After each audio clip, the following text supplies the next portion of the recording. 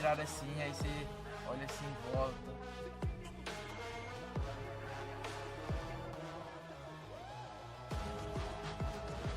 Será que dá agora? Um choque de realidade, tá ligado? O time todo em silêncio, a torcida em choque.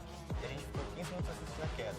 Então, nos outros 15 minutos era um animando o outro pra última queda. Falando, mano, vamos que dá, vamos que dá. A gente tem que acreditar até o final.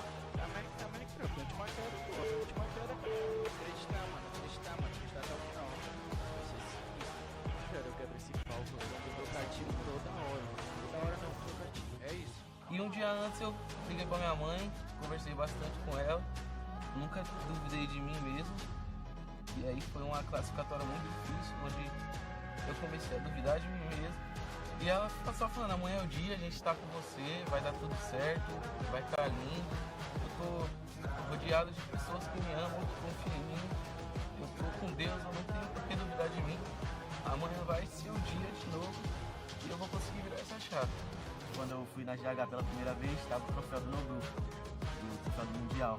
Eu olhei pro meu pai, eu olhei pro troféu e falei, e aí pai, um dia eu vou ter um desse. Aí meu pai lembrou, tipo, meu pai falou comigo, meu pai falou, lembra daquele dia que você falou, que você me mostrou o troféu do meu grupo, você falou que ia ter um desse, então tô sentindo que vai ser amanhã, se Deus quiser vai se realizar. E eu confio muito em você, confio muito nos meninos, que vai dar bom. Pensar na família, mano, é o que mais faz seguir, é o que mais me fez seguir, o que mais me trouxe forças. Quando desacreditava, ali na quinta partida, que você pensava, mano, será que vai dar? Eles trouxeram uma esperança a mais, sabe, de que, mano, tudo é possível, eles acreditam em nós, então tudo é possível pra nós. É isso, rapaziada. Respira, entrega nas mãos de Deus, vamos fazer dar certo, tá bom? Marcha, nós ganharemos, mano. Nós venceremos, rapaziada. Nós iremos vencer, mano.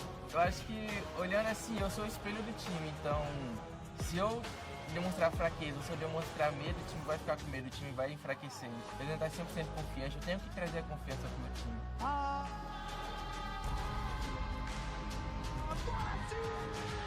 Começou! É a última partida, nosso último game. É hora de fazer história. Tudo nosso, nada deles, pra cima! Ali era a queda da nossa vida, a gente tinha que, o ano todo que nós treinamos, nós tínhamos que ficar naquela queda. A gente tava saindo ali do barco, subindo no morro. Aí acho que foi o MT7 que fala, mano, tão chupetando reto em nós. E aí tipo, começa a vir uns passarinhos assim, ó, 1, 2, 3, tudo caindo no chão assim, a gente matando muito fácil. Nós mata o águia, nós... Que isso, mano? 10 balas de lança no último dos caras. Viado, agora, irmão. Caramba, você tentou essa. Não vai levar, pegar aqui o dele. Não vai levar um monte também. Olha, pegou a chupeta. Eu peguei a chupeta, aqui, bro. Ele tá cheio de bala de lança, a gente vai dar bom, a gente vai matar um monte, a gente vai dar um número. Aí eu escutei eu não acredito.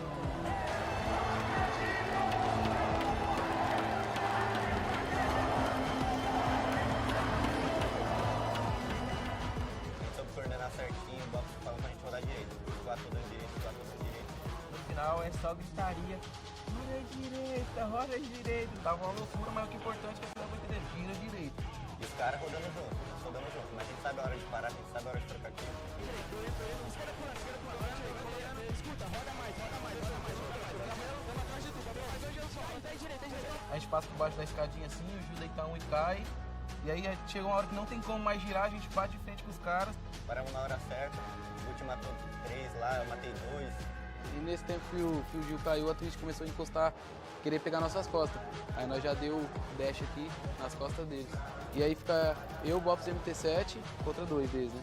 Aí o Bops derruba um, o MT cai e fica 2x1. O MLS consegue me derrubar também. Mais um jogador no gel, só tem Bops e Boot. 2 jogadores agora, vambora Bops, pra cima deles não! Aí fica 1x1. O Bops na hora lá, todo mundo, sou mais tudo. Respira, irmão. Só mais tudo. Então, melhor Um gatilho, assim, pode se dizer. E falar, sou mais você, sou mais a gente. Aí eu falei, não, se mais eu também sou, vambora, passo em um deles. E não tinha como eu perder aquele X1 pela energia que eu tava naquela hora ali, do time todo. Eu pulo pro mesmo lado que ele, a gente se encontra. E eu deletei ele sem nem perder vida. Mandei ele de volta pra casa, triste. A gente conseguiu a tua histórica, porque sem ele o título não seria possível. Vambora, Boot ainda no jogo, é contigo garoto, bate no peito, chama a responsa, vai que é tua!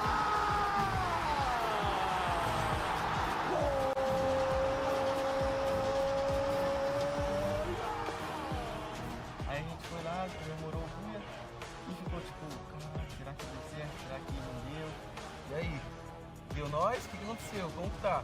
Aí ainda bem que eu não sou muito rápido, porque eu tava tremendo já. Camilota já começando a falar. Grita junto comigo! Fluxo, equipe campeã! Parabéns! Fluxo, equipe campeão. Aí olha pro lado dele já chorando muito. Aí fala qualquer coisa e ele começa a chorar. A primeira reação é tirar o fone, começar a chutar assim igual uma criança. Passa um filme na cabeça que você passa o ano todo, a vida toda, tipo, vivendo pro jogo. Aí mudou tudo, cara. Eu não consegui, vai. Esse assunto do Mundial é muito delicado. Chororô. Aí eu chorei, meu pai chorou, minha mãe chorou, aí meu irmão tava lá, meu sobrinho. Então acho que esse título é para todos eles que me ajudaram a ser quem eu sou, me educaram e estiveram comigo nos meus melhores e meus piores momentos. Uma palavra? Nossa senhora. De gratidão. Acho que a palavra certa é gratidão. Gratidão? Gratidão é bom? É realização. Acho que união. Grato por tudo, grato pelo título, grato pela minha família bem, meus amigos bem, todo mundo bem. É muita emoção para a família ver um filho sendo campeão mundial. Se tornamos as pessoas com mais título dentro do jogo. Bizarro, porque até ano passado, 2003, eu não tinha ganho nada ainda. Eu era só um molequinho feliz jogando LBFF. Eu acho que nesse próximo mundial vão aprender a respeitar mais a gente. E pra quando trombar com nós dentro de jogo, ficar em choque, sentir medo, tremer. Porque todo mundo sabe quando é nós. Os caras ficam em choque, os caras tremem, porque sabem que nós não vamos errar. Foi glorioso, foi grandioso, nós conseguimos. Nós somos campeões.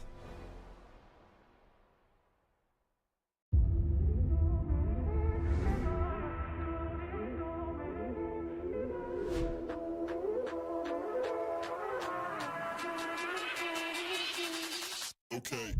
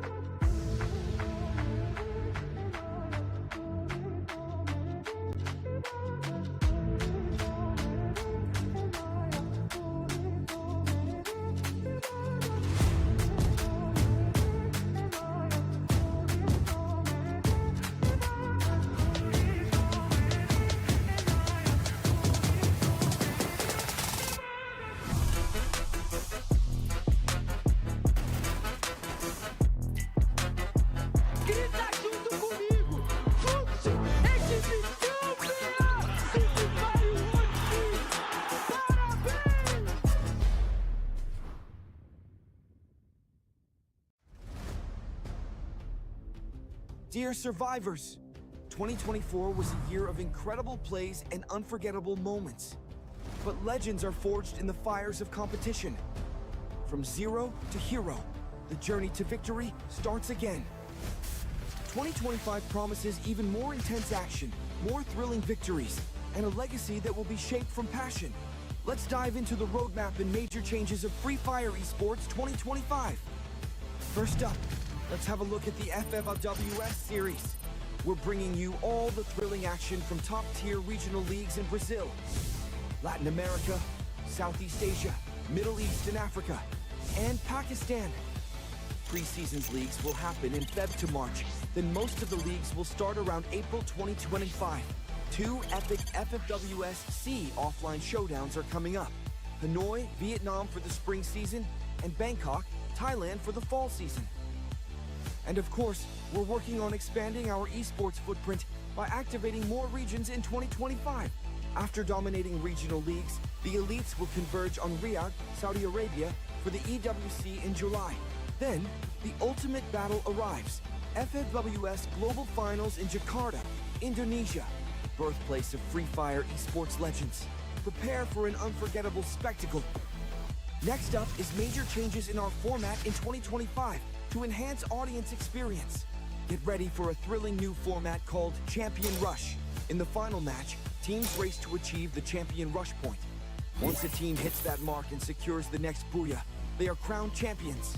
After 8 games, if we cannot find a champion team with Booyah, the highest ranking team will be the champion. This high-octane format will push our top players to their absolute limits, delivering adrenaline-fueled action in every final match. We also look for a new layer of strategic depth in 2025. We're implementing the unique active skill rule. Each team member must equip a different active skill, forcing teams to adapt and showcase diverse playstyles in every match. And last, we keep building a stronger esports ecosystem. This year, we have a global talent development program that empowers local teams, players, and talents to reach their full potential. Let's make 2025 an unforgettable year for Free Fire esports fans. Together, we'll create a vibrant and exciting competitive scene where legends are shaped.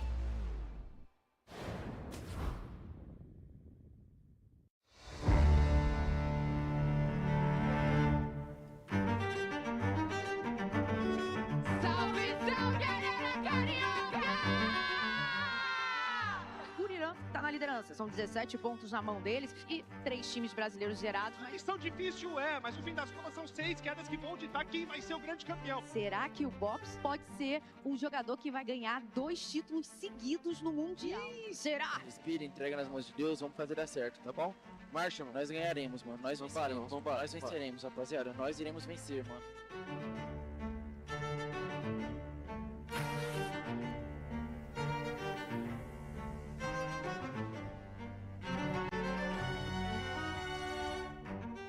O sexto mapa é Kalahari, mas nós sabemos que não foi fácil chegar até aqui.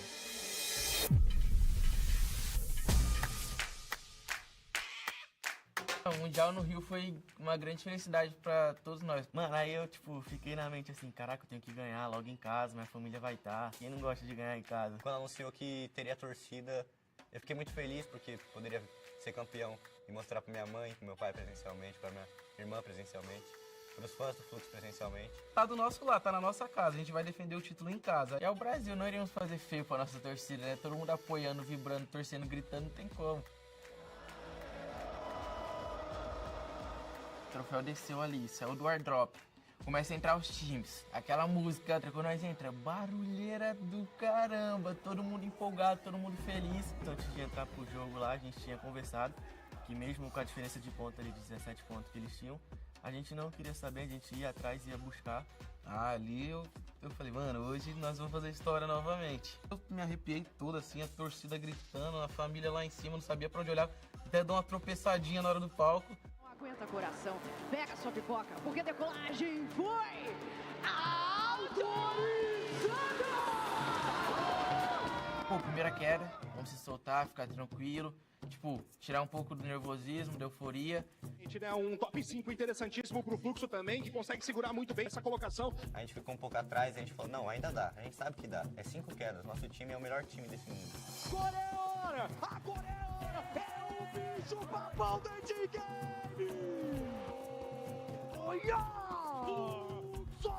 É Booyah brasileiro! A torcida faz barulho, coloca a arena carioca abaixo! No primeiro Booyah, foi na segunda queda, a gente ficou tranquilo, o primeiro Booyah, opa, tamo no jogo. Tava todo mundo muito confiante. Joena, o último jogador da squad pra cima dele! Nós somos o bicho papão desse game! Arena carioca que transbordando! 3 partidas, 2 Booyahs do Fluxo!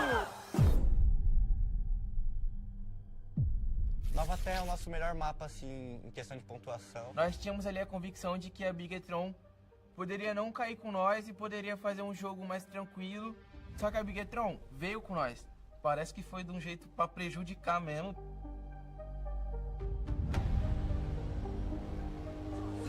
Abandonado! MT7, último jogador da squad, não! O fluxo cai top 12. Acaba zerando numa partida que infelizmente não poderia zerar. Não é possível, viado. Tomar no c, mano. Filho da puta ainda, Vitor. Os caras conseguiram cair melhor, mataram a gente, caímos no top 12. Depois daquela queda zerada, você dá uma respirada assim, aí você olha assim em volta.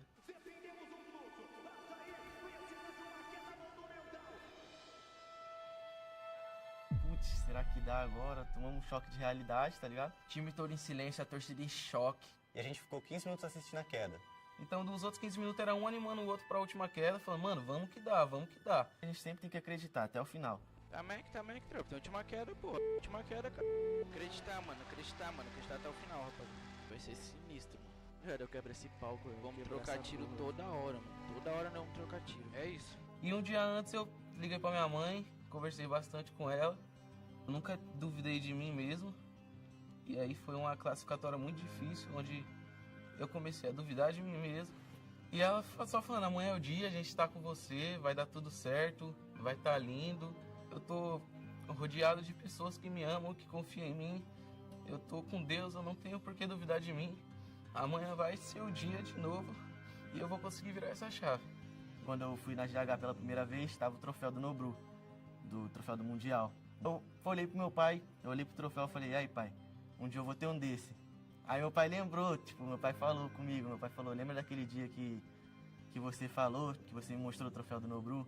Você falou que ia ter um desse, então, tipo, tô sentindo que vai ser amanhã. Se Deus quiser, vai se realizar.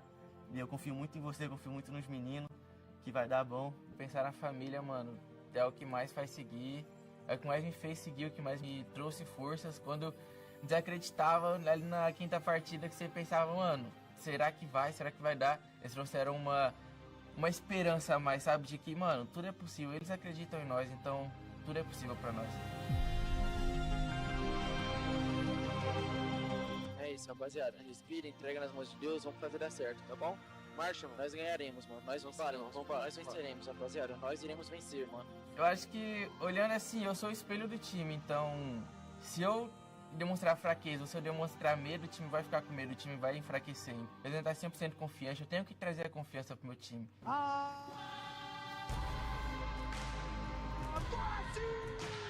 Começou! É a última partida, nosso último game. É hora de fazer história. Tudo nosso, nada deles, pra cima! Ali era a queda da nossa vida, a gente tinha que, o ano todo que nós treinamos, nós tínhamos que dedicar naquela queda. A gente tava saindo ali do barco, subindo o morro. Aí acho que foi o MT7 que fala, mano, tão chupetando reto em nós. E aí, tipo, começa a vir uns passarinhos assim, ó, 1, 2, 3, tudo caindo no chão assim, a gente matando muito fácil. Nós mata o águia, que isso, mano? 10 balas de lança no loot dos caras. Viado. Bora, irmão. Vamos ser campeão. Bora, caralho. Bora, 29 vezes não pode. Não pode pegar aqui o dele. Eu não pegar um monte também. Olha, pegou a chupeta. Eu peguei uma chupeta daqui. Ele tá cheio de bala de lança, a gente vai dar bom, a gente vai matar um monte, a gente vai dar um buia. Aí eu escutei eu acredito.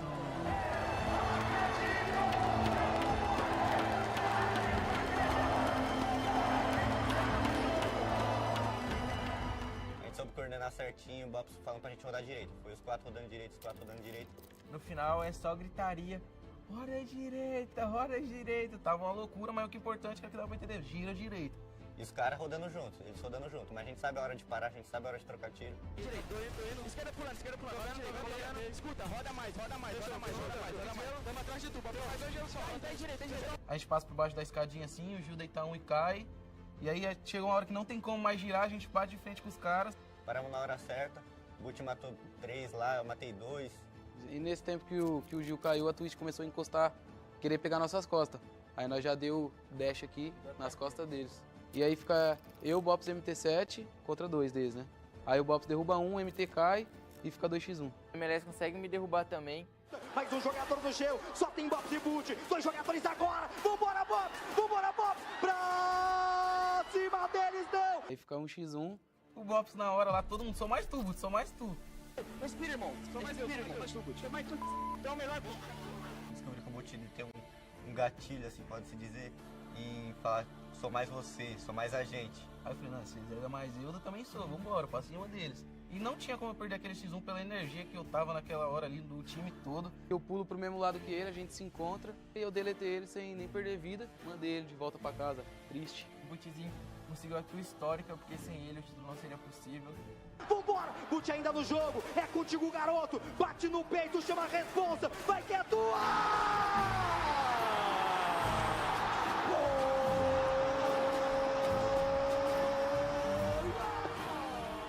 Aí a gente foi lá, comemorou o buia e ficou tipo, caraca, será que deu certo? Será que não deu? E aí? Deu nós? O que aconteceu? Como que tá?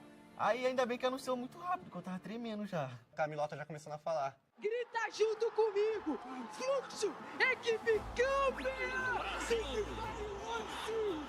Parabéns!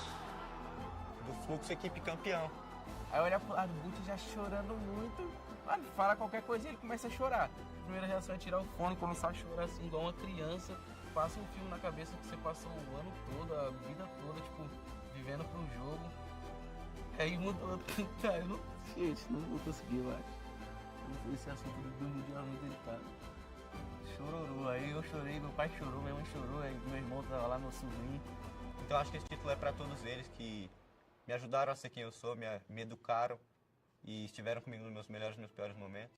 Uma palavra?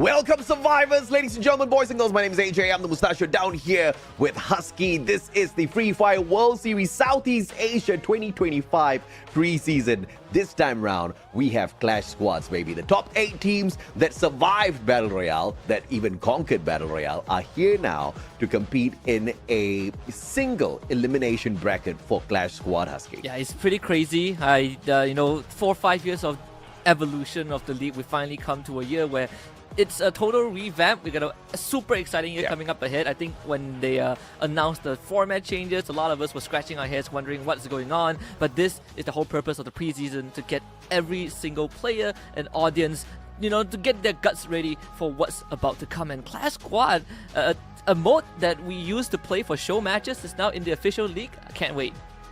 Yeah, absolutely, man. I mean, obviously, we've got some cold hard cash on the table as well.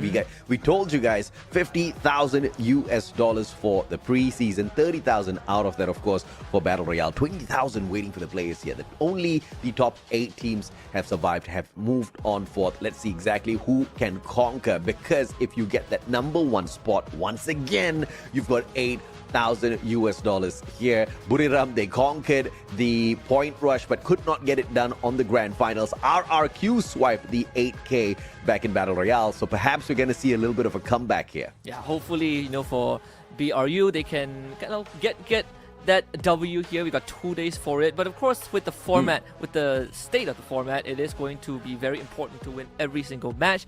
And if you end up as the MVP, there's an extra $500 on the table. So plenty of prizes for these players to kind of kickstart their year. Absolutely, sir. And of course, in Battle Royale, we had the exact same thing as well, where we were looking for the MVP, and it was that's from Team RRQ. The tournament timeline, it is super simple. Now, we've only got 2 days of play, today and tomorrow. Today is the quarterfinals, where we start off with 8-team single elimination bracket, which means 4 teams will go home today. Tomorrow, on the 16th of March, is the grand finals, where we'll have the semifinals first, where we'll kick out 2 more teams and then head on into our grand finals, which is going to be a best of 5. Yeah, absolutely. And of course, every single match, it's you have 11 rounds in total, right? So see, first to 6 is going to take the cake, but at the same time, for those who haven't been catching up to speed with some format changes, right? You can only have 1 unique skill per team in each team, so no more duplicates, no more double Tatsuya shenanigans, no more double Skylar stuff. It's all individual. Format is very straightforward, like you pointed out, AJ. Quarterfinals today, and tomorrow we run both semis and grand finals, and we will see who walks away with another 8K. So these are all best of 3 and best of 5 games. Each game has got 11 rounds. So it's best of 11 rounds, like you said, Husky, earlier on. The first team to reach 6 round victories will secure 1 game. And of course, the rest of it, you guys can make those calculations in your head. We're looking for the top 4 teams from the day, and the way these matches have been drafted, they've done the first seeded team takes on the 8th seed, the second seeded team takes on the 7th seed, and so on. So we're going to see quite one-sided matches initially here as well. But like you also mentioned, the unique active skills, we don't need to deal with multiple Tatsuyas dashing around the battlefield anymore. Yeah, it's 1 per team, and it does, I think in the new format explained that they did mention, right, it unlocks a lot more tactical and strategic versatility for all these players. We got to really think about how to manage your resources in these games, and it also partially eliminates the problem of having a character that is so strong that you have to have multiple copies of it. Not applicable anymore. Yeah, absolutely, right? Now we get to see different flavors from each and every single squad out there. Of course, many of them run roughly the exact same sort of a setup. If you see a sniper, the sniper build is, pretty much similar. You have some variations now and then. I really like how RRQ went out on a limb to experiment with a few different, setups. Even Buriram, map after map, they come in with different active and passive skills. But when you look at Clash Squad, it's all going to be focused on those active skills only, and obviously if you can flex those shots, you are going to climb up the leaderboard pretty quickly. Then also it's a very good place to see where these teams stands in these strategic 4v4s, right? We've emphasized this time and time again. No matter how good you are, if you need to be able to excel in combat, and Clash Squad is the place to do so. But because of the seeding, we are going to see some potentially lopsided clashes. Hopefully that's not the case, especially when we have teams like Todak who has not been able to make it to a stage like this in quite a while. And this is the bracket for the day. First match, we start things off with the champion, RRQ Kazu, taking on the Malaysian team Toda that scraped through after they sneaked the spot away through a tiebreaker against Core Memory. And by the way, a little bit of a correction, the MVP for Battle Royale was not Dutch, it was Abe with 4 MVPs to his name as well as 61 eliminations. So we're going to start the day off pretty hot here, Husky. Yeah, pretty hot and pretty scary matchup, right, for all the Todak fans there. I was joking around with a peer and I was like, man, Todak as an organization, they have been so successful and established, but the one thing that they could not run away from is RRQ. No matter it's Free Fire or any other game titles out there, it's always Todak and RRQ. And this is also one of it, right, where RRQ, they have Todak's numbers on a global scale, so Todak got to step up. Yeah, absolutely. Now, I think we've all been waiting for Toda to step up. And I think they shocked me during the Battle Royale run in the preseason itself, right? Yes, there were some games where they were getting pushed around, but in a few others, they did emerge in that final circle, really dominating plays. It's just that the consistency from the squad is not there. But the fact of the matter is they were able to do it a few times. They just need to figure out exactly what they were doing right in those elements and what they have to fix, because the squad does most definitely have a lot in their playbooks in terms of the years past, right? They've got a long history here in the world of Free Fire. I'm pretty sure they've learned quite a bit. Yeah, a long history, and not just being an organization in this in the competitive scene, but also have gone through plenty of roster changes, right? We've seen players who literally were from OG champion teams moving over to Todak at one point. So we got to take a look at the map order first. I'm going to start off with Kalahari, then Nexterra, and then Bermuda in sequence. If we get a game 3, then we will go to Bermuda, but if it is 2-0, then we will not go there. Absolutely. So all of these maps, these map orders are all randomized at the start of the day. So you will see these kind of shift around as we move on along with the day, just in case you can't make any rhyme or reason as to what you're seeing on the screen, because we don't have those randomizers brought out before each and every single game. That has already been complete already. And of course, these maps were picked from a total of 5 maps, the exact same, OG maps that we run in our Battle Royale. So these teams are pretty much used to exactly where these battles all happen. It's just that Battle Royale is a very different beast in comparison to Clash Squad. Your play style changes. You get knocked out there on the battlefield, you're probably going to expire pretty quickly because of the pace of action that Clash Squad brings out to the table. That, and also, despite having, having the same ability of getting picked up in Clash Squad, but at the same time, you're in such a close, confined area, right? Like, you only have this much of a play zone to work with. So all these early combats are going to be a lot more punishing for teams who are unprepared. And I think in this case, for Todak, the one struggle that I think they've been improving over time is trying to get into the faces of their opponents. But of course, we also have to look at the bans, right? We got Cassie and A124 ban out. Basically, 2 of the strongest utility characters up to today eliminated.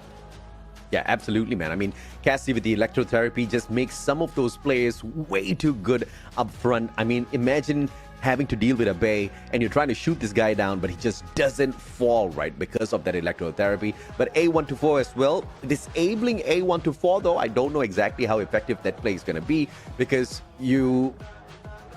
I guess you can slow those players down, because I'm thinking from a Battle Royale perspective, we don't have those passive skills as backup.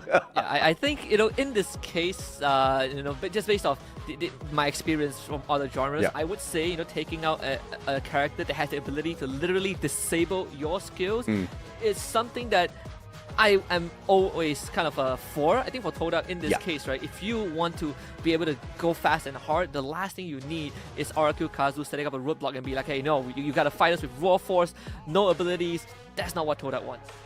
Yeah, that's definitely not what Toda wants at all. Right now, you see the Coda being brought in here as well. Coda is obviously going to help them as they activate that Aurora power. 10 seconds increases your movement speed, a little different from what Tatsuya brings onto the battlefield. And you also get to detect your opponents who are currently not crouching or proning. So that's a little bit of a hack there. Yeah, it's literally putting on some X-ray goggles, right? You get to see where your opponents are. Like you mentioned, we also got the Homer, so it's all about intel. Coda for the detection, Homer to kind of chase them down and slow them down as well. You got Alok on the side of RQ Kazu to literally kind of facilitate that rush when you activate all your skills. So it feels like for RQ Kazu, they're thinking from a perspective of we find out where Todak is, and when we're ready, Abai, you're gonna press that, press that spin disc, and we're gonna run straight at Todak. Yeah, absolutely, man. Now, obviously, on the side of Toda, having clue is going to give them a little bit of a clue as to the positions of the RRQ players. It's going to give them a little bit of an upper hand, but as far as we have seen in the past, gun skills really do matter. Mechanical capability on the battlefield. Indonesia has proven themselves time and time again, not just against the Malaysians, but against the Thai, the Vietnamese squad. So, it's going to be tough, even if they've got all of that information there with them. And of course, RRQ Kazu wrapping things up with Ma'al, bringing in that Iris. So even if the Malaysians bring up those glue walls, man, it's going to be tough to get away from RRQ. Yeah. I mean, both teams have a way to deal with glue walls, right? You have Zane on the side of Toda. You get that 10-second window to do more damage to glue walls and even give yourself a bit of a steroid boost, extra 80 HP. But for RQ Kazu, again, I feel like this is a comp that doesn't really care about being in your face if there's no need to. They have so many ways to take out Todak from far before Todak can get close. So it's a very different approach, right? Todak wants to get up close and personal. RQ Kazu, they just want to stiff hand Todak as much as they can. Yeah, I don't know about Toda's idea of getting up close and personal, because if I was them, I'll stay away from RRQ as much as possible. But we've seen the Indonesian team get the job done from those long ranges as well, right? The Woodpecker absolutely slays in the hands of Abai. Yeah, and I think in this case, for Todak, their way of supplementing intel gathering is with that clue, right? So between that and Coda, it definitely feels a bit different if you are Todak, because you always have that shared ability with all of your teammates, whereas for RQ Kazu, you're more reliant on the timing, but that's, in the scenario where Todak gets a bit too close. Absolutely. And so once again, this is a single elimination bracket. If a team loses their series, there is no second chance for them. They are out of the competition. It's a best of 3 games. Each game, we've got a best of 11 rounds. So you've already seen the 3 maps that we are going to be starting off the action in a little bit. Kalahari, Nexterra, as well as Bermuda in this battle between RRQ as well as Toda. RRQ, the ones who, really didn't show their fangs at all throughout the whole knockout stage, as well as point rush for Battle Royale. And then on that final day, they just switched on beast mode and they cracked every single code out there on the battlefield. It was amazing to watch, Husky. Yeah, it was also something that I think a lot of us might have forgotten, right? They were 3 points short of a world championship last year in Brazil. So you can kind of bring that forward into the preseason and kind of start it off with a win. I mean, if they can continue this route, we might be looking at our own new era in the Southeast Asian scene, which is something that we've been discussing for quite some time, but now it seems like it's getting closer and closer to becoming a reality. Yeah, it absolutely is going to become a reality very, very soon, looking at the amount of effort these teams are putting in here, right? I mean, we talk about Thailand all the time. Indonesia has joined the conversation. Now Vietnam is playing a very huge role in this conversation as well. WAG joins us here at Clash Squad. They have been phenomenal. Even their finals run was pretty impressive. Yeah, it's a roster that I'm glad stuck together for, at least another season. I hope it's going to be the case for the entirety of 2025. They did add Income, but the crux, the main 4, it's still there, right? We've talked so much about Xbor and Alan, and especially Xbor, who still continues to evolve as a player. And I think for WAG, the future is bright. They probably will be the new leaders of the Vietnamese scene. No doubt at all. Managing to walk away with the 3rd spot. Imagine if that happens on, the stage itself, right? The pro circuit. A total of 80 points they managed to collect for themselves. And this was even more impressive than what Falcons and Buriram did on the grand finals day. And mind you, Buriram actually started off with 10 head start points for that Battle Royale. So, speaking of that, I was shocked at how badly Buriram did. I kind of predicted it when, in the conversation with Neptune, saying how, in the knockout stage, in the point rush stage, Buriram's a different kind of beast, and then they always falter on the finals. I said it as a joke, and then it happened, man. I could not believe myself. Which is pretty crazy, judging by kind of the overall standings, right? The 221, the 20-point lead essentially in knockouts, and then 10 hit start points, and they were just destroying everyone, right? They had a 62-point lead by the end of Point Rush, and then come Grand Finals, they finished 6th place, which I think in of itself is a testament to how every other team has also kind of grown over time. We're going to head into our first map of this Clash Squad. Can't wait though. RQ Kazu against Todak. What a rivalry to start things off. Absolutely. Let's see exactly how these boys start things off here as they quickly get into their positions. Vantage point play for RRQ as Todak tagged up at an A124 already. Just a tad bit more slower with the range, as well as the rate of fire. A Bay and 18D just waiting for their opportune moment to flank around Videls. Just trying to make sure they don't make a mistake there, as they don't really make a lot of purchases for this first round. Yeah, these pistol rounds are pretty brutal for RQ Kazu because you don't really get to utilize Iris as much until you get better guns. So in this case, Sima Ao is going to get cut down by Noki. Very good rush with the Tatsuya. That's kind of what we talked about at the start, but RQ Kazu did clap back with 2 of their own. And that's an abate. It's a 2v2 now. 18D can still be saved here. That's going in for the pickup! But Noki will be there to finish the job, and it is Todak that draws first blood off of the Indonesians. Oh, wonderful play from Todak. Fire is completely uncontested on top of the watchtower, and of course the rush from Noki, right? The Tatsuya dash. You really cannot underestimate the gap closing capabilities of Todak. And RQ essentially playing pistol rounds with what, 3 instead of 4 abilities? It's a given, but again, winning the pistol round, good for Todak. For RQ, it's all about that mid to late. Yeah, I did talk about how RRQ wanted to play that vantage point, but it was Todak that got to the highest point on the map, and enough of that bird's eye view to take advantage over RRQ. But this time Al with an AC-80, just positioning himself towards the back. Mini Uzi play towards the front now. The rushes of RRQ done all alone, trapped inside, and the glue walls will save him. That is insane. He actually was somehow able to get out, but not for long. Todak just performs a spray down at this encampment. All 3 members on the assault forces have been knocked down. Ma'ao, the guy with the best guns, but he was not able to provide any support because his teammate decided to take a fight where he had no eyes over. Yeah, this is just RRQ starting off and stumbling, right? They are not planning, they're just rushing on in. That was a bad call. Like you kind of rightfully mentioned, Ma'al wasn't in position to do much to cover the rest of his team members who just all rushed into that hut before anything could be done. And then man got just trapped in there. The replay kind of shows us the disaster that RRQ put themselves into. And nothing much could have been done about that, man. Yeah. Once again, it was Fires who was uncontested from afar, doing a bit of that heavy lifting, behind the scenes, as RQ Kazu have not been able to find him. They will, it's just, an 0-2 deficit, right? There's still some chances for them to make it through. I see Duz, in fact, has a shotgun in his hand, so not really sure how he wants to play this. It completely goes against what the comp wants to achieve, but again, you're kind of backed up in the economy, so Todak trying to push this as far as they can. Yeah, VSK in the hands of Mal. Maybe he can bring some sort of a miracle out here. Dart! The M590 was there, but Noki and the headshot from up top. This is just brutal. Todak really owning the space here up against RRQ. And look at Fives again, right? He's trying to provide support fire. If Todak can somehow get RQ Kazu out into the open, Fives is going to have a field day. Because RQ Kazu, they are so focused in these CQCs. Mao finally takes down Videls to kind of equalize the score, but instantly Fives pop Dudes and gives Todak the advantage. Mao goes down. They even pick back up their teammate Videls. He's not even going to die. 18 there is gone, basically. So Todak 3-0 lead. That MP5 wasn't going to do much at all. The man barely had any damage from his side.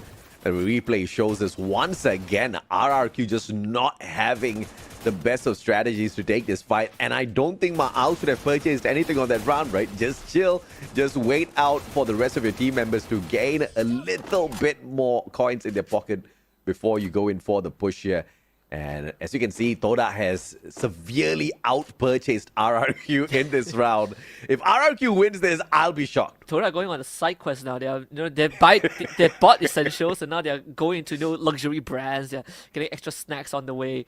RRQ with another forced buy, of course, with literally no utility, right? Only an ice grenade, which is pretty much it. So it's all about raw force. But how are you going to fight against Toda, who right now can just take it slow? Okay, it's a good position held here by Duds.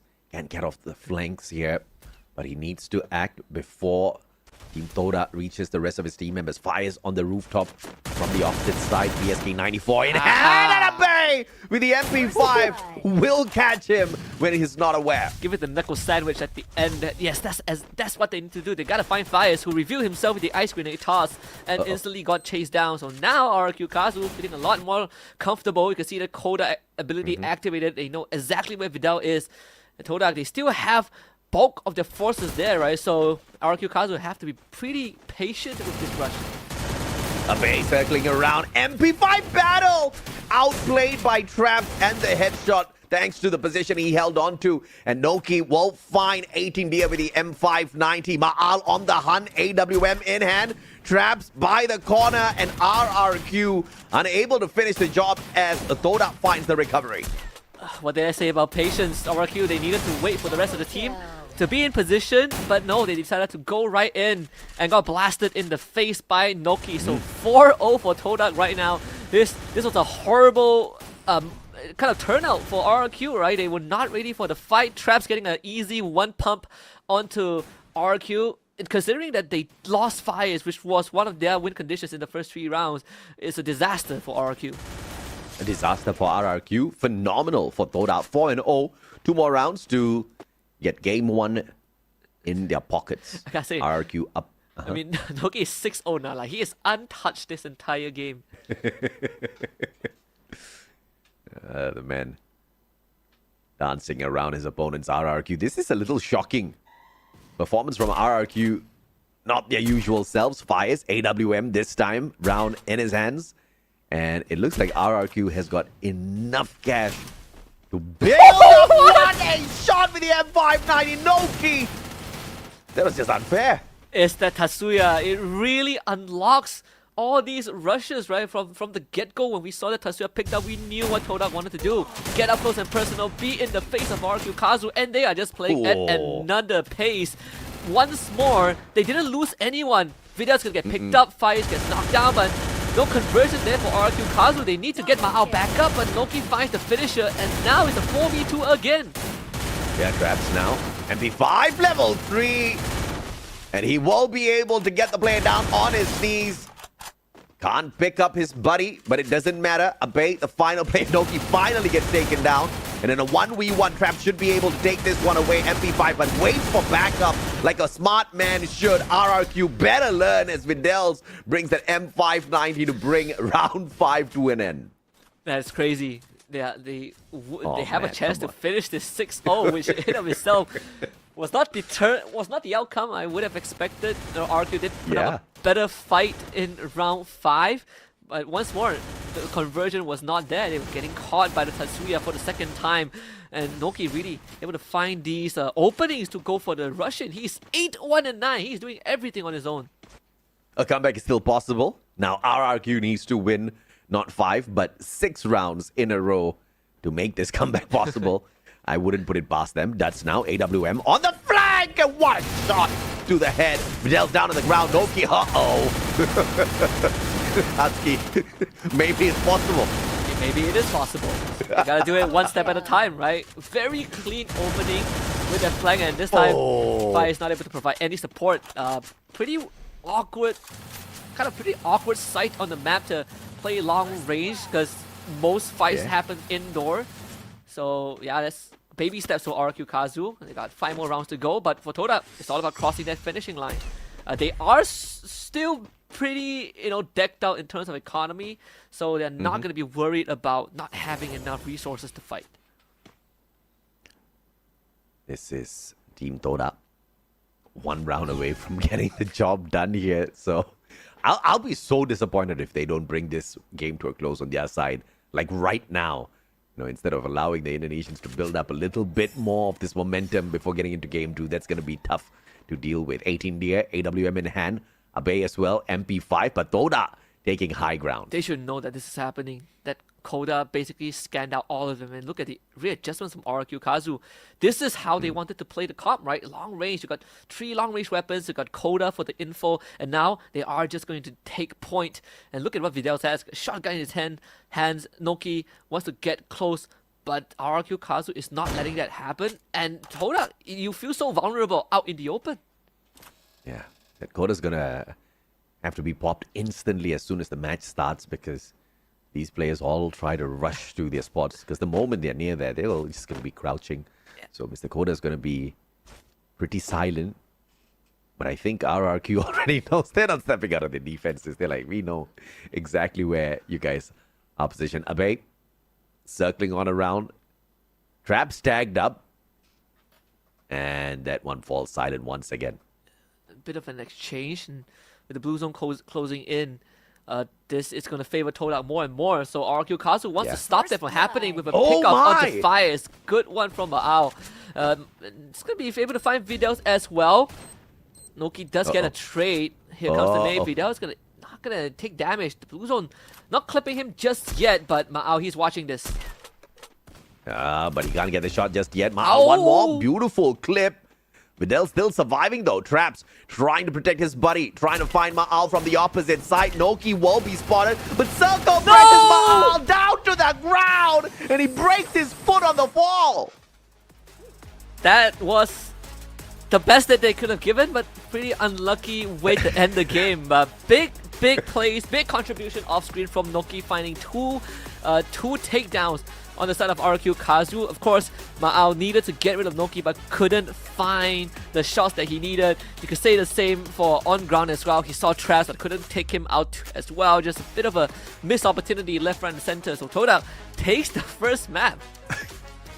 Very impressive. Very shocking. This was the same shocking Toda that made it through to Clash Squad, right? This is the same shocking Toda that scraped through, first of all, into Point Rush and then scraped through to Clash Squad. So they're hanging on for their dear lives. They're doing some sort of magic out there, and game number 1 obviously going their way in such a phenomenal manner. But unfortunately, I also have to say that victory was not a one-sided dominant victory, right? It was against RRQ that was making a bunch of silly mistakes. Yeah. They were not taking the game too seriously, which is something that Toda needs to be careful about. It was a pretty slow start for RRQ. You know, they had entire composition meant to play when you have a bit of economy, but they took some time to build it up because Toda just kept running them down, and by the time they kind of got that game plan together, it was a bit too late. Toda were on fire. They're feeling really good about themselves.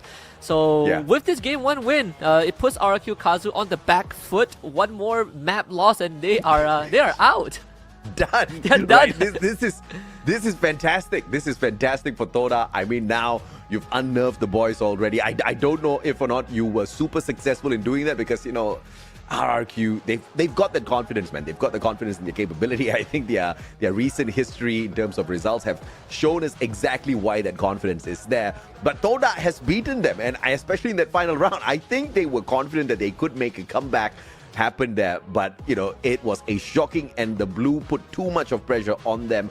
Hopefully this is something that the Malaysians can take good advantage of and make this an easy 2-0, because if it pushes on into game 3, I'm not liking it for the odds of the Toda squad. I agree. I think you try to close it out as fast as possible. If you are Toda, I mean, you kind of took care of RRQ Kazu on Kalahari, which was technically a better map for RRQ in a Battle Royale sense, right? But in Clash Squad, it seems like Toda really practiced for this. The way that they have been kind of building up the formation and how they position themselves around the map, it's pretty impressive in how Toda has been able to play that plan to perfection. Absolutely. 6-1 in this best of 11 Kalahari. RRQ Kazu just got owned by the Malaysian squad of Toda. But now we head on into Nexterra. Now we head on into a map where RRQ is pretty well versed. They're not the dominators of Nexterra, but they're not too bad on it as well. Toda, on the other hand, does struggle to find points here. But like you pointed out, this is Clash Squad, baby. It's not Battle Royale, so Toda may just have that game plan going their way. They clearly practiced a lot.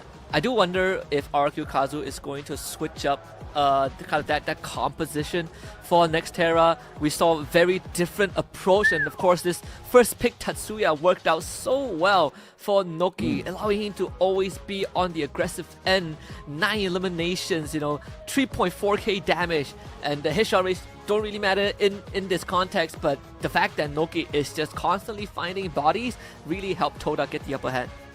Yeah, absolutely, man. Of course, running that forward as well, gaining 10 HP as he rushes on in, taking damage.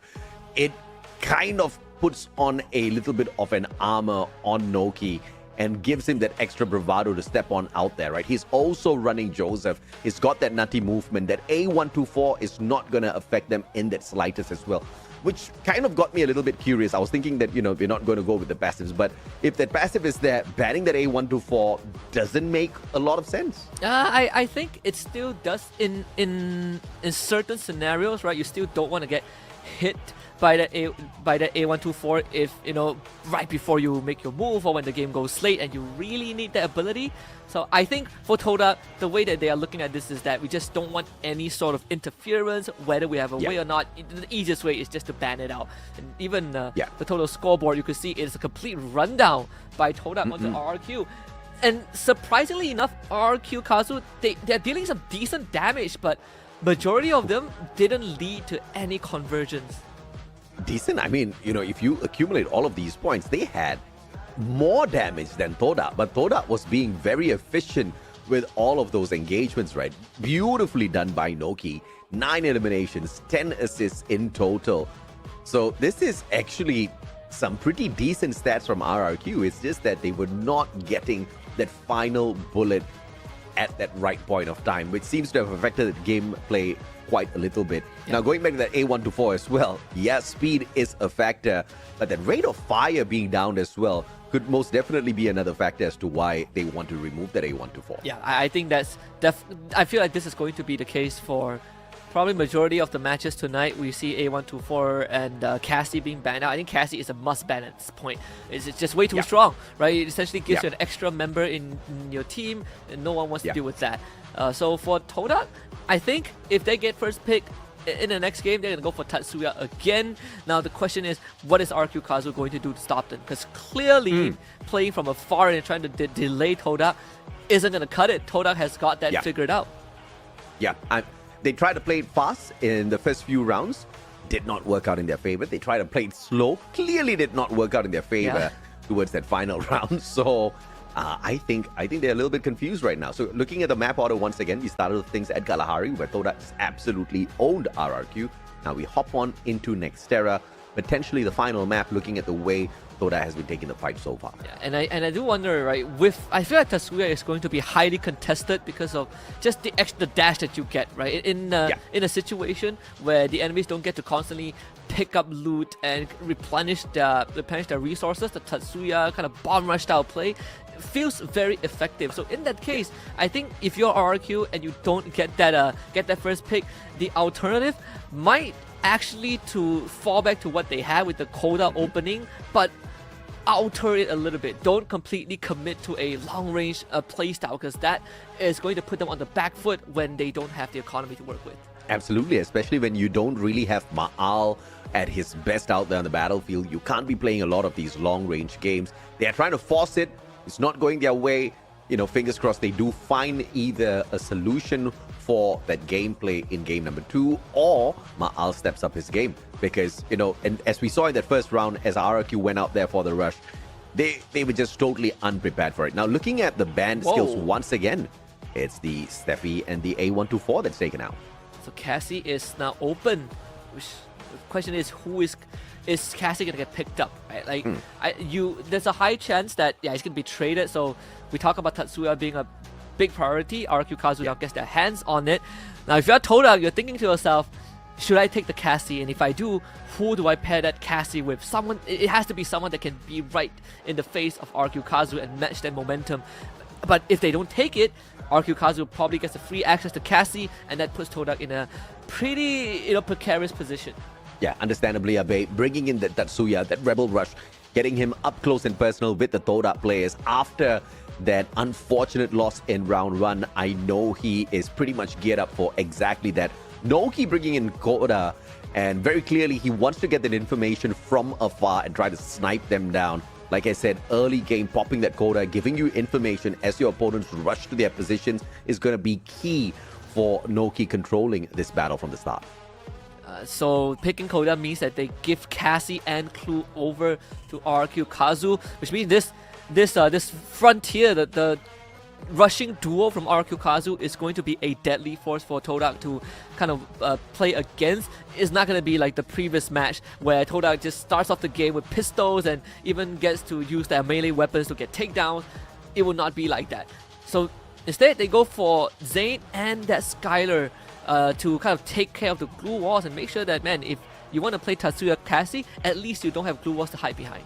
Yeah, so we are walking into Nexterra here, and clearly Toda foresees the use of a lot of those glue walls out there. They want to take them down. Let's see how that works out in their favor. RRQ walking in here with the Homer as well, just to disable the movements of Toda a little bit more after what they've already encountered in that first game. I understand exactly why they're pulling this off, right? Clue on the side of Ma'al, I guess he finds that, getting that information with the Koda earlier on wasn't as effective. So let's see how this Clue works out for them this time around.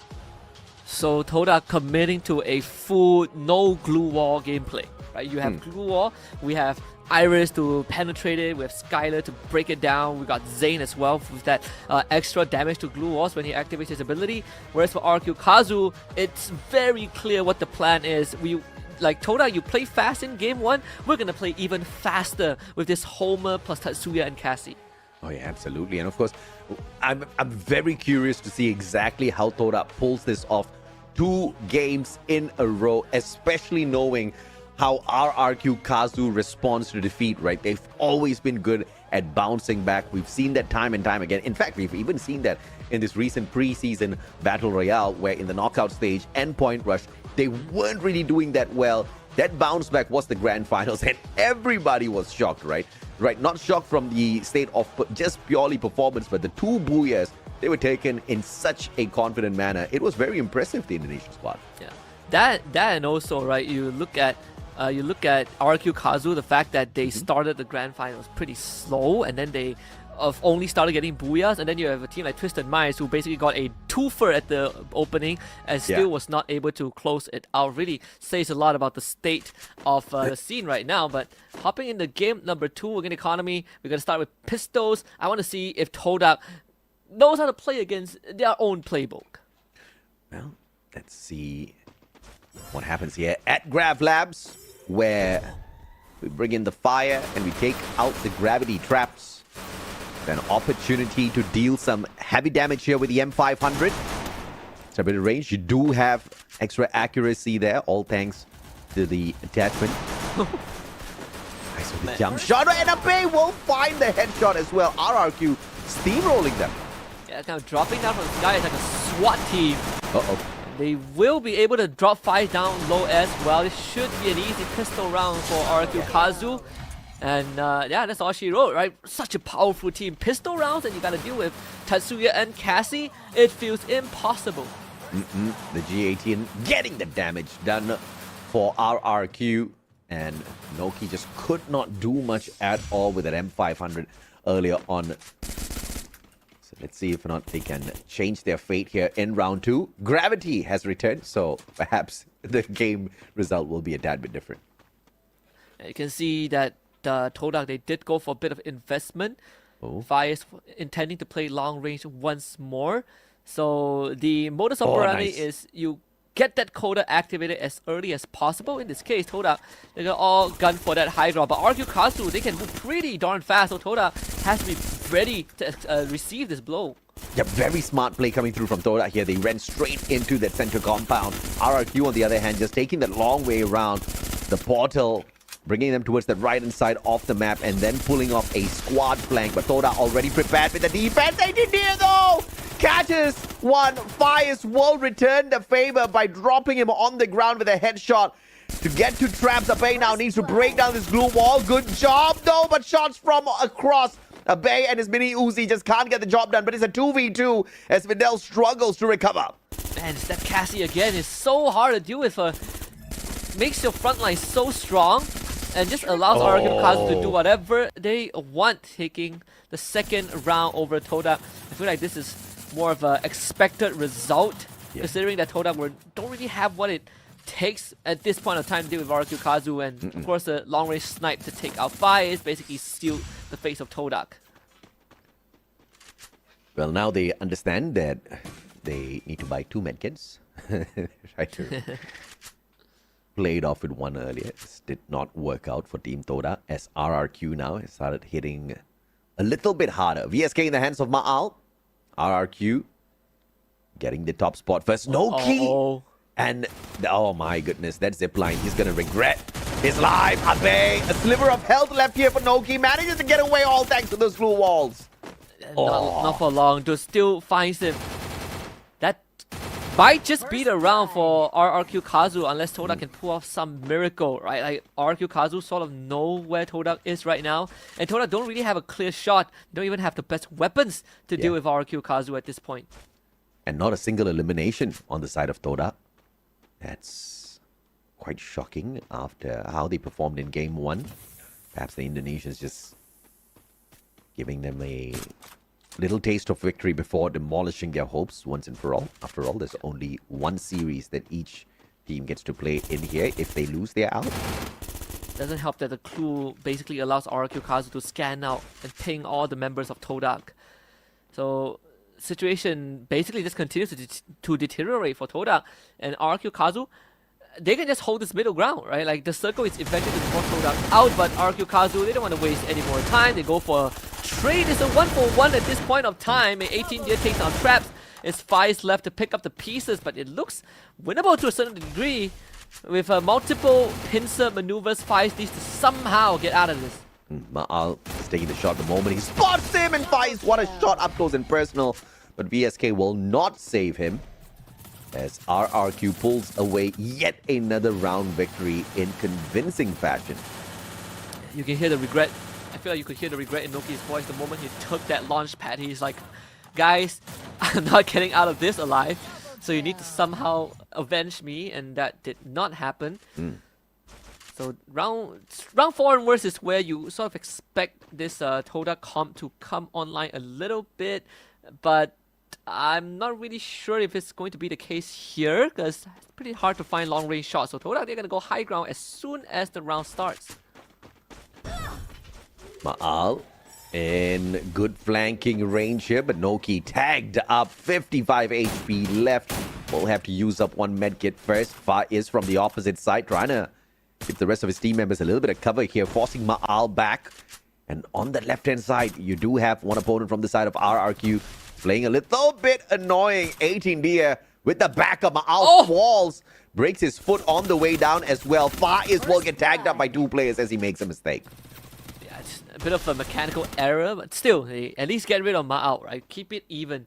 Yeah. And the Abai, Cass, and to be together. 18 Deer, in fact. Noki, his back is completely exposed. That's the Cassie link that you see the electrotherapy line too. Toda are split up, so Noki goes down. The MVP of game 1 seemingly not able to get his foot off the ground in this game. Yeah, 3v2. Traps still has a medkit to work with. Looking for the timing. Now's the good time, Traps. Vidal's with that backup. 18 Deer, MP5 can't get the job done just yet. Abe with the backup on the left-hand side. 18 Deer has the M590. Man didn't use it all the way until now. But Abe from afar steals the elimination away. Doesn't matter for RRQ as long as they're picking up these solid rounds. 4-0 now. Very unfortunate that Toda lost Faiz, even though it's a 1-for-1 trade. Now that I think about it, they don't have anyone to support from that long range. And now they are 4 rounds down once more. And RRQ Kazu, They can keep doing this over and over again. They got so much money left in the bank. Whereas for Toda, you can see pretty scrappy buys. They're focusing a lot on their utility. But the problem is they have not been able to find success regardless. Let's see if or not the meeting upstairs can do Toda a little bit of favors here. Oh my, the tags just so nasty. That will get a god nade onto Noki. Noki finished off as well. The response fire, Riptide Rhythm breaking down all those defenses, exposing Abe, but at the same time allowing him that window to go after Toda. But the response fire is solid from Traps. Yeah, Ma once again being the difference maker. Toda was about to find a first round win, and then you have Ma'al from behind who just shot down two of the Toda members who just came online. And now his fires against the entirety of RRQ. Kazu is not going to be possible. So round number 5 for the Indonesians. 5-0, and RRQ does not look like they're going to be skipping a beat at all. Like you said, Husky, there was a moment there where it looked like Toda had it. They had that round in the bag, and then Ma'al. And we did talk about this in the previous match as well. Ma'al just wasn't hitting those shots. The man is hitting those important ones right now to turn the tides. Not the highest fragger, the top fragger, doesn't really matter as long as he can come in there for those saves in moments like that. Final round, match point here for game number 2 to bring us into a tie, as well as map number 3. RRQ should be able to get the job done. I mean, in this case, you know, for RQ, it's a definition of double it and give it to the next one, right? They are ending rounds twice as fast and twice as dominant on Nexterra. I mean, we only have 2 eliminations on the side of Toda, and 5 rounds have elapsed. Oh, yeah. That's crazy. I mean, look at Dudes, right? He's essentially just replicated what Noki did in game 1, right? 9 eliminations all on his own. See, this rush, they can just take it slow. In fact, that clue is giving them so much info. It feels so unfair. If you are Toda, Vidal just got naded out of nowhere. He wasn't even ready for that. So Noki now has to fight his way out of this. Gets a knockdown, but instantly traded out by Dudes. And Toda once more on a disadvantage. They were able to knock down both 18D and Abai. Maybe this is the beginning of the comeback. And elimination onto Abai gives Toda a bit of breathing chance, but they're all so low. All chipped down to literally their last breath. Ma'al trying to go for the rush. Traps and Vidal trying to keep themselves in the game, but Vidal falls and Traps is no more. And RRQ Kazu cleans up house 6-0 on game 2. And Dutch secures an ace on that final round of game 2 as well. Man was on a streak for sure. And you can depend on your SMG, the MP5 for the mag size when you want to go out on a spree like that, right? Fantastic stuff. Of course, Ma'al was giving him a heavy assist from afar. Just shot after shot after shot out of the sniper. Just not getting the knock, but that said, no problem whatsoever. He had it in the bag. Oh yeah, and well, that's gonna give us the game 3 that we talked about, right, all the way to Bermuda. And well, I mean, I gotta say, both teams dominated their respective games. So at this point, I really don't know who is the which team is gonna come out on top. But I would say odds now are definitely stacked against Todak a lot more. The fact that we are going into the full best of 3. But you'll have to agree, it was less surprising when RRQ got the win as opposed to Toda walking away with the victory in such a dominant fashion, right? They're 6-0, you're like, yeah, okay, yeah, very believable. But the previous game, unbelievable. Toda just activated beast mode. I like that. I want to see a little bit more of that. But also another condition needs to be met. RRQ needs to be making those silly mistakes. RRQ needs to be rushing on into Toda, you know, kind of like waiting a little bit too long and, you know, allowing the Malaysians to dictate the pace a little bit more. But how probable is that? I mean, RRQ looks like they've already learned from game 1. I feel like, you know, so far, whichever team got that Tatsuya has basically won the game, right? Not to mention Tatsuya plus Cassie. I liked how RQ Kazu kind of switched out the bans a little bit. They were like, man, banning the Cassie really didn't help as much. Might as well we let it through and force a trade. Yeah. And I was theory crafting, right? If Tatsuya goes through, what is a way that you could deal with these kind of rush, but also give yourself a fighting chance? I feel like Orion could be a consideration. That's just my theory. I'm not sure if it would work, but you know, in these crucial moments, that invulnerability feels like it's gonna help a little bit. And this one, active skill sort of a setup, I really like it. The one unique active skill has brought in a very unique flavor to the competition right now. Even your opponents can't have that Tatsuya bursting around if you're using it on this side. So it's all dependent on exactly who makes that pick first. I really like the odds of that. And the ban seem to have had a effective as well, right? We saw how the electrotherapy without that, we did see RRQ struggle a little bit. Oh yeah, and I think for this game 2, or at least when you look at the match summary, it's basically the same story, but for different sides. Right? 6-1 for Todak on Kalahari, 6-0 for RRQ Kazu on Nexterra. When it goes to Bermuda, all gloves come off, right? This is not. We are down to a literal best of 1. This is the final 11 round for one of these guys. Absolutely. So once again, this is a single bracket elimination. Sorry.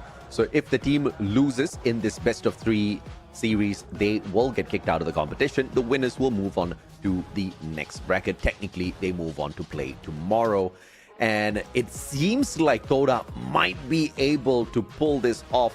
But like I said, it also needs a very unprepared RRQ. And it seems like RRQ has smartened up instantly, right? They've woken up after that 6-1 defeat at Kalahari.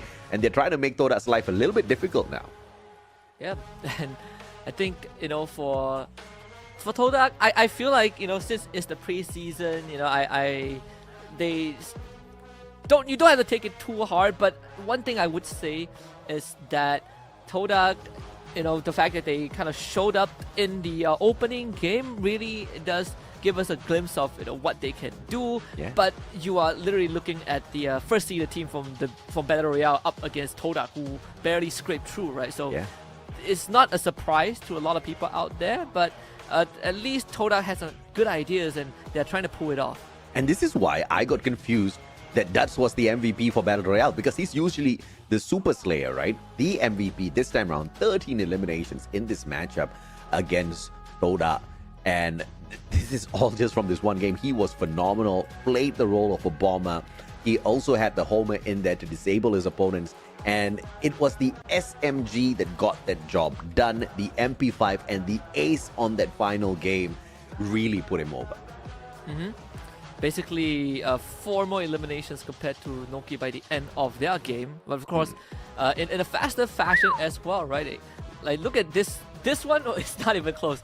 We talk about inefficient damage in Game 1 from RRQ Kazu. Game 2, Toda didn't even got to do much. Like, RRQ sees them, take them down. Only 3 eliminations across the board for Toda in 6 rounds. And that's a little crazy looking at the fact that they took down RRQ 6-1 on the Kalahari map earlier on. But the numbers make so much more sense now. You see the damage kind of matching the eliminations on the side of RRQ. It just didn't make much sense within Kalahari. So I like that for the side of RRQ, not really liking that for Toda. This is really looking one-sided at this point of time. They don't even look close. Yeah, not even close, right? This is such a big contrast, right? And it kind of goes back to what you talked about. It doesn't really feel like it's a one-sided game for Todak in Game 1, even though they crushed RRQ Kazu 6-1. RRQ Kazu was still able to get some damage in, and then come Game 2, they just mopped the floor with Todak. So going to Bermuda is a full reset for Todak. Again, first pick priority is I feel like it's literally a game winner. So I want to see the team that does not have Tatsuya, what's the other idea? Are you still going to go for that Koda long-range comp? Because it's not working so far. And I think it is also very important to win that pistol round, right? I think it is integral for the team of Toda to find dominance there. Game number 3, we head on into Bermuda. Kalahari taken by the Malaysian squad. And obviously we had Nexterra just concluded, taken away by RRQ from Indonesia. This final game will decide the fate of either one of these squads. And I think Toda's got it in the bag. I think they have a really good shot, all dependent on if or not they win the pistol round. Oh yeah, and I think, pistol rounds so far, the first 2 rounds have been very monumental in deciding the direction of the game, right? Like pistol rounds is so important, but thanks to how Clash Squad economy works, it doesn't put you in a irredeemable position. I think that's kind of the saving grace of how Clash Squad works right now. But still, winning pistol does give you an edge because you can get that extra utility going into game round 2. Players on the side of Toda, all relaxed, waiting for the match to start. They know they are in a little bit of trouble, but that does not mean they're going to be giving up early here. They are still going to be trying for it. At the end of the day, every single team that is qualified for Clash Squad walks away with a little bit of money from the prize pool, but it's all dependent as to how much. Taking a look at the banned skills here, Tatsuya out for Toda, and Koda taken out of the list here for RRQ Kazu. Oh yeah. And now with no Koda and no Tatsuya, this is a big change. Big switch up. So Steffi goes over to the side of Toda to deal with those utilities from RRQ Kazu, which has been a pain in the backside for Toda in that game too. Every single time they want to make a move, they get hit by a nade, they get slowed down by an ice grenade. You know, it's just no way forward. But now with Steffi, they get to hunker down when they need to. Yeah, absolutely. And of course, bringing that Steffi in is going to protect them from all those nades raining down. But it's RRQ Kazu walking in here with that A1-4, disabling their opponent, slowing down their rate of fire, something that is going to be making a lot of difference for RRQ Kazu, especially if Toda cannot already keep up with their regular pace. Now for Toda, it's more of what do they go for now, right? Because again, they have the first pick priority, so now it's going to be 2 more characters being picked up. We did see them go for that Zane in that game 1 and 2, so they're going to stick with that Zane and crew once more. So this one is ultra defensive at this point of time. They don't really have any offensive capabilities just yet. I would expect Jojo to be the one that picks that up. In fact, there's going to be a bit of a substitution, right? Like Traps is going to be out of this map. Of course, we see that Cassie, the electrotherapy, as well as Iris being brought in here by 18Dia and Ma'al. Iris in the hands of Ma'al becomes a little bit dangerous. Any sniper gets turned into that M82B. And the solution for Toda as far as the glue walls go is that Skylar that gets dragged in here by Jojo. So that's their 1 point of offense. Bit of a variation from that game number 2 for RRQ Kazu. They still stick with the Cassie because honestly it doesn't matter if you have Tatsuya or not. Cassie is just so strong. And then you got Homer and Iris, which was something that they did show us in that game 1. Especially this Homer also has been a big pain in the butt for Toda to deal with. Again, you have Steffi to deal with those throwables, but you can't really deal with the drone from Homer. You most definitely can't. And obviously, the one thing that RRQ Kazu can do a little bit differently here is pop that A1-4, disable Toda from activating any of those active skills at the very start of the game itself. But that will also be dependent on that A1-4 player rushing straight in towards that middle part of the map early on, potentially opening themselves up to a little bit of a risk as well. But maybe that's the kind of mistake Toda needs here out there on the battlefield within game number 3 to capitalize on this Bermuda map. And I think Steffi is going to be very important for Toda, like depending on when you use her ability. It's a 15-second buffer, right? That's plenty of time to stall out a fight, plenty of time to really hunker down in an area. So I think if you're RRQ Kazu, if you can get this Graffiti's blessing out early, you're going to put Toda in a very uncomfortable position. But if the game goes late and Toda gets to keep that ability, it's going to negate a lot of that offensiveness from RRQ Kazu if they choose to keep those utilities. Yeah, absolutely. And of course, you know, fingers crossed, Ma'al will be in position this time to have good line of sight up against Toda, unlike what we saw in game number 1, or else that Iris is just not going to be kicking in at all, right? He needs to get those shots. He needs to see Toda out in the open with those glue walls. So many conditions need to be right here for Ma'al to be super effective. Of course, it's not fully dependent on just that active skill. We can also depend on his mechanical skills, which have been pretty impressive in this game number 2. Yeah, I would say, you know, so far this Clash Squad, this match 1 has really delivered on a couple of fronts, right? We get to see the creativity of some of these players. I think you probably could see some of these translate into Battle Royale as the official season kicks off in less than a month. But for now, these CQC combats are really starting to get a lot closer. You know, it's not as one-sided as a year ago. Nowadays, I think most players have kind of found the trick to really play out these fast-paced fights.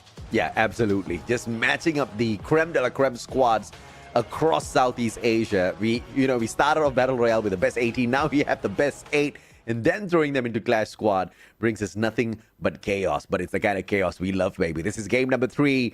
This is sudden death. The loser goes home. The winner stays on to fight for the number 1 spot here at Clash Squad preseason.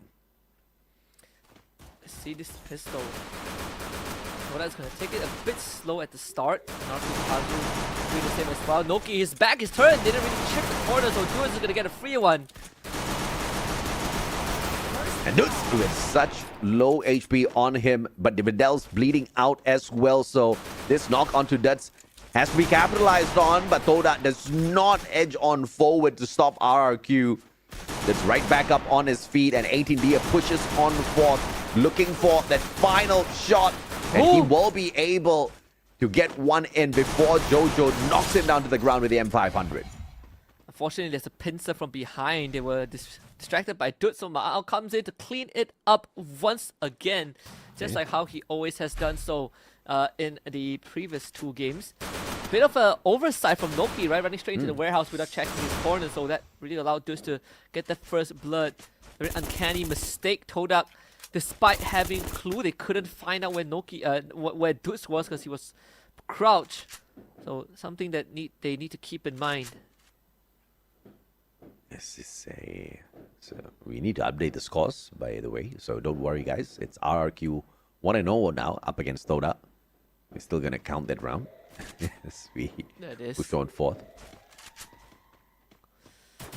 So again with the mini Uzi in hand for Abai. It's all about going forward, right? You got the Cassie, but now Abai, instead of having that Tatsuya, you essentially have that A124 to disable whatever abilities Todak has. Noki once more gets picked up. First blood, not really having a good time ever since that first map. I mean, I don't even know how they had a good time at that first map. RRQ just looked so messy there. And this is the version of... Oh my lord!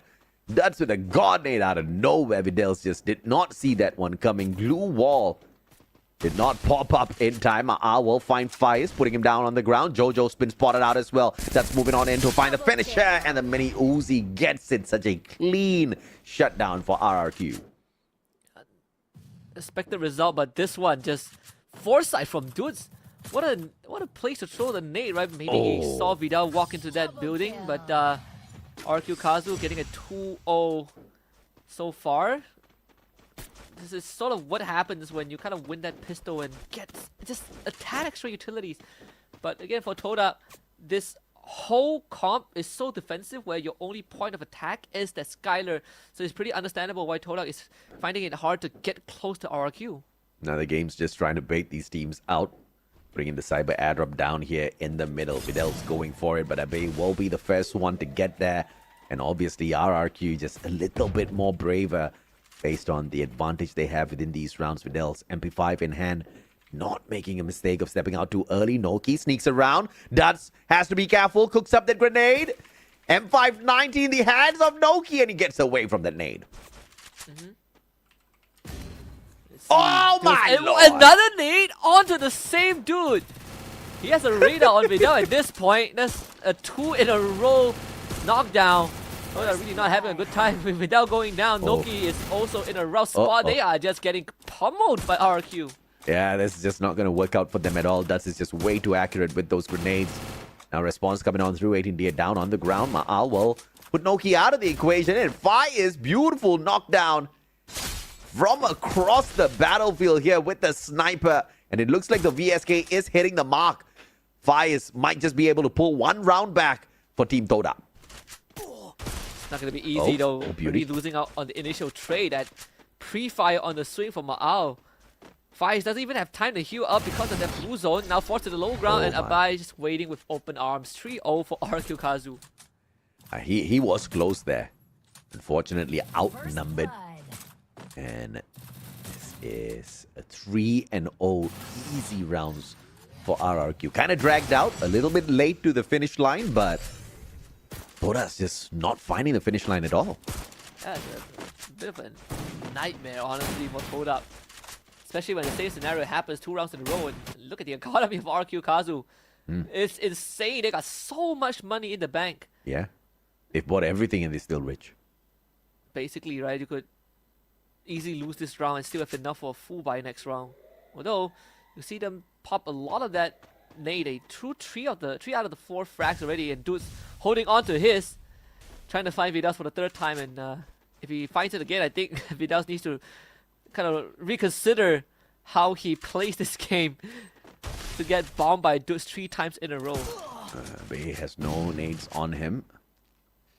8 in the air. Cheeky with the position. Tagged up already. No keys. A sliver of health left on him. Turns around. Barely gets sprayed down. Beautiful save here for Toda.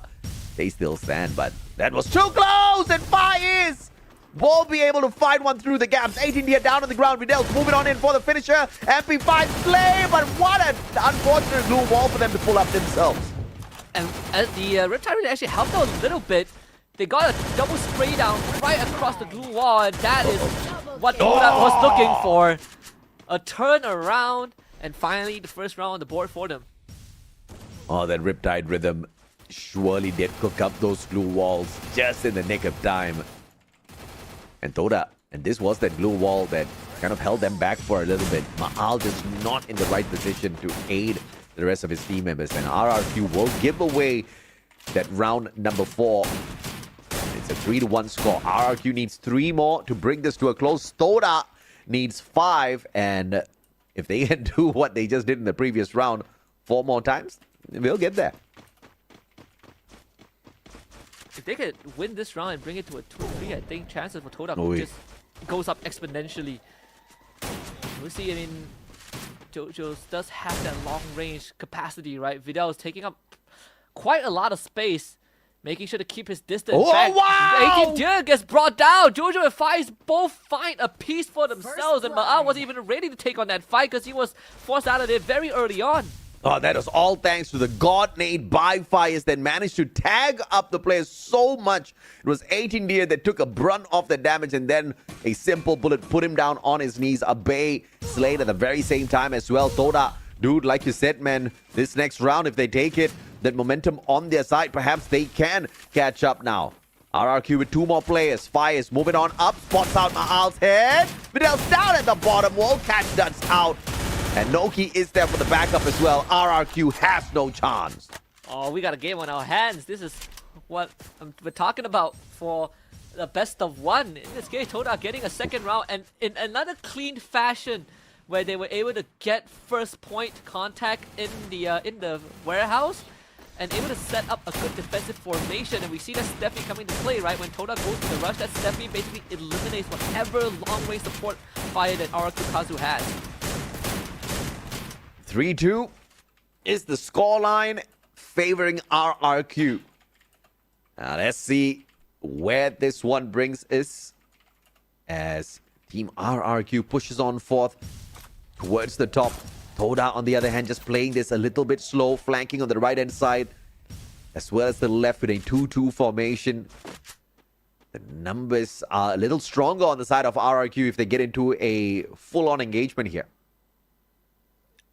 Saw a couple of grenades being thrown out as well. So Toda pretty aware of that.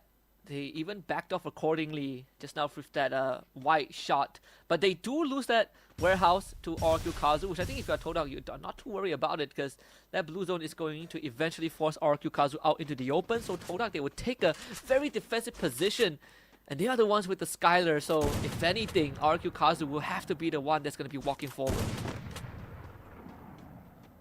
It's all about the first knock here, and Maal just waiting patiently with the AWM. Dels has the same gun. Both of them just keeping an eye on each other on the outside compound. Abe on for the approach, MP5, and a good glue, solid wall pulled up for the defense. Up close and personal with Faiz, who just ducks away. M590 in hand. 3 players up against him, and Faiz gets sprayed down to the ground. And Toda now caught with their pants down as RRQ commands the top. Absolutely just brute force through the defenses of Toda. Oh they my. lose dudes, but 1v3 right now for Toda. JoJo needs to somehow salvage this, but with all the pickups, it might not seem possible though. RRQ Kazu even still has a buy with that electrotherapy, and he just bulldozed through Toda. Bit of a weird answer to it, right? Like, Fires, was he blocked out by the blue wall and couldn't retreat? Yeah, he pulled out an accidental glue wall there. Had nowhere to go except forward, and forward just should not be in the list of options in a situation where you've got RRQ just rushing on in. A little bit of a misstep from the side of Toda, and also they were just way too far apart from each other. They, you know, at the very start of that particular round, we did talk about how RRQ could easily outnumber them if they got into a scuffle, and unfortunately for Toda, that was the situation. Yeah, unprepared to fight that, right? I think Feist's idea was to back off, but maybe got blocked by his teammate's glue wall and ended up going down, so it kind of sets them back a little bit. We see that home attack and actually causing Todak a bit of a problem. Like Feist tagged out, Noki gets naded again. I mean, the nades of Arkukazu are... they find another one! They get a tag on the Feist this time. You can see even on the player cam, like Noki... He's just not happy with the turn of events. Videls though, good response. M590 to Ma'al. Ma'al down on the grow. Abhay trying to find a little bit of revenge here. We'll find none at this point of time. Ma'al about to bleed out unless they find some sort of a rescue. And Feist is just protecting him, baiting the players of RRQ to step on out. Even throws out a smoke grenade. Dude still has a nade in his hands. This guy is deadly. Toda gotta recompose themselves a little bit. We saw Loki throw his head back and he's like, man, another nade? Are you kidding me? But at least his teammates kind of stabilized the state of the game for now, and Arkukazu would have to somehow pick the right window to jump out of. And it looks like the circle's not going to be too torturous to deal with. RRQ up top. The vantage point, but just no angles to work with. Oh my god, that's the deadly smoke, and that's... Will lay Feist out on the ground with a god nade from the top. That's trying to go in for it too, and he will find it. Jojo with the backstab to put that down on the ground, but the numbers just not on the side of Toda. 5-2, they get mowed down. Man, you would think that Todak having a Steffi is going to be one of the greatest tools against all these nades, but RQ has been winning most of their rounds because they're getting these nades knockdowns and eliminations onto the members of Todak so many times, and you can see the idea. Todak even threw that smoke grenade to block our line of sight, but for RQ it didn't matter, right? The dudes had that nade lined up from, you know, way before, and now putting them at series point. One more win and RQ Kazu goes over to semi-finals, and Todak will go home, and they are gonna enter this round with minimal economy. It's like, I can even blindfold myself and toss this nade at you. I'm still going to get that knockdown because I already saw where you were. So no smoke's going to help you. Ignis will be able to just burn them down a little bit, taking away a little bit of life off of Videls and Feist. My goodness, Ma'al's going to send one their way as well. And the boys on the side of Toda just backing away, being forced to use the medkit here. Videls will fall back to doing exactly that and using that opening now. RRQ just another nade, forcing them back. The dude just found another nade onto Videl. I mean, oh my. Videl is 0-3 dealing with nades so far because dudes keeps finding him, and yeah, this is lights out. Just a steamroll at the end. RRQ Kazu with a 6-2 scoreline to close out Bermuda. Well, they go to semi-finals.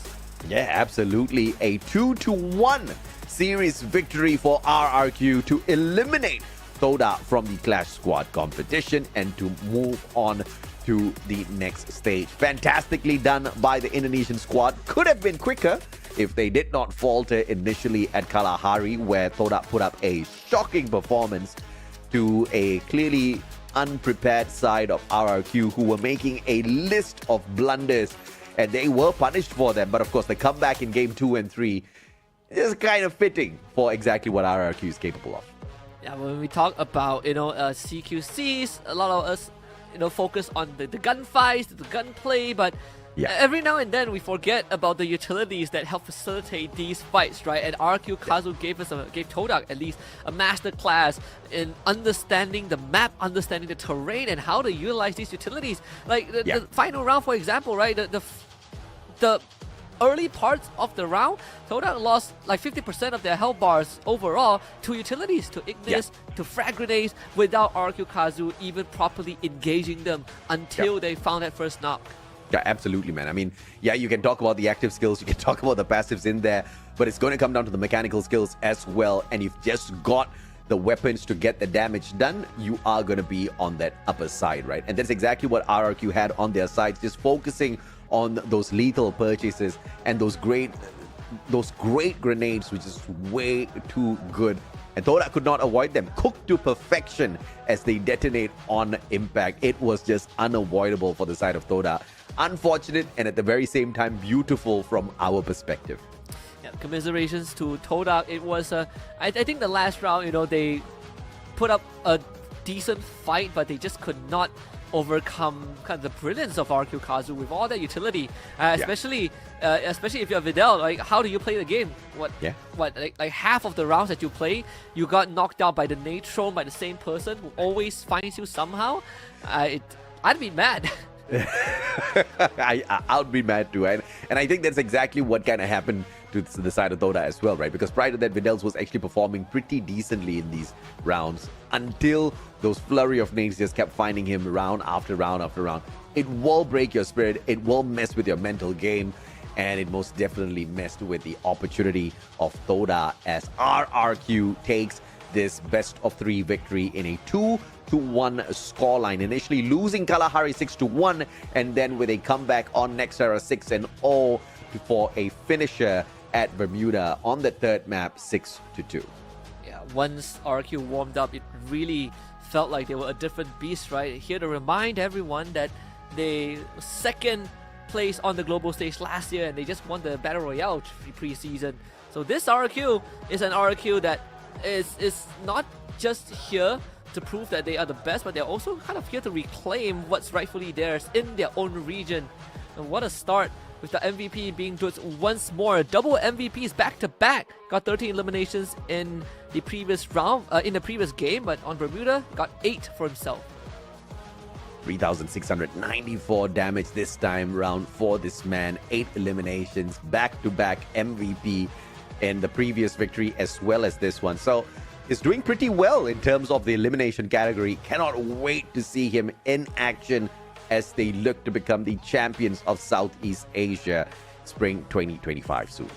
Yeah, definitely fitting of the title of the Bomber, right? I think more than half his eliminations really came from just him landing the best nades possible on Bermuda. Of course, looking at the scoreboard again, this one put out a way better fight, but Dutzy, he's just literally solo carrying his entire team, right? Dealing the most damage by quite a large margin.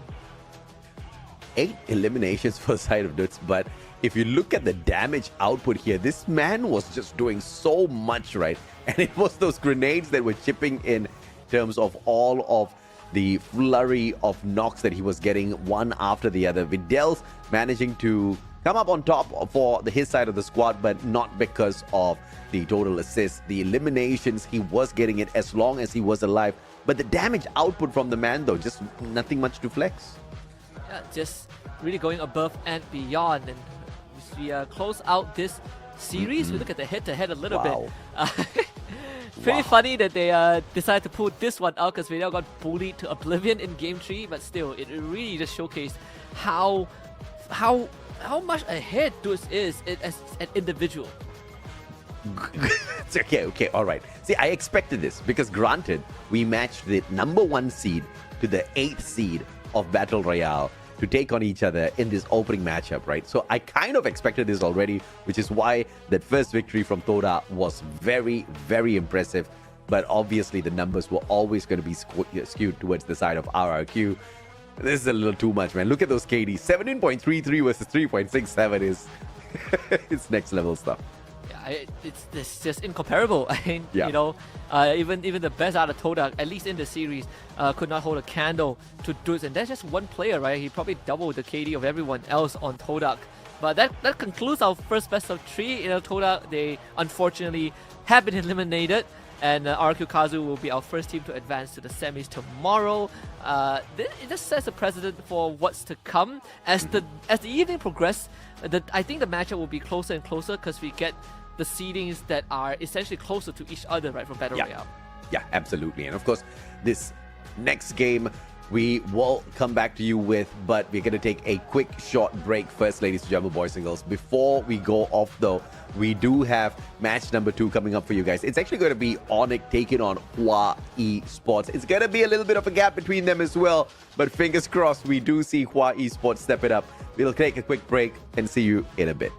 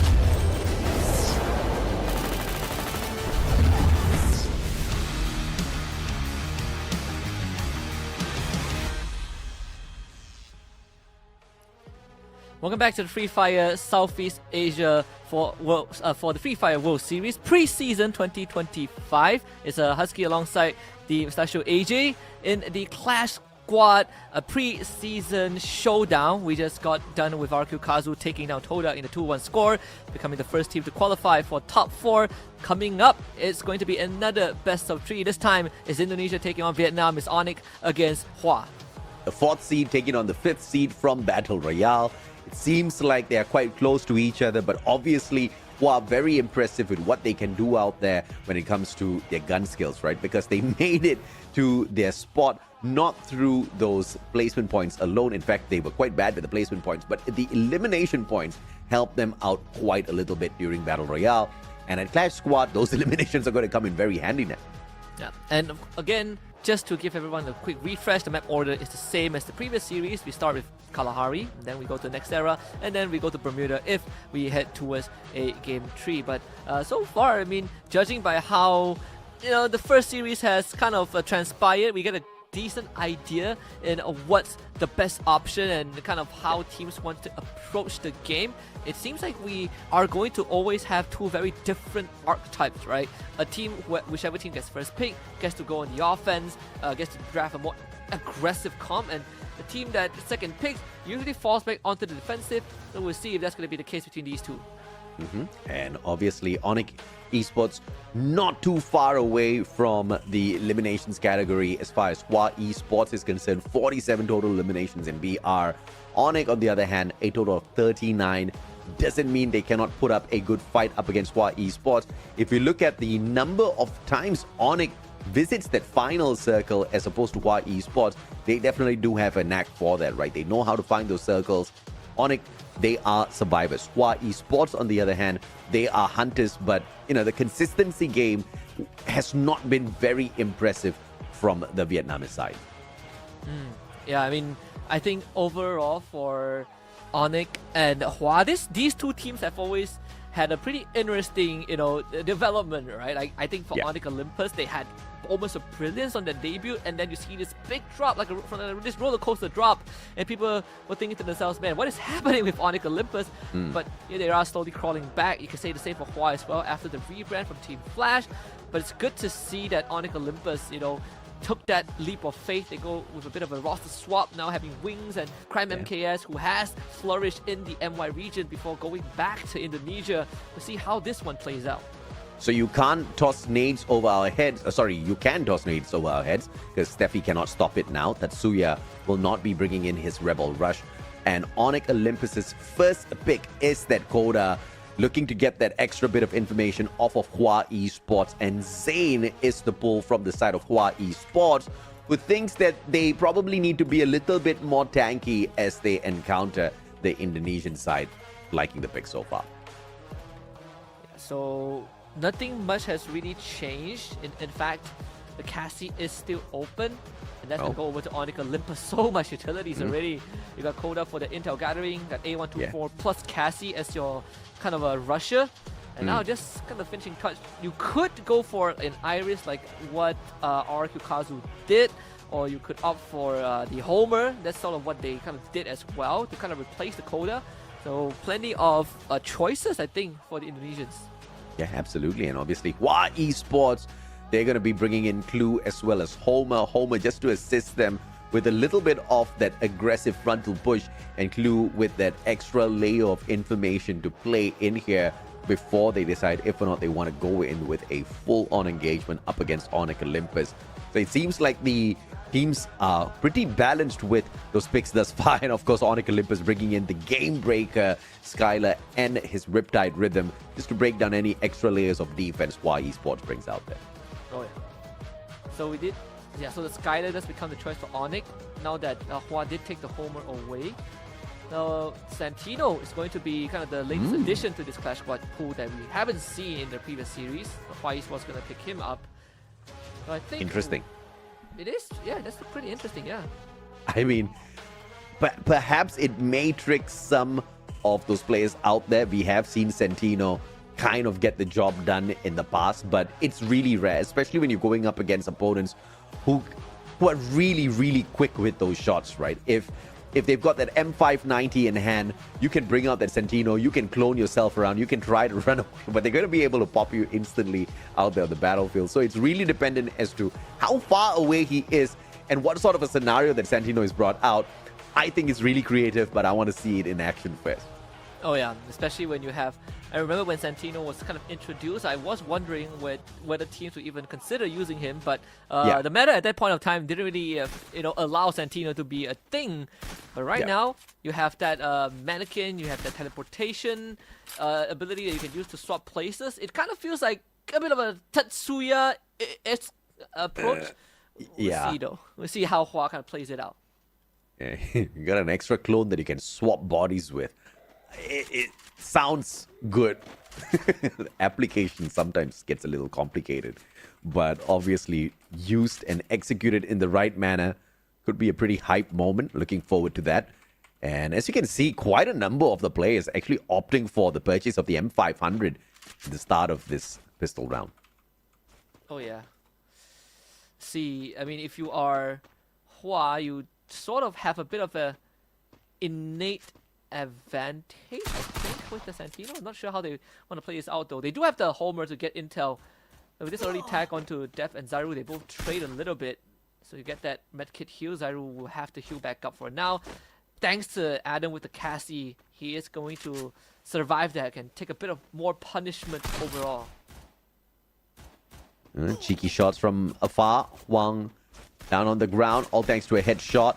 The rest of his team members not close enough to go in for the save, and they will let the man go. Now 4v3 Onyx Olympus with the numbers advantage. Still Cheeky waiting for Hua Esports to make a mistake.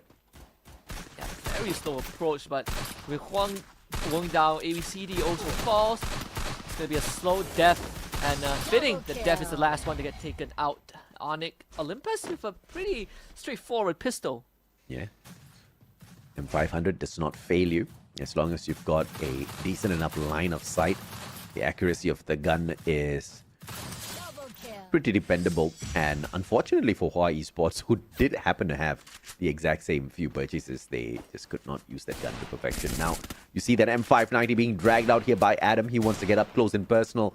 The players on the side of Hua Esports here at the Rapid Clash at Confinement. Oh yeah.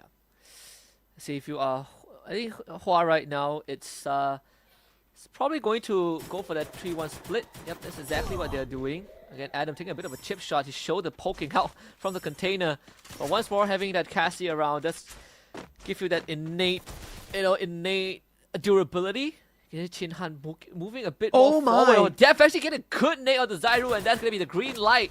You take out what's the target of the electrotherapy. Adam tries to help, but he's going to get sprayed down. Yeah, there's a beautiful play coming through from Hua Esports.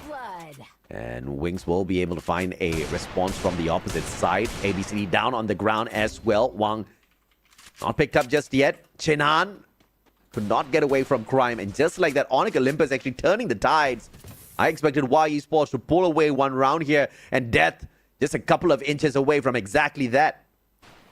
It's a pincer maneuver as well. He got to somehow isolate these fights. And with only a pistol, it's going to be a tough task. Does have a shotgun in his hand, but Wings did find him from afar, so Onyx Olympus finding the second round. Unbelievable. After Hua Esports actually got the initial advantage with the double knocks coming through on their side, and Onyx Olympus just turning the tide, especially with crime and the sight. That melee was just rubbing salt into the wound of Hua Esports. And now 2-0 up for the Indonesian squad. Oh yeah. And for Hua, honestly, being able to do some substantial damage to Onyx right in that round 2, so closer than it seems. Though Onyx Olympus, see they go for the split. Wings once more takes the flank. If you're Hua Esports, see that blue wall, early contact. ABC not ready to receive that hit, loses half his health bar. He's got 2 medkits in here to play with, but does he have the timing on his side? Actually continues on for the push. Got nade from crime, does not find the full connection. Chin Han gets away, but not from Adam, and the M590 meets the exact same gun on the hands of ABCD, but the backup is there. Wang from up top as Zyru drops Death with the mini Uzi. Back and forth with go, but now it's a 1v1 between Wang and Zyru. Oh yeah. Just it's gonna be very close. Just one tap would do the job. Can you find it though? Oh, they beautifully show the done. peek from Zyru. He's gonna come around the corner and find 1-0. Zyru might be able to do it and clutches it out at the end. Just to show the peaks and the pre-fire. Complete outplay. My goodness me, Hua Esports had their extra man, but unfortunately, it was the game of patch up and wait and see for the side of Hua Esports that finally dropped the ball here. You could see Chin Han patching himself up, going in here for the pickup. It just did not go the way of Hua Esports. And once again, what seemed like a round that the Vietnamese team could win, they dropped the ball. Yeah, absolutely dropped it at the very end, right? Not to mention that the mini Uzi just has better fire rate, so these pre-fires in close range benefited Onyx Olympus a bit more. Now up 3-0, they're gonna amp up the tempo. Def does find Wings, but Adam instantly rushes in to find a trade on his own. The 1-for-1, Wings get brought back up. Adam actually gets knocked down. ABCD with the backup from that low ground. Zyru now being surrounded, takes out Jin Han and Crime and KS just with a mere pistol. Finds one on his own. ABCD loses that one. Zyru constant just 360 spin, no scope, finds the 4th round. Yeah, solid Riptide rhythm backup from his side as well, just to take down the layers of glue walls to allow Zyru to play that fantastic game of M590. That shotgun just bursting through Hua Esports. 4-0, such a clean starting game here for Onyx Olympus. Yeah, just really playing it fast and furious right now. Onyx Olympus finding the remedy. 3 rounds in a row, Hua Esports came close and just could not finish the round. Let's see how this is going to play out. That Koda already detected most of them. If it's used, yeah, Adam just popped it and Jeff forced out of his position. That means this entire high ground, this entire ship wreckage can go over the Onyx. Good glue walls here for Hawaii Esports to trap Onyx inside. There's no repercussions of being stuck inside though. You just have to wait for that opportune moment. Ice Grenade will find the tag onto those players. Zairu with the shots from below, but it's not really giving him that vantage point. And he looks for exactly that, moving up to that second level. He's trying to divide and conquer right now. Death needs to hold this spot as long as he possibly can. Even for ABCD, he's doing a pretty good job, but he's ran out of glue wall. So right now, this full rush in from Onyx and Olympus, can they separate the fight? They do find a trade. Chinhan also delivers, taking down Adam. It's a 2v2 again. They're able to bring that back up. Wow! Wait, somehow finds the snipe, but it's a 1v3. And it should be around for Hua. Tez Wings does it again. Finds a second one, the third one on the board. Wings couldn't find the angle, and Hua finds the first round. Oh my goodness, that was just so messy, but a phenomenal VSK jump shot from Wings. Now that was just way too sweet to watch, but Onyx Olympus will not be able to get a fantastic 6-0 victory, all thanks to Wang, who managed to turn the tide at the very final moment with the assistance of Chenan. That's definitely a cutting it close kind of scenario, right? Wings was about to pull off a miracle again. Still, this time going up to Refinery, this is going to be a lot of that high ground, long range fights. Unless Onyx has anything to say about it, it seems like they want to get up close. He's not going to find anyone just yet. And Zairu with the connection. The shotgun will drop Chin. Hard ABCD almost taken out, but a good solid glue wall. But how long does it stand though? Has got enough time. Picks up his buddy. It's a 4v4 again, but Chin and ABCD really low on that HP. Chinhan needs some time. It's going to patch himself back up. A nice grenade. He's going to be tagged out again. Smoke grenade just to cover him up a little bit, but I'm not really sure if you want to hang around there. Seems like Onyx Olympus, they will just pump the brakes a little bit. Not in a rush, they're winning in terms of health and they know it, right? Another swing around the corner, another ice grenade. Huang officially gets knocked down. Unfortunate. Wang down. ABCD couldn't really stand in that fight as well. My goodness, they all fall like dominoes, one after the other, as Onyx Olympus just finds yet another convincing victory over Hua Esports.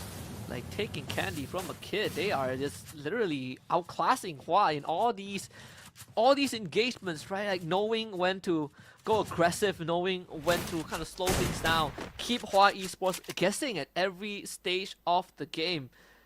You can see that Onyx, only good vibes on their side. They know that they got this in the bag. One more round, and they will close out Kalahari 6-1.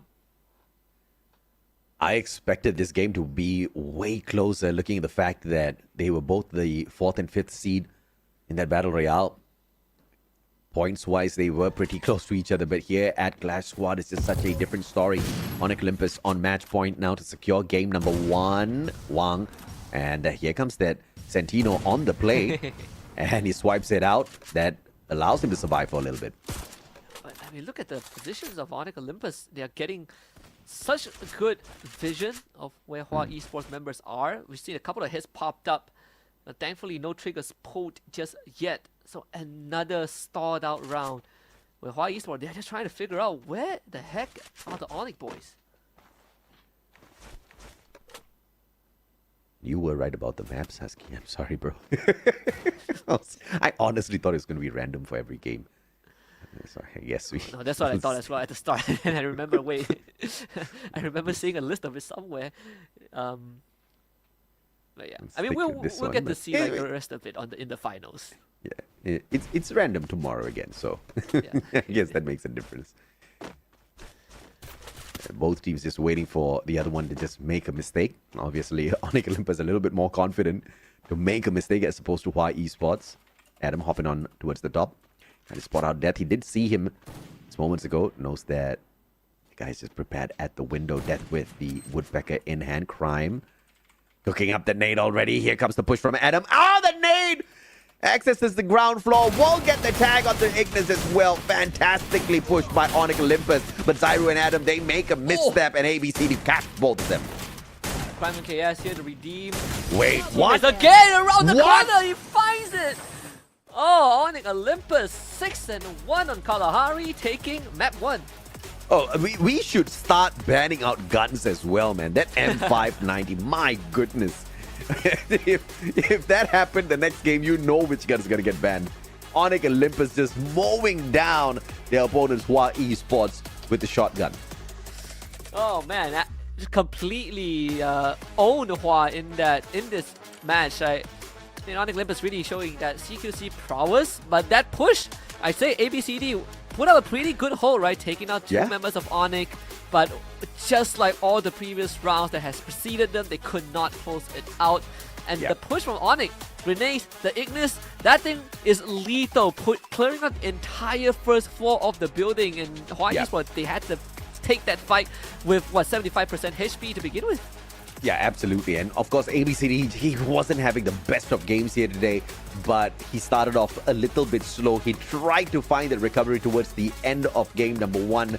And I thought that was that moment of recovery for him, right? Getting those 2 initial knocks, but then the man proceeded to get knocked down. The backup does not come out from Hua Esports as quick enough to pick him right back up. And Onyx Olympus again will find that follow-up in the most craziest of manner, right? From a losing situation, turning the tides and walking away with the victory on that round up against Hua Esports. Every time Vietnam seemed like they were about to win, Onyx Olympus ripped it away. Yeah, and really tough to recover from that if it just keeps happening, right? Kind of feels like a rerun of what we saw between RQ and Todak, where you had some close calls and RQ just were able to close it out convincingly at the end. But this one, Onyx really showing that they are they work like a machine in the CQC, and I guess it's a reflection of how they are in Battle Royale as well, right? Where you compare the gunfights between these two teams, Onyx Olympus usually comes out on top, and you add on Crime, MKS into the roster. This guy is known to fight. Like, remember that 1v4 that he had on that world stage 2 years ago? He single-handedly got a booyah for Expand. That's the guy that Hua has to deal with. Absolutely. But of course, I was looking forward to seeing Death dance around out there on the battlefield as well. We didn't really get to see a lot of that. You know, the backup from ABCD was there, but he just wasn't hitting his shots enough all throughout those first few rounds. The blessing here is that can be considered as a warm-up round for the Vietnamese squad. We still have 2 games. It's a best of 3. A comeback may still be possible as we head on into Nexterra. But let's take a look at the match summary from this first game here at Kalahari. It's a 6-1 scoreline, just like what we had between Toda and RRQ earlier. So far, whoever wins pistol gets themselves a big lead. It's all about getting more economy, getting better guns, better utility, and high first pick as well, right? Like, first teams that got first pick, well, except for Todak in their third game, but that first pick has really shown its value, and I do like the adaptation in terms of bans. I'm pretty sure Onyx Olympus and Hua kind of saw that first game and realized that Tatsuya was actually a very big problem. We ban it out, we level out the playing field, and now with Hua Esports even bringing out the Santino, it's going to open a lot more possibilities, hopefully, down the road. I don't know. I mean, I don't even know whether or not the Santino made any bit of difference. We saw him in action one time. But even without the Santino, I think he could have gotten away from that sticky situation. And you were talking about how Crime, you know, has done some phenomenal stuff in the past for Expand. And he's right back in Indonesia doing it this time around for Onyx Olympus. 7 eliminations, 3,368 on the damage. A 28.57% headshot rate out of that M590. That's very impressive. Yeah, I mean, don't sleep on this guy, right? Like, he is labeled as the bomber. Again, a bit of a role change when he kind of returned to Indonesia, but when he came to Malaysia under the banner of Expand, he is the premier rusher. Absolute machine. It's good to see that he is kind of flourishing back to where he is under Onyx Olympus. I think this is kind of the right fit for him.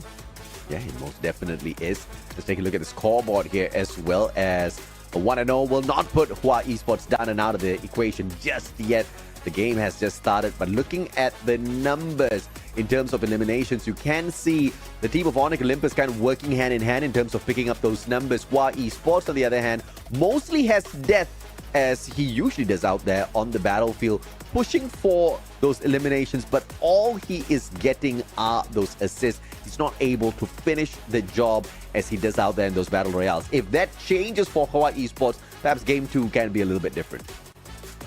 I think going into game 2, if you are Hua, you have to be looking at ways to stop Onyx when they go for these fast takes, right? I think Onyx Olympus overall in game 1 has been showing that they're not afraid to fight, but also Hawaii Esports been finding themselves baited into a lot of these weird situations, and of course these split-second decisions has kind of costed them some rounds. Round 3 was a very, very good example. So heading into the next game, I think if you're Hawaii Esports, just look to kind of tighten up that early to mid game. Don't let Onyx Olympus kind of chip you up before the fight begins. Yeah, absolutely. And I think it's a confidence game as well, right? As long as Hawaii Esports is confident that they still do have a chance, which they technically do in the best of 3, right? They just have to kind of remain composed before they hop on into this next battle. Now, map order once again for the day is going to be Kalahari, Nexterra, Bermuda. We just concluded Kalahari here for this game number 2. Nexterra is the next one. We saw a little bit of a shift of pacing in our previous series where RRQ took on Toda.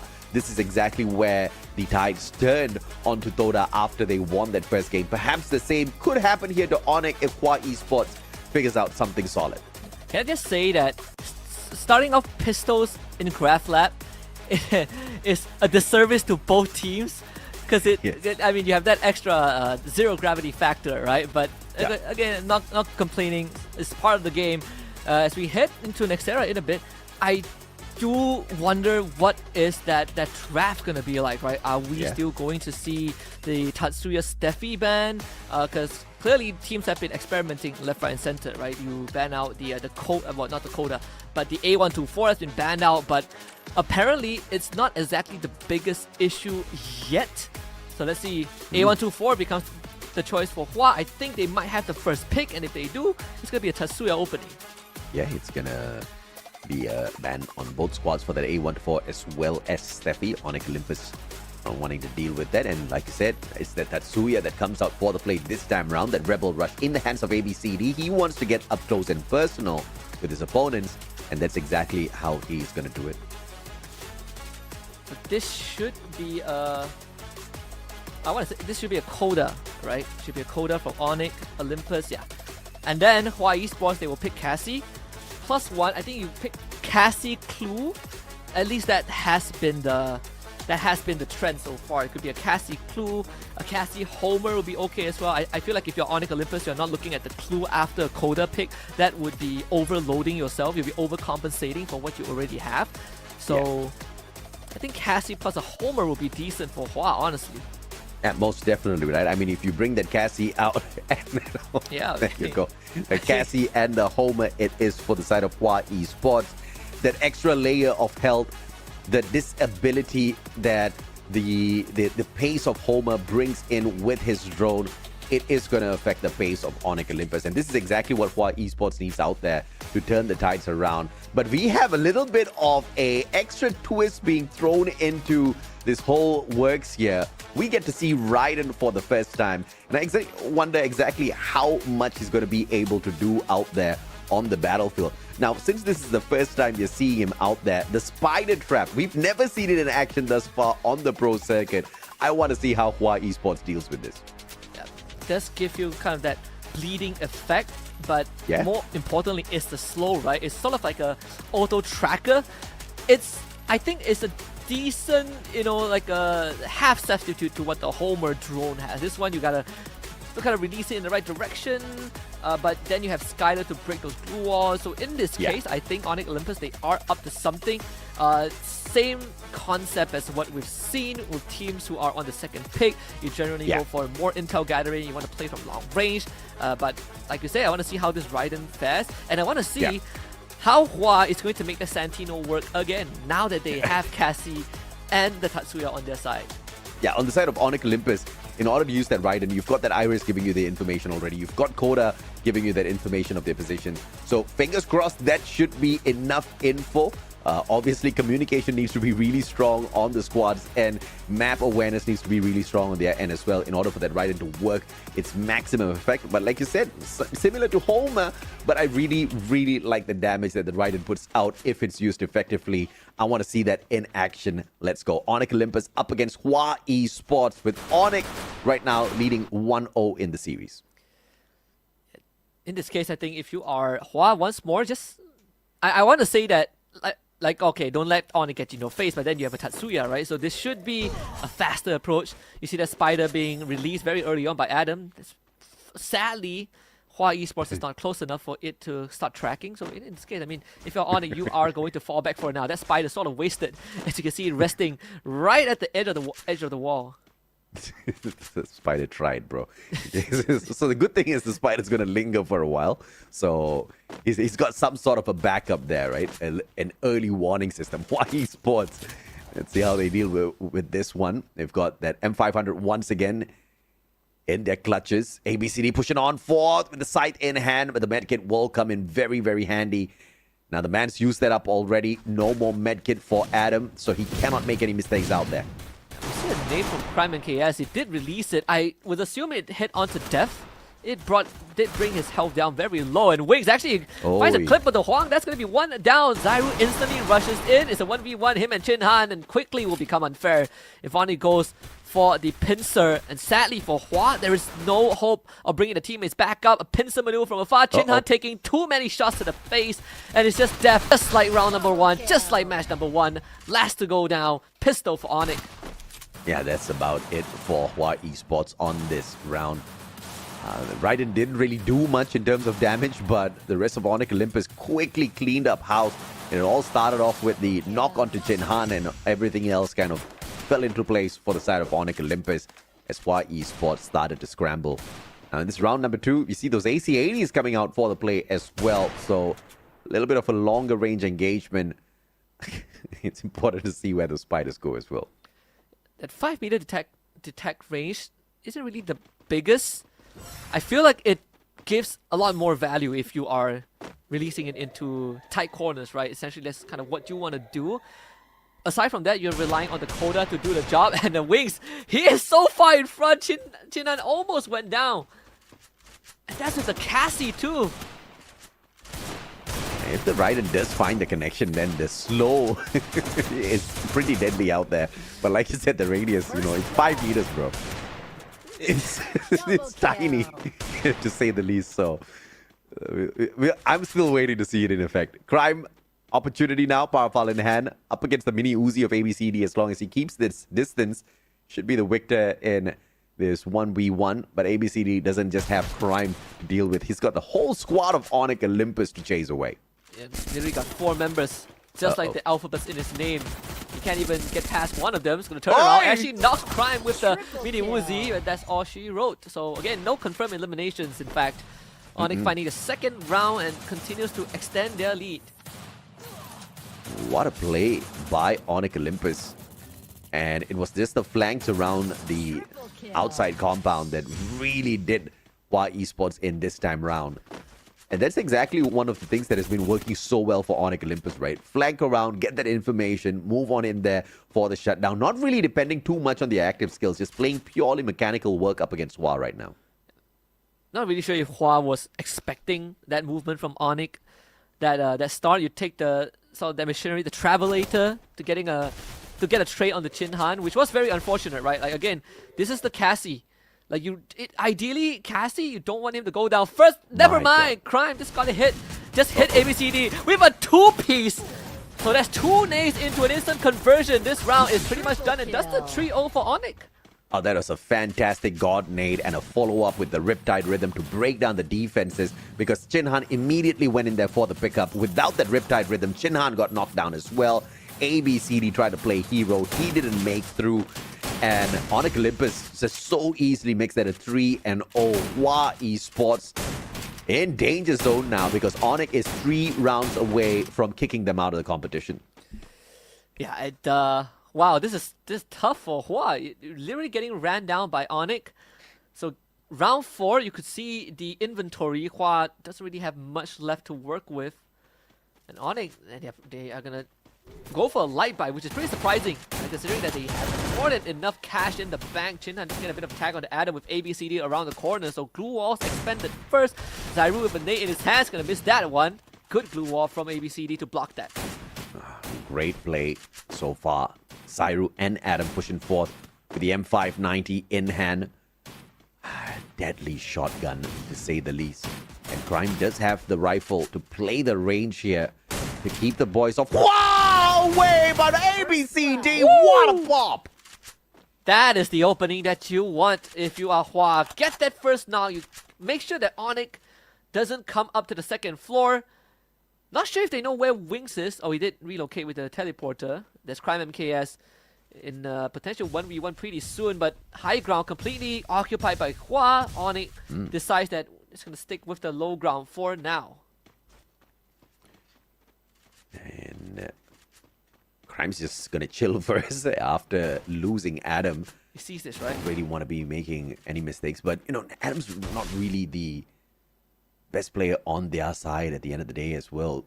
Man's been struggling on his own, so Onyx Olympus should still be able to turn the tides here, even if they are one man down. Good smoke grenade. But Zyru actually getting tagged through the smoke. They're gonna go for a gambit. Zyru doesn't make it through. Only Crime somehow pushes through his own smoke, only to be knocked down. It's down to Wings, and he can't do it alone. Hua finds the first round. ABCD making those assists turn into eliminations this time round, and that was one of the biggest changes we wanted to see for Hua Esports here at this Nexterra map, and it is going their way, but this is just the start. This is just the first round for Hua Esports. They need 5 more of those, and it doesn't seem like it has downed the spirits of Onyx Olympus just yet, so they need at least 1 more round here back to back. Yeah, losing control of the second floor really made it tough for Onyx Olympus, but it's a small drop in the ocean. I say that Zyru just lost half his health to a grenade. That's not really good. It's 1 to the second floor. Seems like he's going to get attacked, but apparently it didn't. So now Adam is going to be trapped. Zyru needs to support him. And Crime MKS finds the nade. Same for Def though. Crime MKS with the secure first, but wow, they're getting decimated from multiple angles. All this chip damage from the utilities of Onyx making it tough. And Crime, once more, is going to do the job all on his own. Smoke grenade blocks out his vision for now, and Hua will get some time to recover. The 1-for-1 trade thus far. Zyru still can be picked up here. Adam versus Death. And Chinhan gets taken down as well. Just like that, Onyx Olympus wipes the floor with Hua. And that was just way too quick the moment they had enough information to go in there for that shutdown. Because the rest of the Hua Esports players, they just were not taking that initiative initially. And Wings trying to play those clips from afar just was the perfection in terms of finisher for Onyx. And that explains why Hua Esports, even when they got the trade, they were still down in health because of Wings from just this long range. Hua tunnel vision, I guess. They really wanted to take out the front line of Onyx Olympus and ended up losing more than they bargained for. Back to Graph Labs this time with way stronger guns. You can see the distribution, right? Onyx gunning straight for the middle, throwing out the UAV, seeing the members of Hua on that high ground. So much info being gathered. Chinhan so far has not contributed any eliminations to the side of Hua Esports. Might want to start doing exactly that right now. Does not have the kind of gun to engage from such a long distance. Needs to cut down a little bit of the spacing. First, has got the rate of fire. Just needs to make sure he doesn't step right in front of a M590. It'll be a bit of a standstill. Adam will try to clear out the second floor. You can see Crime NKS uses this distraction. This nade could do some serious damage. Actually, it finds a clip onto Chinhan on the way out. He's doing 2 things at once, multitasking, if I might say. They lose Zyru, but Crime, he's gonna do everything if he has to over the wall. Grab like gravity doesn't deter him. Finds a knock onto Def. ABCD gets Adam on the other end. It's between Crime MKS and ABCD in a 1v1. Up in the air, ABCD wins. And ABCD keeping Onyx Olympus away from securing that series point. My God, what a difference it would be right now if this was the version of ABCD we had seen in that game number 1. but he has done just enough to keep the squad alive. Chin Han got taken down prematurely earlier on. And this is that comeback from ABCD that the squad definitely needs. But speaking of comeback, Chin Han, he needs a couple of lives on his side before he can start smiling, man. Because Hua Esports, they're really struggling without him. Yeah, I mean, you can say the same for ABCD, right? Out of 9 eliminations, he has 7 of it. That's going to be number 8 if he confirms Zairu. Really holding the weight of this team right now. I mean, Hua Esports better give it a good massage if they win this. Wings down low, gonna get Zairu back up. That nade will miss. Crime MKS once more wants to provide support. Couldn't find the angle. Gets tagged from afar. That smoke grenade will break the fight up for a little bit, but ABCD has a good idea where Zairu might be. Yeah, the recovery from Onyx Olympus here just so scary to watch. Hua Esports can't finish the initial play. And that knock will be wasted as Onyx Olympus gets that pickup. And Hua Esports now just backing away. Putting 3 players in a small, tiny little compound. Wang finding Adam from afar. And it looks like his opponent is going to bleed out pretty quickly. Adam should be picked up right on time, but they're all low. So Hua Esports just waiting for the right moment to strike. That's 3 in a row down. This is the recovery that Hua Esports have been looking for all this while. 3 rounds in a row almost. 2 rounds in a row, in fact. Brings them to the 3-4 scoreline. And Onyx sweating a little bit. Now this looks more of a fair fight out there, right? They look like they're teams who are on equal footing out there on the battlefield. In the earlier game, there just was no sign of this at all. Hua Esports kind of used that as a warm-up, but perhaps they should have warmed up a little bit earlier, man. They have thrown away a game within the series, now desperately fighting for a comeback here in game number 2, stopping Onyx Olympus from reaching the series point. And look at Adam, he's so far ahead, but that Ignis is going to push him back. Good firewall from Hua to prevent any sort of early aggression from Onyx, which they have been doing this entire time, right? They want to take space. Adam, he's going to feel the heat right now. Hua Esports finding out where he is and takes him out with a nade.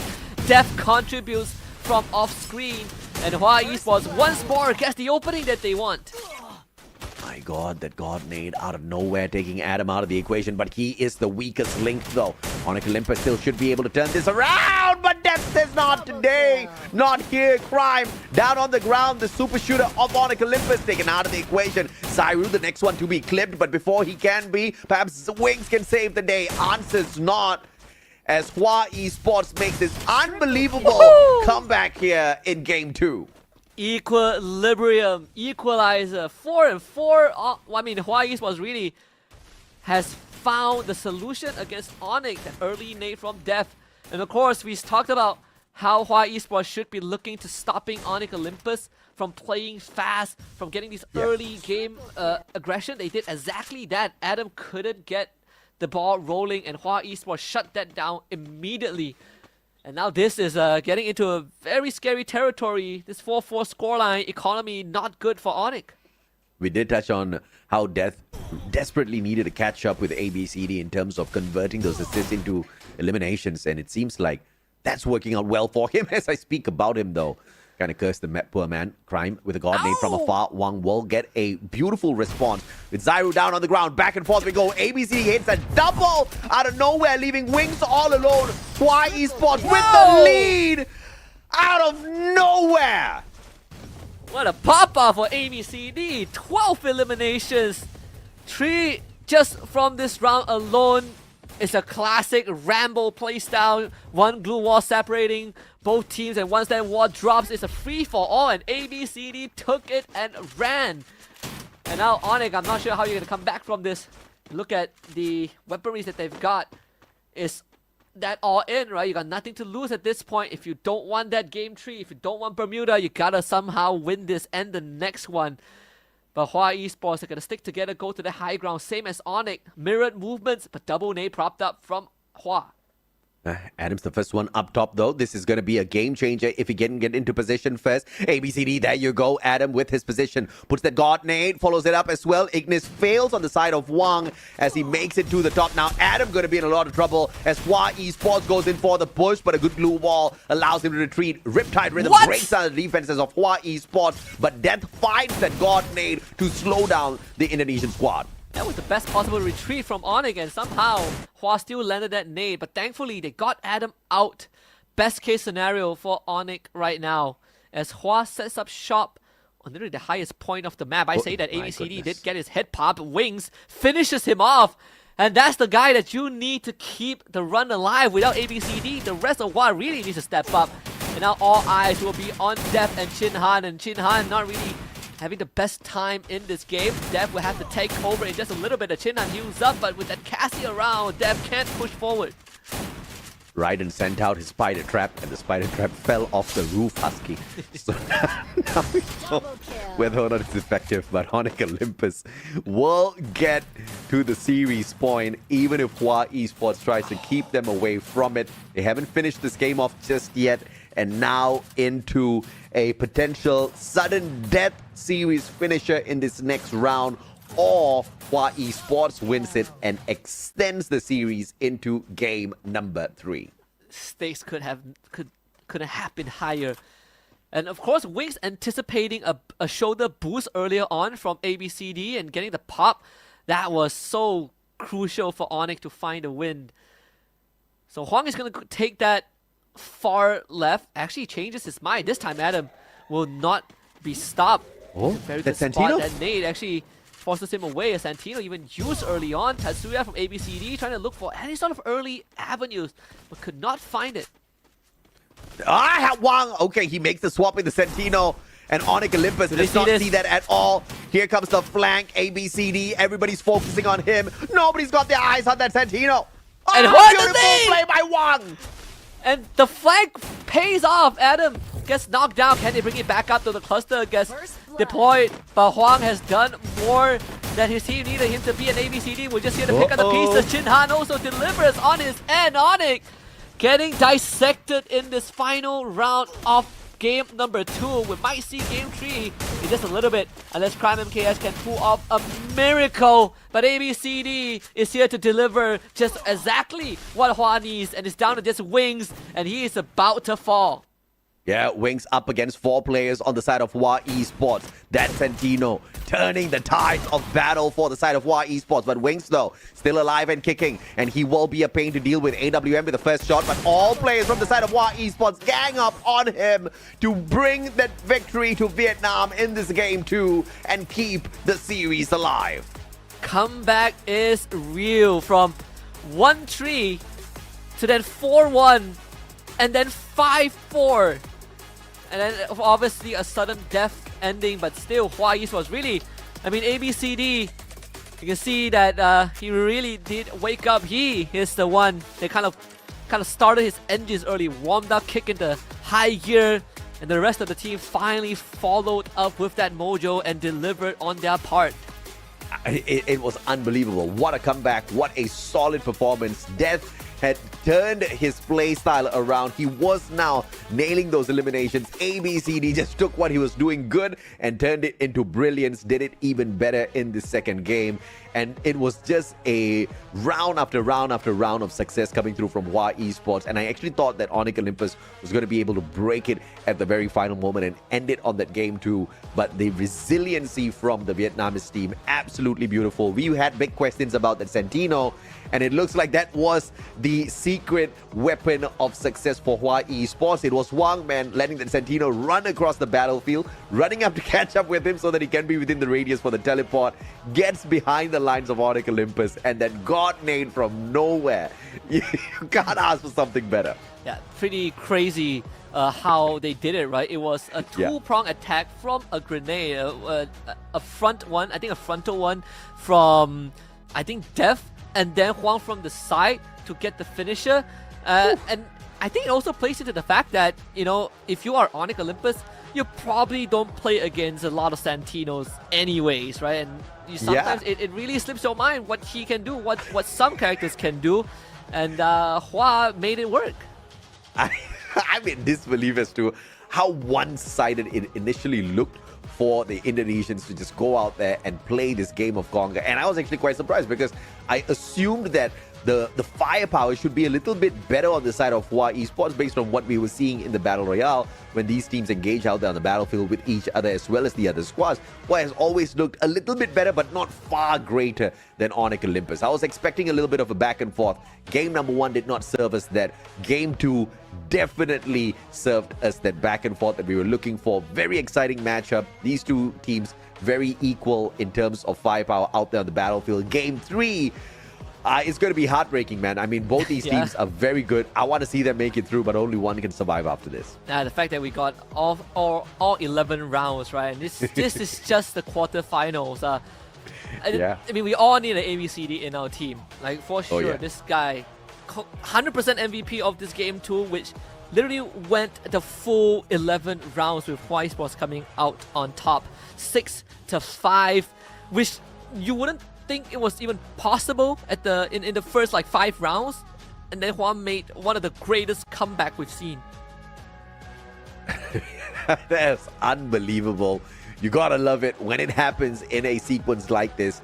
Best of 11 rounds, we get to see all 11, and the better team in game number 1 just did not seem that a shade of that even in game number 2 because of what this man did. 13 eliminations. My goodness, what a performance. 3,949 on the damage. Ran the auto. Had Joseph on his side alongside Ford. He was a tank for sure. And he had Tatsuya and his Rebel Rush just for that extra layer of advantage and speed out there. It probably told Chin Han and went, just stick with me. As long as I'm alive, as long as you can give me the electrotherapy, I am going to run them down. And that is exactly what he did. I think you can even see the confidence grow over the rounds where he's getting more and more aggressive. He's getting into the face of Onyx. He's taking on Zyro 1v1. He's running straight into Wings.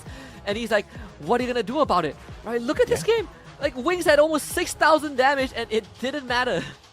It did not matter at all. He also had Shell on him, right? To just protect him, protect his back to be specific from that extra bit of damage or melee. And we've seen the Indonesian teams. They love bringing those sights out, just running with the melee all around the battlefield. But like you pointed out, the amount of damage that he brought out, Wings, just couldn't make a difference out there at all. Eliminations-wise, he definitely did justice for the Onyx Olympus squad. It just was not good enough from Crime and Adam, and that's always going to hurt you. If Crime is not hitting his shots out there, you know Onyx Olympus is going to struggle a bit. Yeah. I hope that screenshot is going to be saved by ABCD, right? Whenever he needs it, he's going to pull it out and be like, hey, look at the receipts. All 3 of you combined, and you are still 1 elimination below me, alright? So, if anything, ABCD, we gotta give him his flowers, right? Now it's about crossing the finishing line. Can Hua Esports close this out? Because off the back of that match 2 run, oh boy, I mean, Hua better somehow find a way to beat Onyx in Bermuda. I know, right? So this is going to be a very tough one for Hua Esports for sure. But, I mean, they managed to dig in the deep in the second game at Nexterra, and they got the job done. Bermuda should fairly be as easy or as difficult as this game number 2. If they got it done once, I don't see why they can't do it twice. But at that same time, to speak on behalf of Onyx Olympus, they made that game number 1 look so easy. I don't know what's up with Hua in that game 1, but nothing went their way there. Yeah, sometimes I really do believe in the whole concept of a warm-up game, right? I think some people just need to take a beating first, and then you start making adjustments, and then you get a bit more active with your neurons or whatever. At least I'm that kind of player. Like, I will lose like 1 or 2 games, and then I start playing better. Maybe that's how it is for Hua Esports, right? Like, we can see them really slowly step up over time. Yeah, it's just the engine of a car on a very, very cold day. You just need to warm it up first before you bring it out there, or else it's just gonna be a tad bit slow in terms of the pickup, and that's exactly what Hua Esports experienced out there in game number 1. But of course, as long as that recovery is there for game 2, nothing for them to break a sweat over. Tatsuya and Steffi going to be taken out of the equation this time around, so I guess that is going to hurt ABCD a bit. Yeah, definitely. You remove that aggression from ABCD. We have seen Santino sort of as the replacement, right? In match 1, in game 1, that's what they did. A124 will be picked up by Hua. Now this is going to be very important for Onyx. Once more, I don't think we are going to see the clue since they have Coda already. Though it could still be a Iris plus Homer or Iris plus 1. Like this double pick, the drafting phase is pretty interesting where you get that double pick in the second pick phase. So they actually still go for the Cassie, right? So Cassie Homer will be the choice, which means that Hua right now, you probably would be looking at Iris Clue, and then you leave Santino for last because Onyx is not going to take it. Yeah, it's, I highly doubt Onyx is going to take it. But at the same time now, Hua Esports, I wonder if or not they can play that exact same trick twice. They've caught Onyx with their pants down the first time, and Dimitri is actually being brought out by Hua Esports this time round. So it shows that they want to play that sustainability out there on the battlefield alongside Zane, extra layer of defense. They want to disable Onyx Olympus as they make their approach towards this battle. Hua Esports is just going all out defensive as Onyx Olympus drags in that Skyler to show they want to play that offensive. Wow, so completely ignoring the Iris for now. Okay, they take it last. I was thinking like not fully. Because I was thinking like there's no way you go Santino here, right? So yeah, Iris is definitely the better choice. You need some sort of long range support because everyone else wants to be in the face of their opponents. ABCD on Zane. You don't have that rush capability, but you do have that extra, 80 HP whenever you pop that ability. So it still allows him to kind of fight in the front lines. Yeah, so are you sure you're not being too biased towards this Iris pick? No, I'm not. Okay. I was just checking. It's based on the patterns, right? Based on the patterns of what the teams have picked. No, I made this joke too. The actual Iris. So it looks like it's an all-out offense on the side of Onyx Olympus, and it's an all-out defense on the side of Hua Esports. They do have a little bit of information play on that Iris, but it's very situational based. The thankful thing is here, we are playing on Bermuda, lots of open spaces. Those glue walls are going to come out, and Iris should be able to give them a little bit of information that they can work around with. Now, it's going to be that right-hand side flank for the side of Hua Esports, and Onyx Olympus does the exact same thing on their side as well. So, the opposite sides of this warehouse. I saw an ability to pop early on, but I'm not really sure if that was a mispress by Hua. But either way, some contact with Crime MKS at the very beginning. So both teams actually went the opposite side of this warehouse. Why is they continuing to go for the push? Even getting the nades ready just in case Onyx wanted to receive it. Crime almost gets tagged. That one looking a bit scary. Hey, Wang is inside there, meeting him with the M500 tag by Crime! What a backup from Wings from afar! That's down on the ground. Wings puts him down once again, and Adam flanking around the right-hand side will disable Wang. ABCD, the final one on his feet, will be able to find one in terms of return, but it's a 1v2 now for the man who's very low on HP. Can he do it though with the Cassie on the side of Onyx? It's just impossible.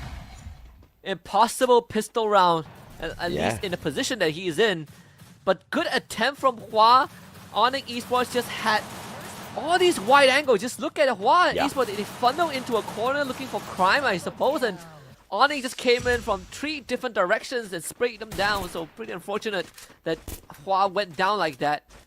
Mini Uzis in all of their hands. And remember, as much as ABCD has that extra health and damage against glue walls, he still needs support, especially when you're dealing with someone with a Cassie on their side. And you can thank Zyru and Wings there for that very, very phenomenal takeover of the momentum. As Hua Esports was flanking around, almost shutting down Crime MKS, and Wings and Zyru at the very same time firing across the battlefield. Adam will find the head of death here, and my goodness, nobody's there for the backup. I don't think they were ready at all. Even Dev wasn't ready. He was getting his nade, he just pulled the pin on his nade, and you have someone with a mini Uzi in his face. So adjustment needs to be made from Hua. But if you're Onyx Esports, if you're Onyx Olympus, this is what you do, right? Just run straight at Hua. They can't really stop you. The double Riptide Rhythm getting committed. Hua spotted entering the building, and Onyx can easily set up a pincer maneuver. The question is, what is Hua going to do? Can you find these 1v1s? Free fire from Adam makes The flank absolutely useless, giving away that information, and that information played against him. Good smoke out by Chin Han. Very low on his HP, and Adam will use his game sense to get him that knock, and ABCD will not survive for long! My god! Mini Uzi runs out of bullets, and Adam loses his life. And ABCD once more left on his own devices, and sadly could not do too much. Not against the entire team of Onyx, but then again, Hua started this round with a -1 thanks to that early rush from Adam. And of course, that pre-fire around the corner, nasty mid-air swing. Now the long-range weapons are going to start coming out from both teams, but for Onyx, they want to stick with that in-your-face Mini Uzi playstyle. VSK or AC80 from the middle should be able to get them a one hit here, but not the opponents. You know, everybody knows this map really well, so they're not gonna put themselves in harm's way so early on. Chin Han at risk of being exposed here as the flank is on from the side of Onyx Olympus, all smoked out. Why Esports has no idea what's going on. They don't know. Onyx Olympus right above them. Oh, that's a nasty smoke. Onyx snuck past them. They did leave one member outside just in case. And now it's for Hua to figure out how to play this game. It seems like they will leave the building for now. Onyx Olympus takes possession of the factory, of the warehouse. And Hua Esports got to play re-entry from the outside. It's going to be tough though. So many angles to cover. Wang about to be pressured by the circle here. Not in a good spot. Potentially the first player to get eliminated here once the blue catches up with him. And Zyru and Wings in the best position to take him out of the equation here. Tagged up by the circle. Chin Han, Riptide Rhythm, breaks down the defenses of Wang, and he is the first to go. He's the only one in the building as well. His teammate's not really there to support him. It's pretty tough, right? I feel like he's trapped thanks to the early movements. It was 2 smoke grenades from Onyx back to back. And Adam, a swing! Just like that, finds Dev. His back turn, and Onyx looking for the 3rd round. Instant rush into the face of the rest of YE for ABCD. Not going to be able to get off the ground rolling this game. It's going to be Adam that does it. And it's a 3-piece for him. And it looks like YE Sports just can't seem to find their rhythm just yet. Only ABCD with 2 eliminations thus far. And 2 rounds concluded. This is the 3rd round. It has come to an end now, and still Hua Esports hanging on with only 3 eliminations, and they're getting steamrolled by Onyx. How crazy it would be if they pull off a comeback again. This was the same spot that they were in the previous round.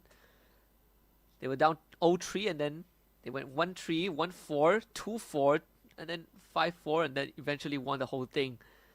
Easier said than done. Crime KS playing from long range, and Adam is a big problem line.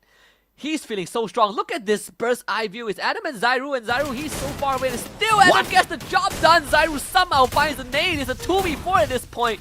Who needs a team if you have a duo that strong? Adam finally goes down. Zyru comes in to back him up. ABCD doesn't have the help to work with. Wings takes him out, and it's a quick round 4 for Onyx. My goodness. 4-0 now. On a streak, Onyx Olympus demolishes Hua Esports on that round 4. And it was all because of Adam, right? Just hop in and hop in and hop in. And then Bunny Hop gets him all across the battlefield for the first knock to push Hua Esports into a scramble. And that's just not going to be a good situation to be in when you're up against such a cool, calm, collected Onyx Esports. Yeah, you know you're in big trouble when Onyx Esports is beating you 2v4, at least at the start of the round. They cannot let Adam do something like that. Like in the previous game, it's the same thing, right? Hua Esports won because they were able to stop Adam from taking up space, but we have gone back to square one, where you have this guy who is just straight up making sure his joystick is in a forward position, and he's running straight at Hua, and that is the punish that they need. They need to take out Adam, and they are doing exactly that. Now they need confirmation. Riptide Rhythm breaks down the defenses. Zyru and Adam both out of the equation already. And this is that opportunity for Hua Esports to turn the tides of battle in a 4v2. But Chin Han and Death really on the verge of getting knocked down here. Wang in a good position, and Crime with a fantastic response and elimination to take the guy out of the equation. All things considered, Crime was able to heal back up. Wings does have a med kit, but needs time and space. So that trade earlier from Huang actually doesn't need too much, but Def will make sure that the playing field is going to always go in their favor, taking out Wings that could nade from beyond. And Crime MKS is all alone, 1v3, can't do it. ABCD with a killing blow, and Hua finds the first round. Clash Squad just not a good friend to Chin Han at this point of time. They're still struggling to find those eliminations. The pace of gameplay from Battle Royale to Clash Squad just changing it up too much for him to keep up with. And if you look at the side of Onyx Olympus, they are just so comfortable out there. A total of 10 eliminations just between Crime and Adam. Zyro and Wings with the 17 eliminations. 5 rounds in. Onyx Olympus 2 more from securing the series. If Hua can win this round, then suddenly hope will be restored once more, just like the previous round. I mean, it is looking a bit probable, right? Like, Wings did lose a big chunk of his health. You see that earlier, I think, Homer tag. Hua Esports not deterred just yet. The nade does miss. Attempted rush from Adam and Zyru. Once more, they've seen this play before. Instantly block it out with a couple of glue walls. But Crime MKS will be the second layer of that assault. Nade blocked out by the Steffi. The graffiti in place. So Onyx able to stop that follow-up from Hua. And now Hua is going to be in a position where they need to somehow figure out the way to deal with the second layer of rush. Oh, Onyx with the advantage on that ad drop. But the pickup is going to be very easy now for Zyro to get done. But he barricades himself in with the glue wall. And Crime with a backstab out of nowhere puts 2 players down on the ground. But look at this, Wang from up top does manage to clip the players. But no knocks coming on through from his play. Here comes the Ignis, here comes the Firewall. Through the Firewall, he finds Crime MKS. But still, no confirmation. Crime MKS is the only one that has officially gone down. Wings through the wall! Maybe there is a chance, but you gotta pick up the pace. There isn't really much time left. Adam's gonna be in his face pretty soon. Huang trying to find a corner. They all get brought back up. And time is just not his friend. Onyx finds their 5th round. My goodness, what an opportunity that was to turn the tides of battle. But obviously, the numbers just not on his side at all. Towards the very end, it was Adam, Zyro, and Wings taking on Death. And they were just waiting for him to close the distance so that those M590s can get the job done. Yeah. MVP was definitely Crime MKS, who came in with a 2-piece on the flank where Hua Esports were not expecting him. They did everything right against Onyx, except for knowing where Crime MKS was. This is going to be a marathon of a comeback if Hua even wants to attempt it. Well, 5 rounds in a row. Doesn't sound impossible for the Vietnamese spirit. But Chin Han and ABCD very low on that HP. Adam now showing up. ABCD response. Chin Han backstab. Riptide Rhythm breaking down the defenses, but that only exposes Adam. And that kind of went south for the trick of Onyx Olympus. But in a 3v1 now, Hua Esports on the verge of getting eliminated. Zyro looking for the final pump for the shotgun. Crime MKS with the collection. Onyx Olympus becomes the second team to advance to the semi-finals, knocking out Hua Esports 6-1 on both maps that they win, Kalahari and Bermuda respectively.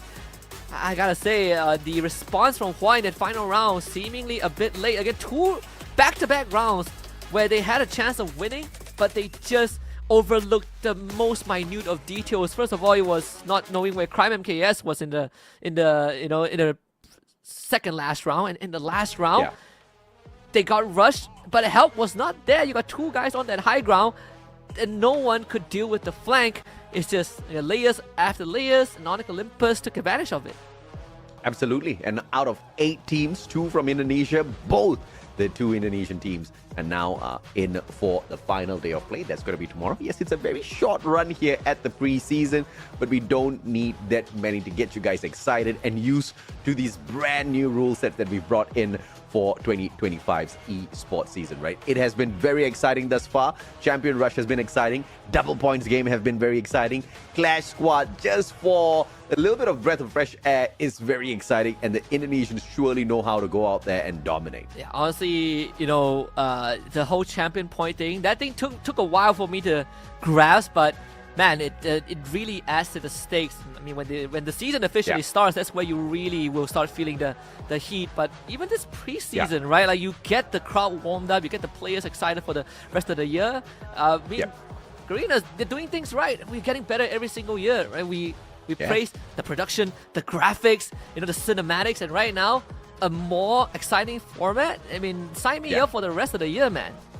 Yeah, I was telling Neptune, like, if the format doesn't evolve over time, it's going to get a little boring. You're going to be able to call out exactly who's going to dominate out of there in these matches, time and time again. But those meta updates are keeping things very fresh. It's keeping things, a little shaken up there so that even the top teams have to kind of recompose themselves and figure out how they're going to go out and dominate this time around. And it's all about which team gets to master the meta in a whole before going out there and being champions, right? RRQ seems to have gotten that done pretty perfectly here at the preseason's Battle Royale. RRQ seems to have gotten it done here at Clash Squad as well, just like Onyx Olympus. But let's see how far that continues to run on here for Indonesia. Honestly, it's like watching a child grow up, right? Like they go to college, they get a degree, they get a good paying job. That's how the format is. It gets better and better every single year. We went from just having, we still have just one day of grand finals, but then we had Point Rush, right? And then we had a revival system. We had a pocket market. There's more and more things being added. Of course, in this case, the match summary is going to be 6-1 Kalahari in favor of Onyx Olympus, and then we got that crazy comeback from Hua on Nexterra, bringing it 6-5, but then Onyx closes it out 6-1 again in the final round. And MVP is going to be Wings. Doesn't really have to do too much. 3 eliminations with the Skylar, but made it fast and painful for Hua. No headshots, no problems. We still get the victory and move on. Unfortunately, you guys get kicked out of the competition. MVP Wings. This is a shocker, right? Because we saw more eliminations from some of the other players out there. Abe definitely have had his time.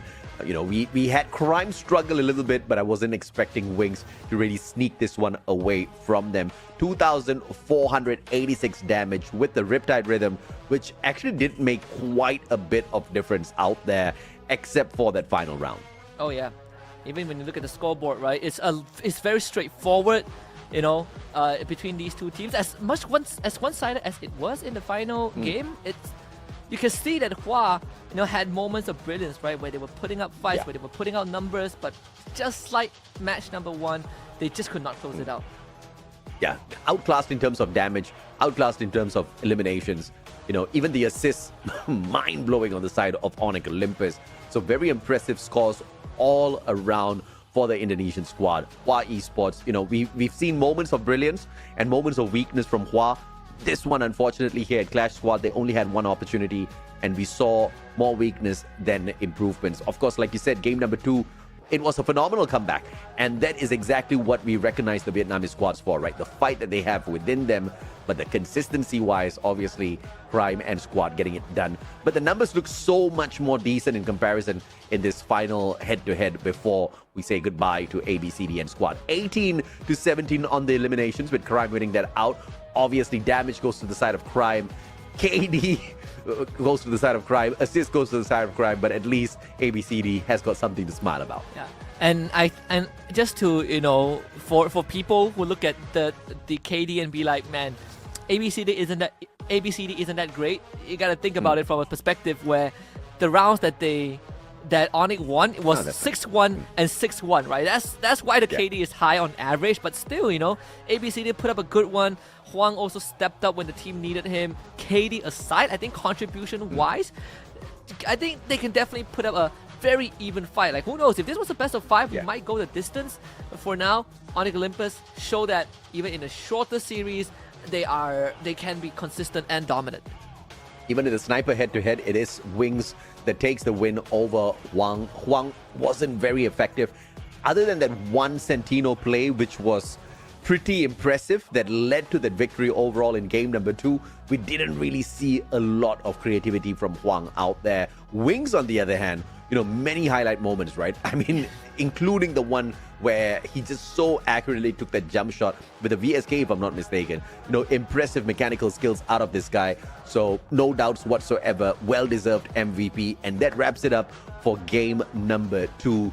2 Indonesian squads once again have made it over to tomorrow. Unfortunately, we have said goodbye to two. That is Toda as well as Y Esports. Yeah, and while there are still 2 best of 3s, and coming up, it's going to be Twisted Minds against Team Falcons. You definitely don't want to miss it. We're going to break. We'll be right back.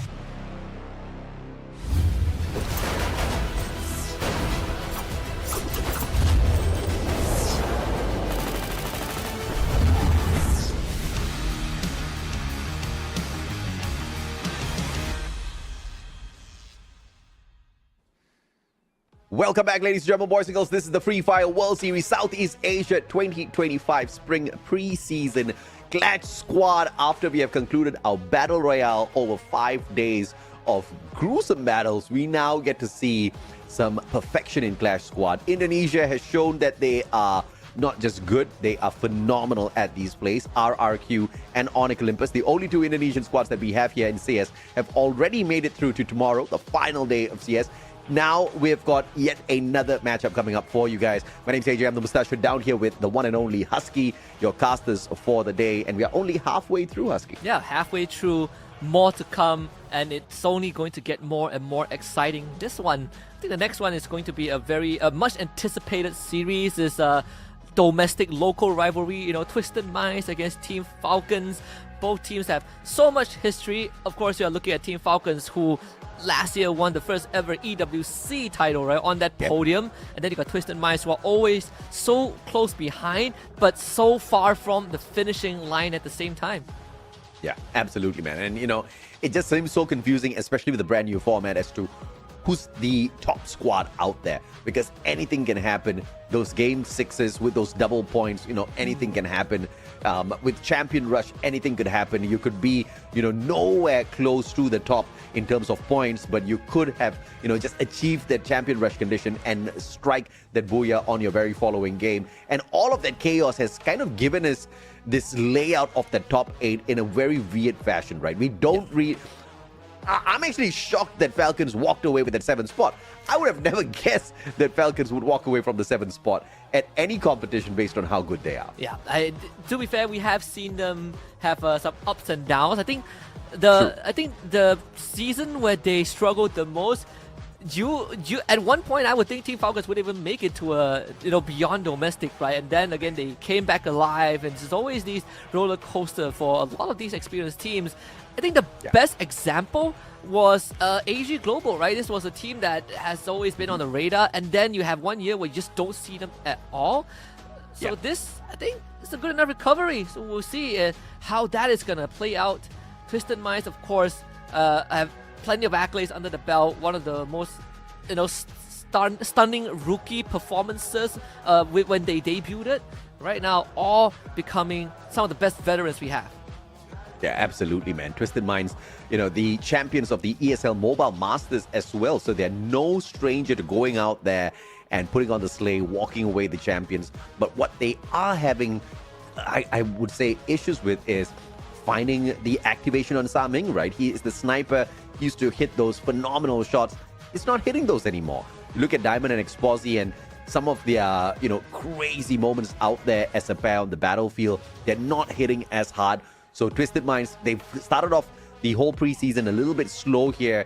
Perhaps Clash Squad is where they can ramp that up a little bit. If you look at the bans, Cassie and Steffi both taken out of the equation, so you're not going to be able to defend yourself from the rain of grenades, and electrotherapy is just not an option this time around. Wow, so willingly letting the Tatsuya go through. So this is going to be a first pick for sure. Whoever has first pick, of course, in this case. Though you will not have the luxury of the Cassie to buff you up, so that is going to be, I guess, a minor con. But then again, Tatsuya pretty self-sufficient just based off of what he has. But at Falcons, they are not even going to consider it. They take Coda to start it off.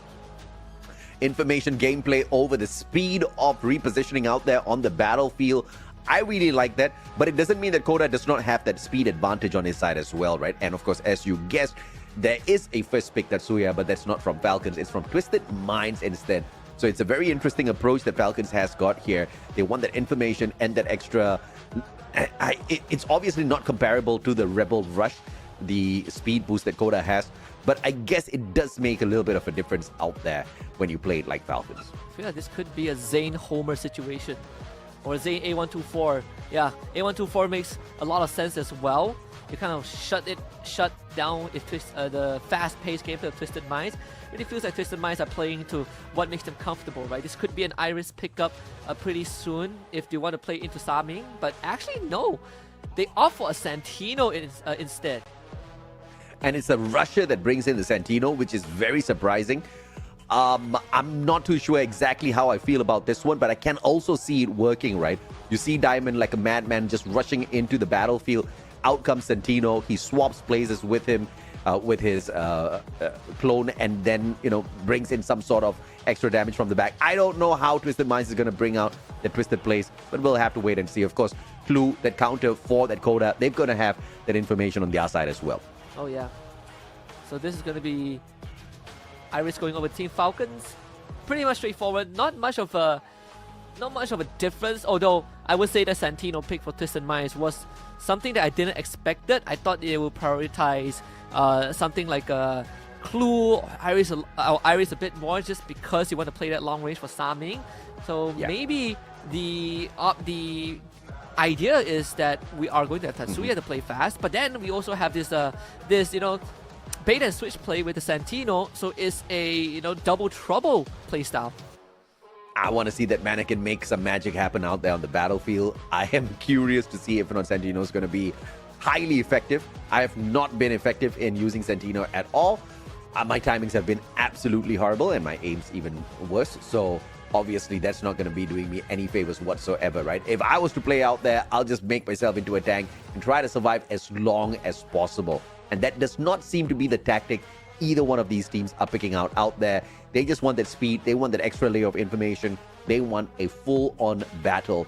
So unlike the previous two series, I'm actually expecting this one to go very fast-paced from the very start. I have a feeling as well, right? Considering that Team Falcons basically fielded an entire lineup with no rushes at all. Right, I mean, Peter is not playing, so there's no rushes. There's, I think, two snipers, basically utility players on their side. Again, Twisted Minds, who have not changed their roster for the longest of times and for the greater good. It definitely is going to put Team Falcons put both teams to the test, in fact. Like both teams who are insanely good at what they do, and now they will have to show it in a very fast-paced format. Thailand versus Thailand. Twisted Minds, your second seed with a total of 92 points from the grand finals, taking on Falcons, who are your 7th seed from the preseason Battle Royale grand finals. Of course, just that seeding alone from the preseason VR doesn't really show the true capabilities of these squads. But look at that guy just run away, barely being scratched from all of these shots. What in the world's going on? How did Karoro walk away without taking damage? I mean, one more did take a nade in the face, but that is more than what Falcons should have gotten. Although the rush comes in, Exposy and Nameless, that's the flank we talked about. It's a one piece for all of them from Twisted Minds, and a quick pistol rounds as it imploded on themselves. Yeah, Diamond just managing to maneuver around very, very quickly. And with that Santino, I thought he initially got a little bit of a trick up his sleeve, but you know, that pop barely got him anywhere. And it was mainly the position that was held on here by Twisted Minds that allowed them that extra advantage over Falcons. And obviously with Saming kind of like hanging back, giving them that support fire, it allowed them to push on forth. Diamond, the most effective one, this time walking in with the mini Uzi. See if he can pull that trick off again. I would say on Kalahari, like especially these kind of battlegrounds, Santino actually can prove to be incredibly useful. Exposy just dodges most of the bullets, forcing out a glue wall very early on from Karoro. Red Tyrant from behind. Karoro feels trapped right now. Diamond somehow in the deep end is just toying with Karoro, and somehow Karoro still caught away. And one more will find Diamond instead. Yeah, Exposy tagged up already by the A124. Now needs to bide out that time. No longer slowed down. But unfortunately for him, he's not going to be able to get to the rest of his team members on time as On Fire catches up from the back. Falcons 4-1, very easy round back. What a round for Falcons, right? Playing from behind. Sort of like an eco for them. Well, like a mini eco. They still got those Uzis to work with, but still winning out that round. Really wasn't on the bingo card. Not when you had Twisted Minds, who seemingly feel like they had majority of the of the area under control, but this is gonna damage the economy of Twisted Minds for sure. Look at Falcons, a bit more equipped to deal with Twisted Minds in round 3. This is a map for the snipers to really shine now. So Saming, an opportunity for him to bounce right back, but of course Limit is gonna try to play that ESK as best as possible to see if he can make something go the way of his squad. Patience play with that ASK 94. The shots will find just a couple of connections, and Saming saves his life by ducking away from those shots. But Karoro for the finisher, and the mini Uzi does it. First blood. That is going to really put a dent into Twisted Minds' offenses for the rest of the game. Timer actually gets popped. Limit gets him anyways. 2 crosshairs just aimed at Twisted Minds. What a quick round. Falcons really stepping up. And this is the kind of pacing I was expecting from the battle between Falcons and Twisted Minds, right? Especially Falcons, based on their active skills that they have brought in here. Kind of very showing as to how they were going to take that round, but I guess just a little too cautious earlier on at the start of this first game here at Kalahari. This is an opportunity now to just run away with this one as they turn the tides of battle up against Twisted Minds. Obviously, Twisted Minds still have opportunities to turn this around for sure. It's not going to affect them too much losing those first 2 rounds. It comes down to Diamond though, like this Santino. Did you see that Santino magic, bro? He just ran him into the wall so that he can't get anywhere, and then continues to run out and repositions himself. So now he's given away the impression that he's further up the battlefield. Let's see how this little bit of trickery works out in their favor. Seems like it's working a bit. Whoa, what a swing from Exposy. First blood. Perfect. Breaks the flank of Falcons, and now Falcons are going to be sweating a little bit. Losing that important position. One more needs to start moving things in the circle. It's going to spray down by Diamond down into the red. So it seems that a little bit of a Santino misdirection worked out in their favor. Very impressive use, very impressive way to play the Santino. But Nameless doesn't get away as one more gets that God Nade, finding its full connection. Limit from afar. Exposi on the ground. Diamond circling around. Will find one for himself. In close proximity and on fire with the M590. Gets the shutdown.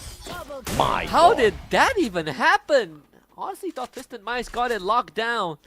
But this is a good time to talk about how to utilize the playstyle of long range, right? We've seen in the first 2 best of 3s where teams that don't have Tatsuya or don't have first pick, kind of you fall back to Koda and then you try to play from afar, but it hasn't worked out for most of the teams and they actually are eliminated already, both Toda and Hua. And then you have Falcons who really are playing to their strengths. We say that this is the team that is best at what they do, and you can see that they are always able to keep their distance from Twisted Minds. And what a shot from Limit! Oh, that was just way too good to watch. That Iris was popped earlier. Didn't even need it. Kororo M590 in hand, but opts for the grenade instead. It's tagged up by the ice grenade, but that's not going to affect him too much at all. Sentino used up already on the opposite side of the field. Gets them the reposition, and Diamond uses that to his advantage. Tags up Kororo, drops him on the ground. What a play! Exposi actually was able to find 2 in a row, but Limit again. It's just landing shots after shots. Diamond now needs to bring his teammates back up. Brings Exposi back out first. Takes out one more. Uh-oh. Not looking too good for Falcons. The ball drops a little bit. Fire will be able to bring his teammates back up. Kororo needs some help. He's not going to get it for now. Most of these players are down in the red. On fire over the blue wall. Can't find a hop.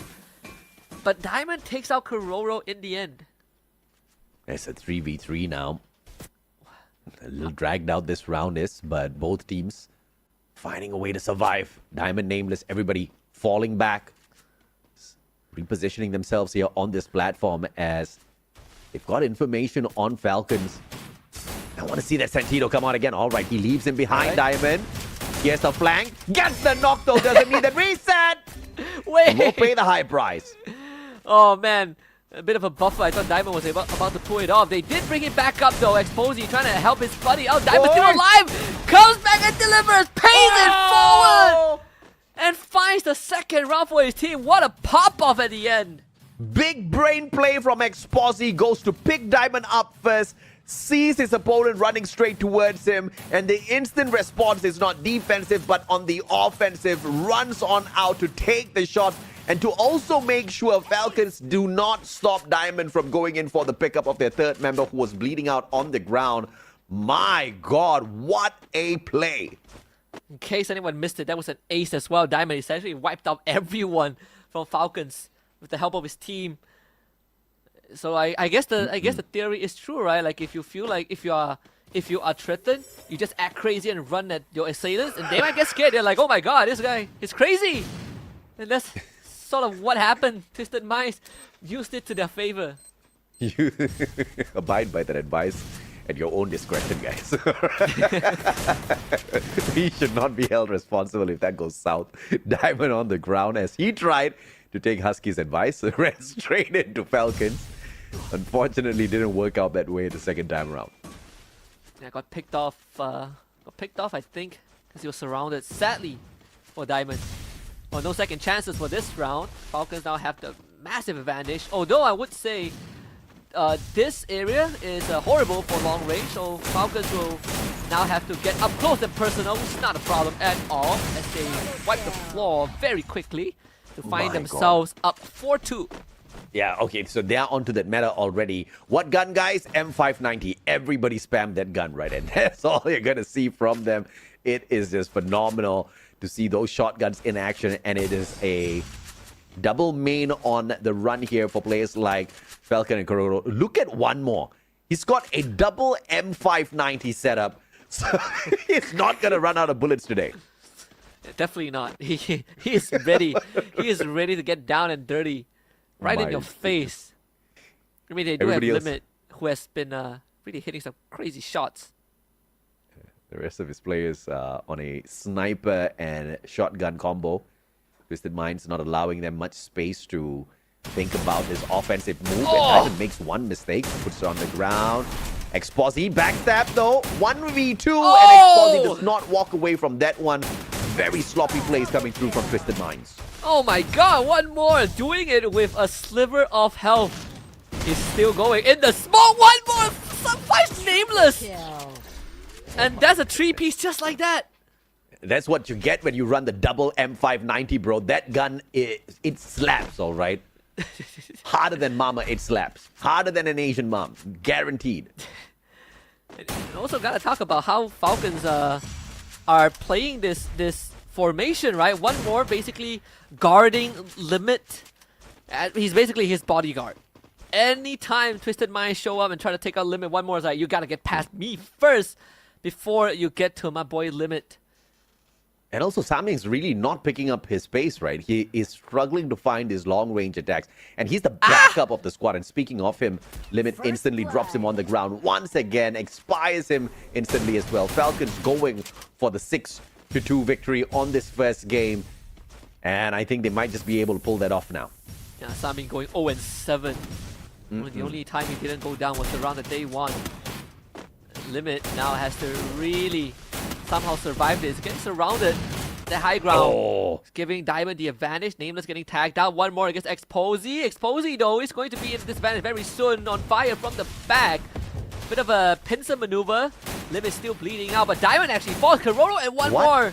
Tag team performance.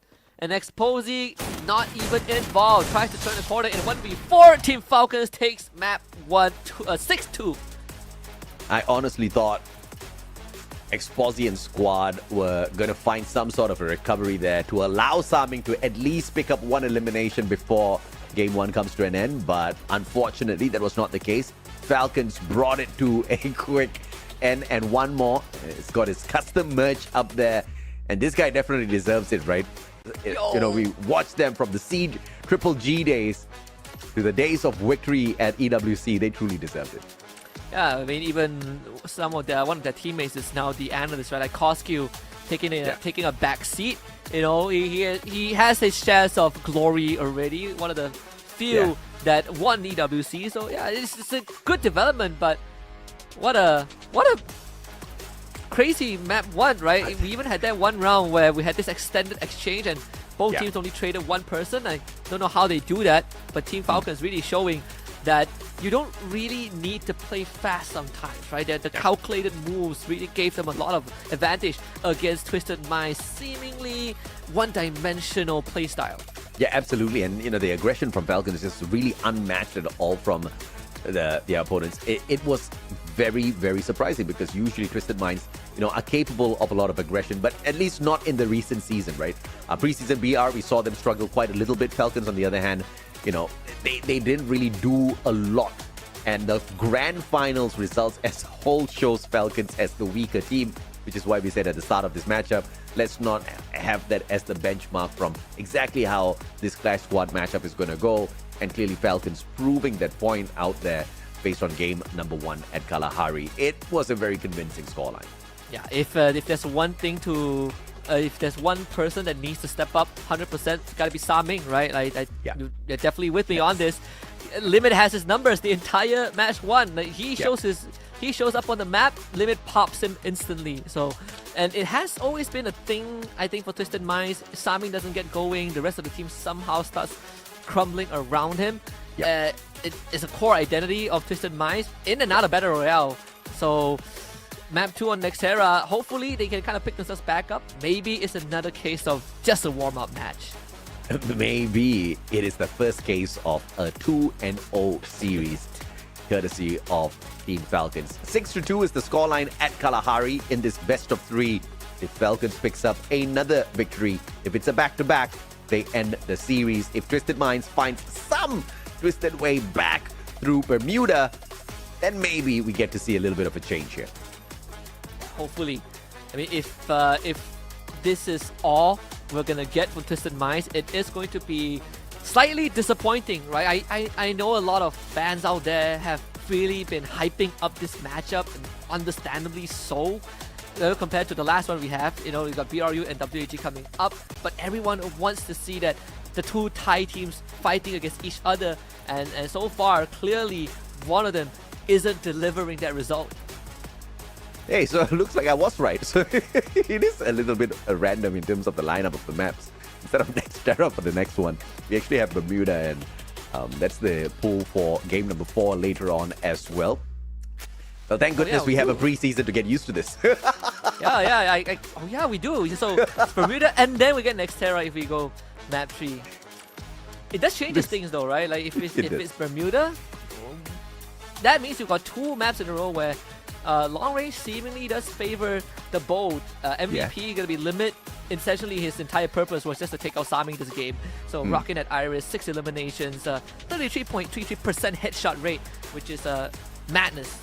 Yeah, 1/3 of his shots are meeting a head, and when it meets a head, the guy is going to be on the ground because his shots are usually from a sniper. So this guy is truly a madman out there on the battlefield, especially with that Iris extra layer of information. But look at the assists that Limit gets apart from that elimination that he picked up. 15 assists in total, 4,037 damage once again. The man was a monster, well-deserved MVP. I tell you, a lot of people miss a lot of things about older versions of Free Fire, but I think one thing that they might not miss is getting popped by a Raphael. Because you just expire. Like you're essentially eliminated from the round.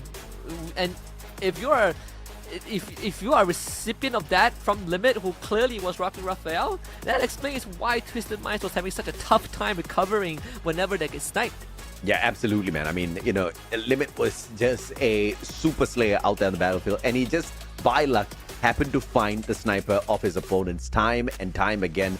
Unfortunate for Saming, he just never got that rhythm, never really got to, get activated out there on the battlefield. Perhaps in game number 2, here at Bermuda, we may see a little bit of a change here from Twisted Minds, or else it's going to be a pretty quick end to this game. Once again, this is the map order. We start things off at Kalahari. For this time around, we head into Bermuda instead of Nexterra.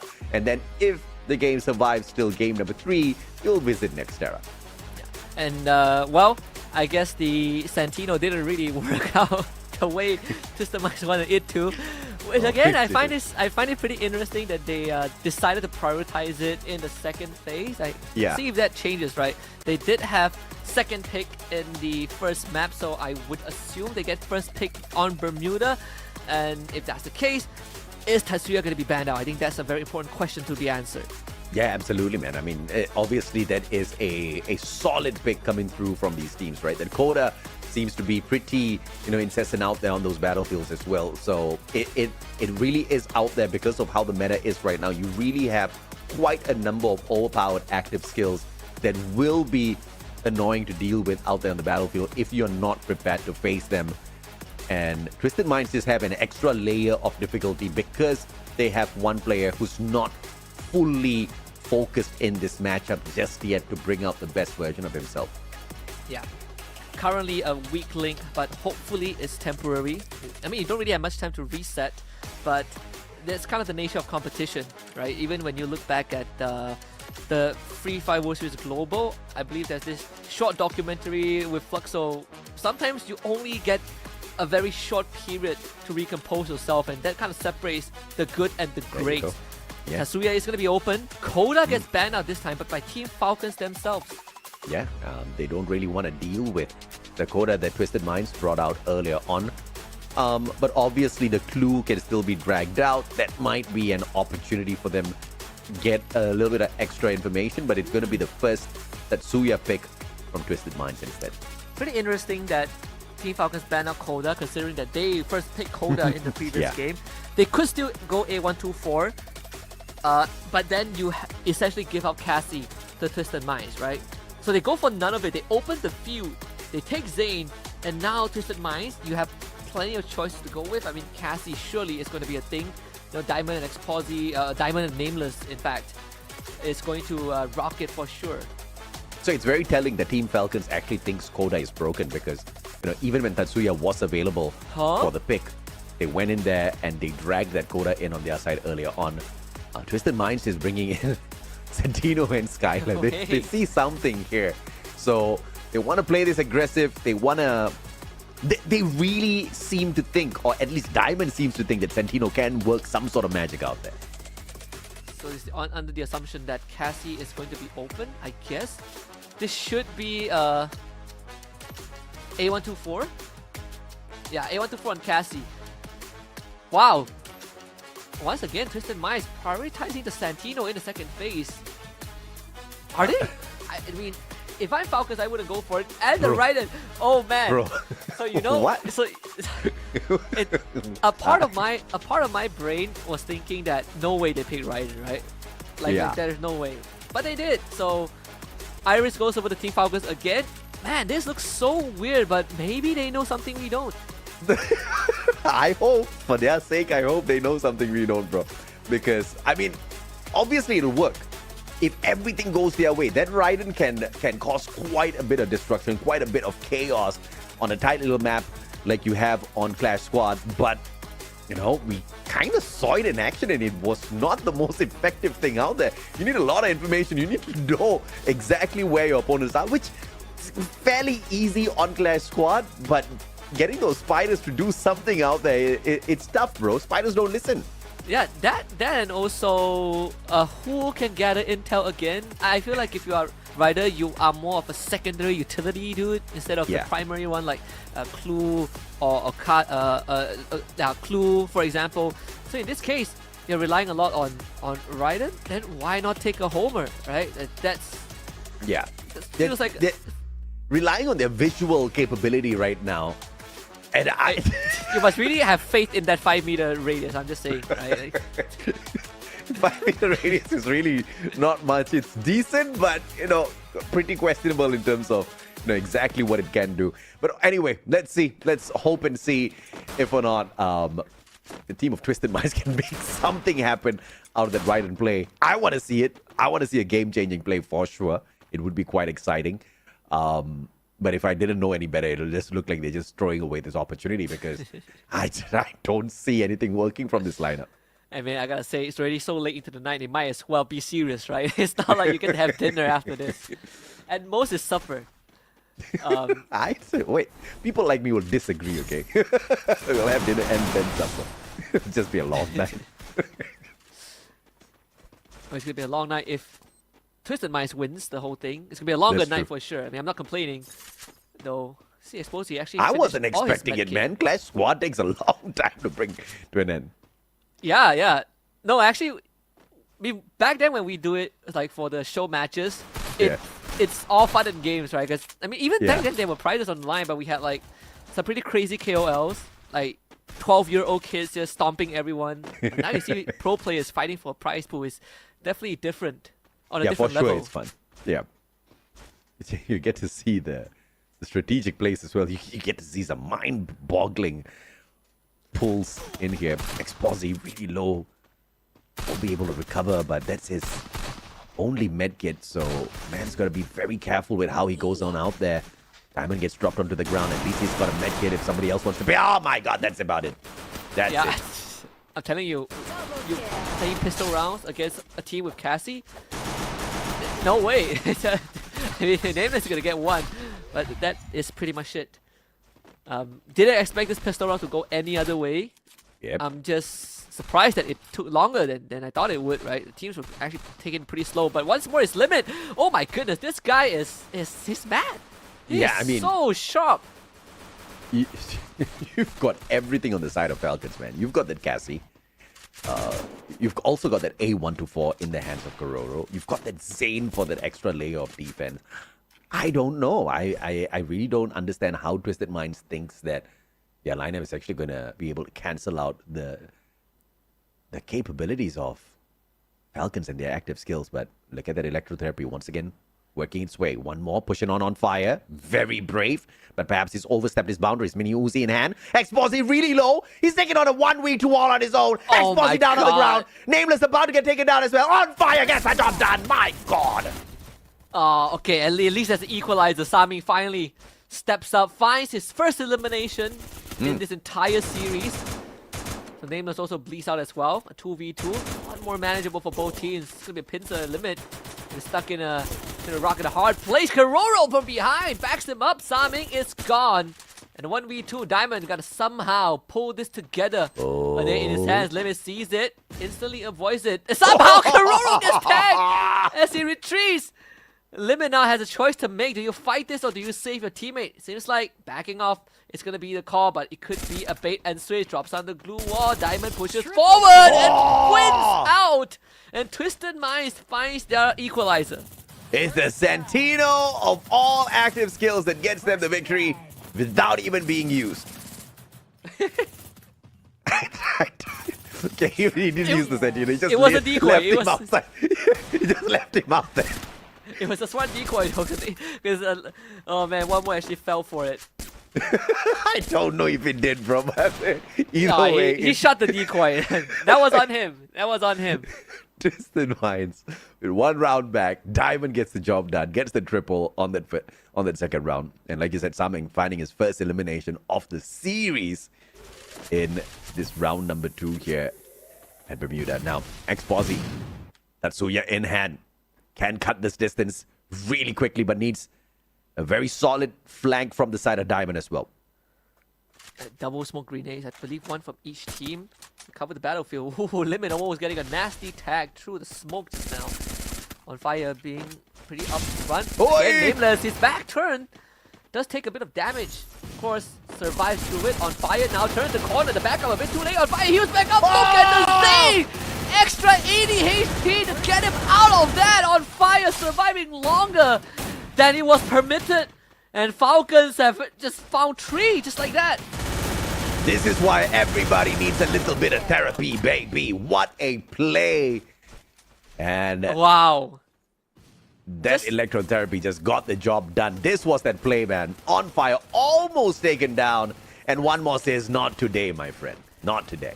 That, and also I think he's rocking the Zane, right? So he gets the extra HP and he gets he gets a huge health boost. Oh my goodness. I mean, if you are Twisted Minds, you cannot be mad at that, right? Like that, in a normal situation, that was a confirmed elimination.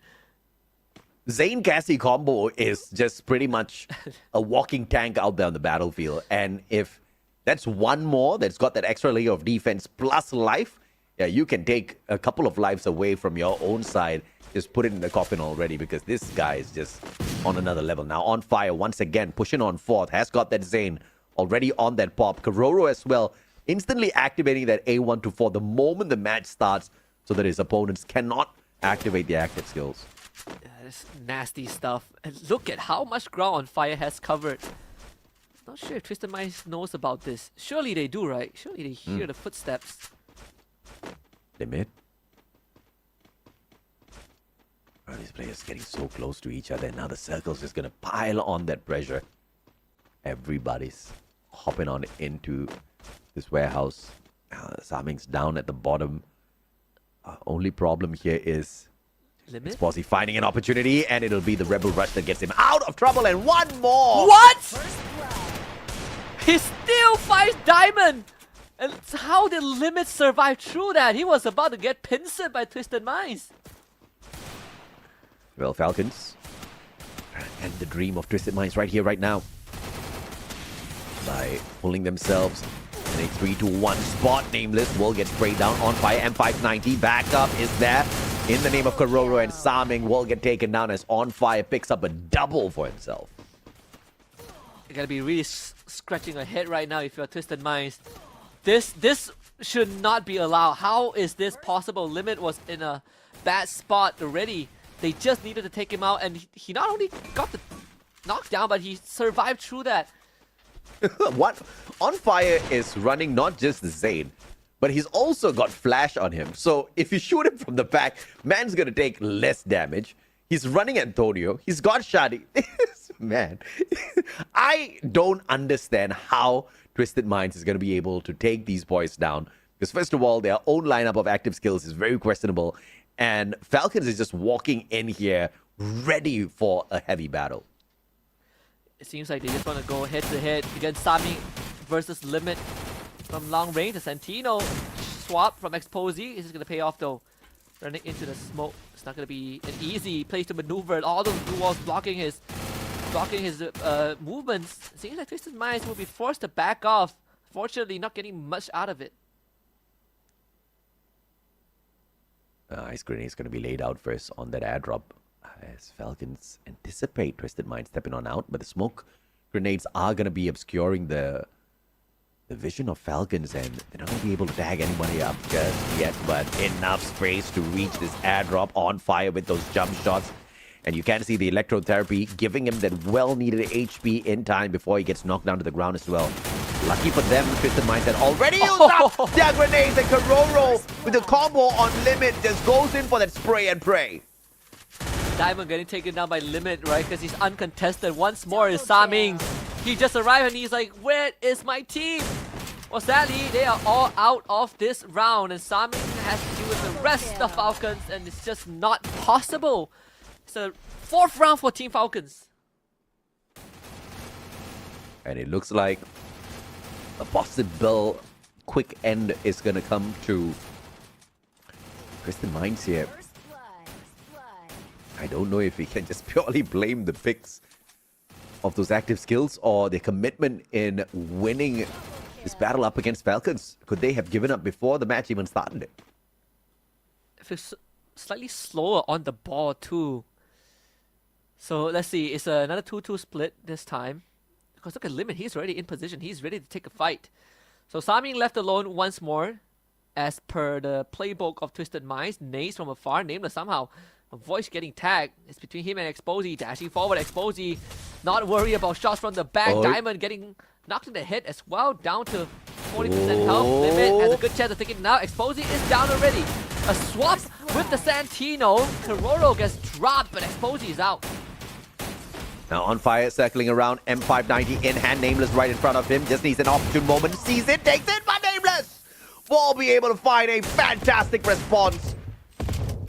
And it is Twisted Minds that conquers the battlefield now in a 3v1 as 3 players on the side of Falcons bleeding out. And Nameless will find the finishers onto them as well for Twisted Minds to potentially pull 1 round back. Triple for Nameless.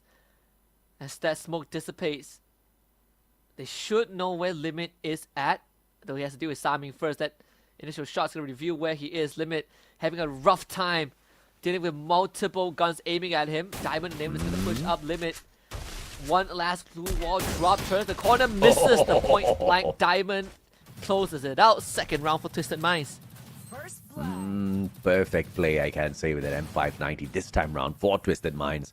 And it was the maze of glue walls that just allowed this chaos to erupt. And of course, Nameless just going berserk there, picking up 3 eliminations for himself, almost getting that ace as well up on top of the roof.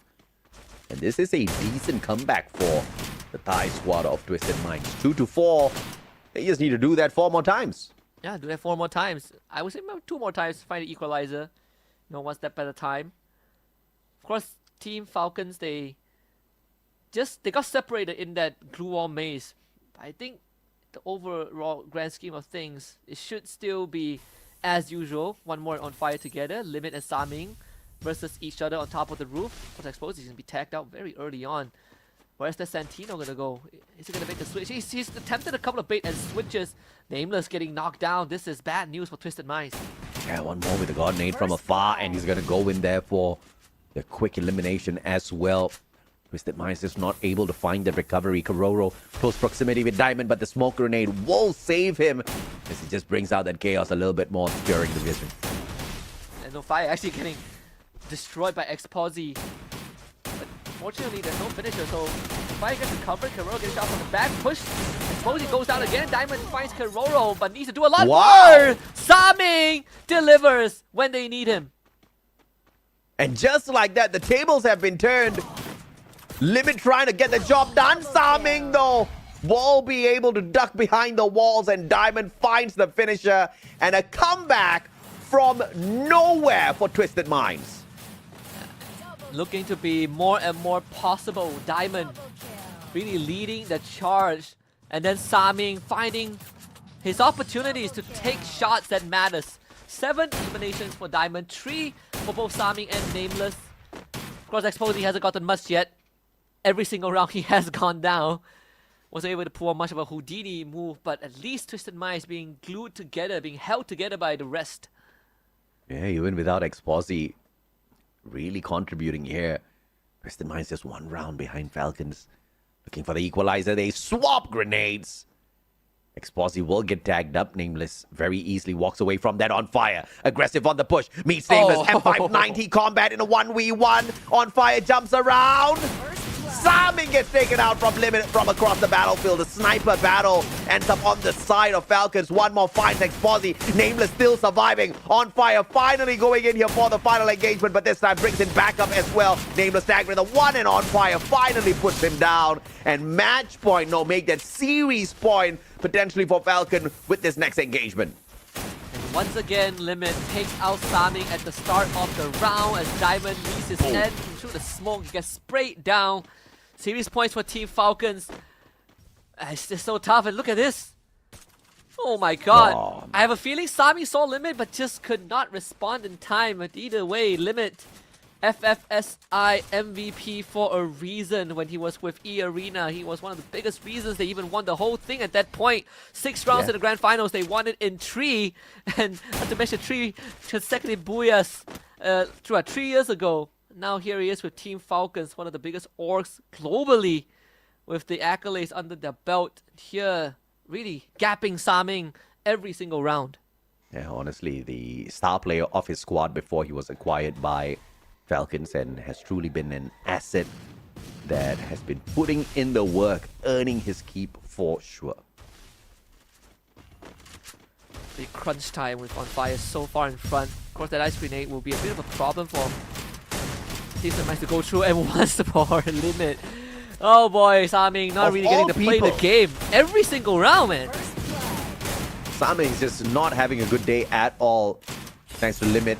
But Nameless with a possibility of making something happen here. On Fire trying to put an end to that possibility, and he'll do exactly that. The end of the series, and Falcons will very easily shut down Twisted Minds and knock them out of the competition. Man, I wonder if we have a counter for how many times Limit took out Saming, just in a head-to-head comparison, because it was brutal, right? Like I think both teams understood that, okay, our snipers are going to obviously take that long range. It's kind of the most generic concept and fundamentals of any Clash Squad or any, FPS-esque game. But this one, oh man, Limit is just marking Saming every single game. Every single round. He barely stood a chance. And Saming was off his usual gameplay for sure, right? He just wasn't hitting those shots. He wasn't able to respond to Limit in the usual way he would respond out there on the battlefield. It's just not the kind of pace Saming is used to. Together with his squad, usually they play really, really slow unless really, they have their backs pushed up against the wall. And usually Saming kind of dictates the pace of the squad as a whole, right? He's the one that starts off the engagements. Clash Squad, on the other hand, especially with Limit on the opposite side of the battlefield, constantly not looking at the front lines, but looking at the back lines. And who are you going to find on the back lines? Obviously, just one person called Saming, and the man just didn't stand a chance. Limit was too quick. Yeah, and I think the craziest thing was that I feel like when these two players first met, it was at the FFSI. It was actually 2023, not 2022. But yeah, I think that was the first time they first met.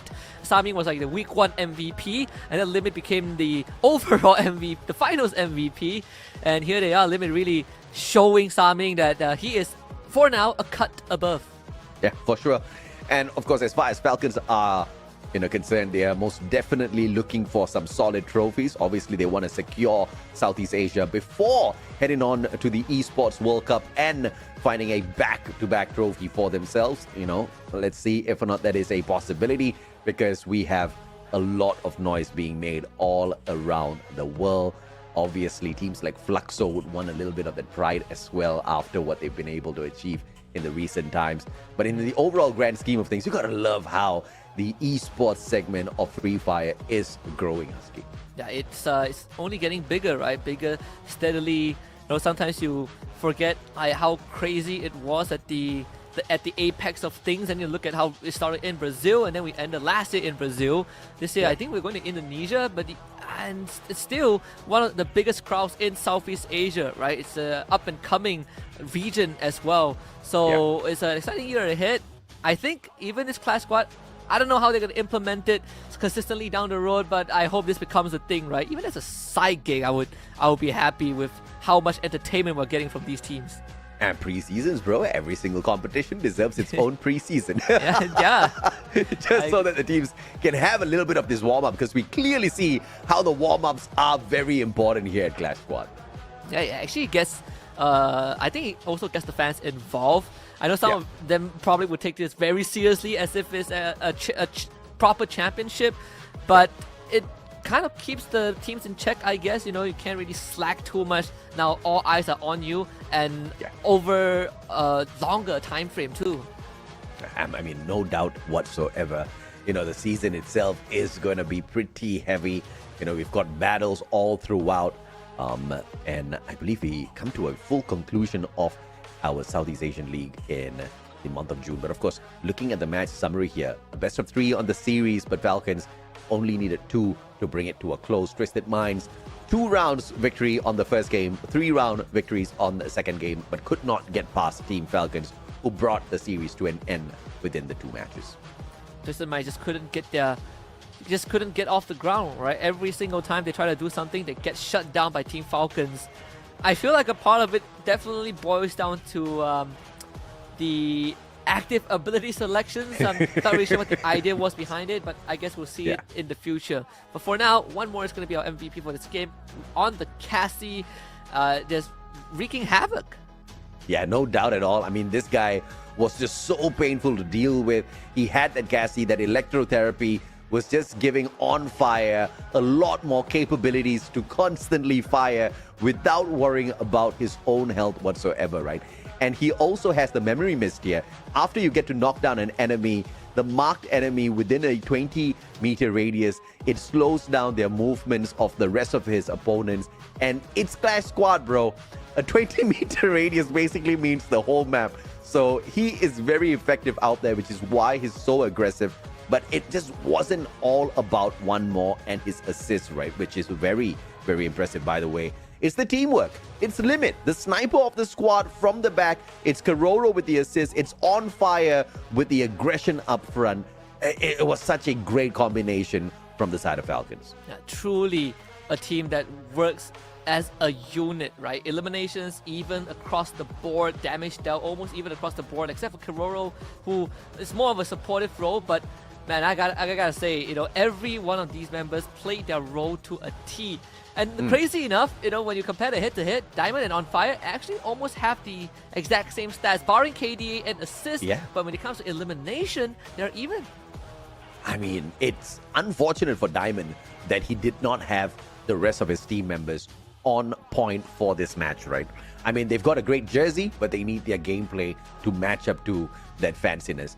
But one beautiful thing about both of these organizations is they've got the spotlight from Saudi Arabia, baby. They have got some good backing.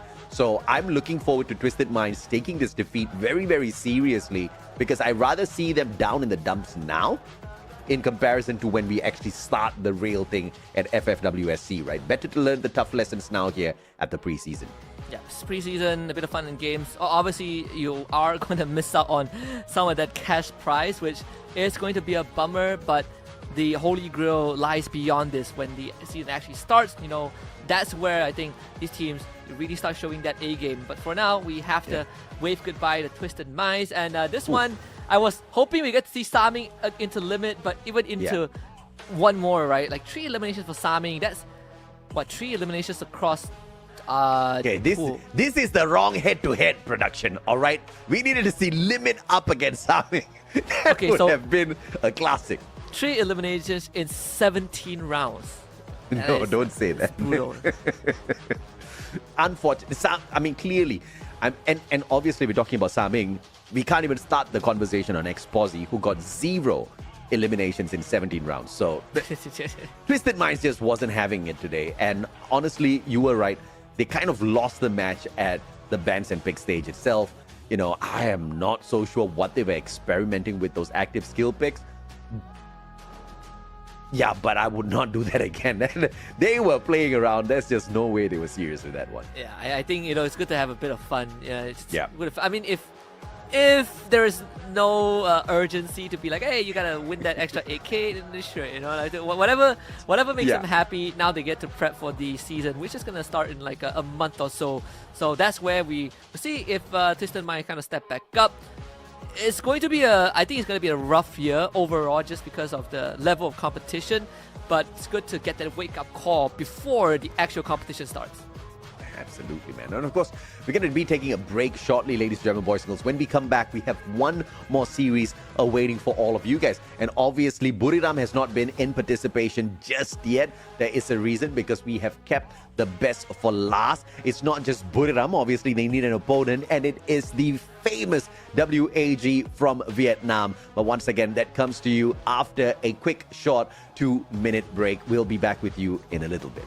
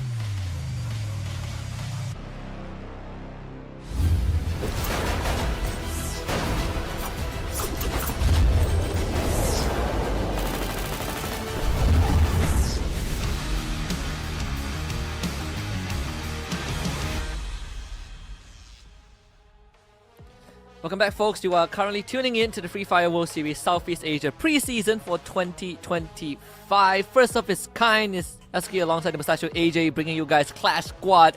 One more best of 3 to close out the evening before we finalize our top 4 for the semi-finals and grand finals tomorrow. Coming up, Buriram United Esports take on WAG. I'm worried for WAG because, you know, I mean, not because they're a weak team. WAG is a phenomenal team, right? You gotta love how they move out there on the battlefield. But this is Buriram. This is not just Buriram. This is a pissed off Buriram who did not get $8,000 at the Battle Royale after conquering the whole of the knockout stage and the point rush stage. They faltered at the grand finals. So I think they'll be going for the full 8K this time round. So WAG might not stand a chance. Was this the longest quote-unquote losing streak for BRU? And I say losing streak in a way that they didn't finish first in any tournament finals, right? I think it has been quite a while since they got that trophy. Of course, the last one, the very last one, was when Wasana finally got his first international trophy with BRU, but that was pretty much it. Afterwards, the ones that mattered didn't really make the cut, unfortunately. Not even top 5, which is pretty shocking. So right here, if there's any chance for BRU to remind everyone that they are the kings in close quarter combat, it is this one. Absolutely right. They almost got it done at FFWS Brazil, but we all know how that one went. It was unfortunate to watch, but now WAG. This is where we want to see if Cyrus has got what it takes to go out there and show everybody on the side of Buriram how this game is played, right? Because when we look at a team like WAG, the first thing we usually think about is how Xbor is going to be handling those snipes out there. You compare Xbor up against Moshi. In the past, I would say Moshi hands down, but Xbor has been pretty impressive these recent months. Yeah, he definitely has been sharpening his skills. So look at the bans, A124 and Cassie, which means it's time for a bit of a trade. Who's going to get that Tatsuya first? I say that, but we clearly from the previous best of 3, Tatsuya isn't really a priority. Koda is. So BRU takes that one. So it's a forced trade, in fact. WAG will have to go Tatsuya now. Koda is, obviously a huge game changer here. You get the boost of speed. You also get to kind of scan out your opponents on that parachute on Battle Royale. Obviously, it does not count here on Clash Squad. But as far as giving away information on the position of your opponents every few seconds out there on the battlefield, that's insane of a skill to have. Wow, WAG, they trade Steffi for... They trade Tatsuya and Zane for Steffi. I suppose since they are on the second pick, there really isn't a win-win situation. You have to take a bit of risk. So they settle for the Clue and Homer. Feels like the archetype that we saw from game 1, where it's super defensive versus super offensive. And super offensive. And they even bring in the Alok. So this is Buriram at its core, right? In your face, take you out as fast as possible. Yeah, absolutely. And of course, if we do need, we are going to be able to drop that beat and get everybody's movement boosted up along with a little bit of that HP. You see Iris being dragged in here from the side of WAG. I understand the Steffi because obviously they go up against Buriram, who are very proficient with raining down those grenades, right? Even if that grenade launcher is not going to be accessible to Jonah, it's not going to stop him from dropping those lethals like they're hot. So I think in essence, WAG has got the right picks here for their active skills to counter the aggression that Buriram can bring out there onto the battlefield. The problem here is Buriram. That's the only problem. And WAG, no matter how good they are, they have been a little bit inconsistent recently. So I'm hoping for this to be a shocker. If it is, we're going to have an exciting 3 games. Yeah, I agree. I hope so too, because WAG, I mean, this entire lineup that they have, assembled for themselves, it fits what WAG is at its core. Barring a bit of that aggression, because they don't really have the best characters for it, but still, you do have ways to get intel, you do have ways to deal substantial damage to enemies from afar. This pistol round will give it a good indicator on how WAG wants to play against BRU. Very aggressive, straight up moving down the mid part of this map, WAG. Buriram on the other hand, just hanging back. Gets the X-Ball up on top. M500 in hand already. Ready to take these long-range engagements up against them. And obviously, that scope on that M500 is going to assist them accuracy-wise. But X-Ball is kind of just keeping his eye on his opponents, not choosing to take those shots yet. Very quiet opening, honestly. I wonder if they would start using that Clue or Koda, depending on which side you're on, to get the intel. I have a feeling BRU knows Koda is going to come back up right now, so Jonah will just wait for the opportune moment, because when they hit, they're going to hit very hard. Wasana as well still has that Alok, and that one's going to be back up now.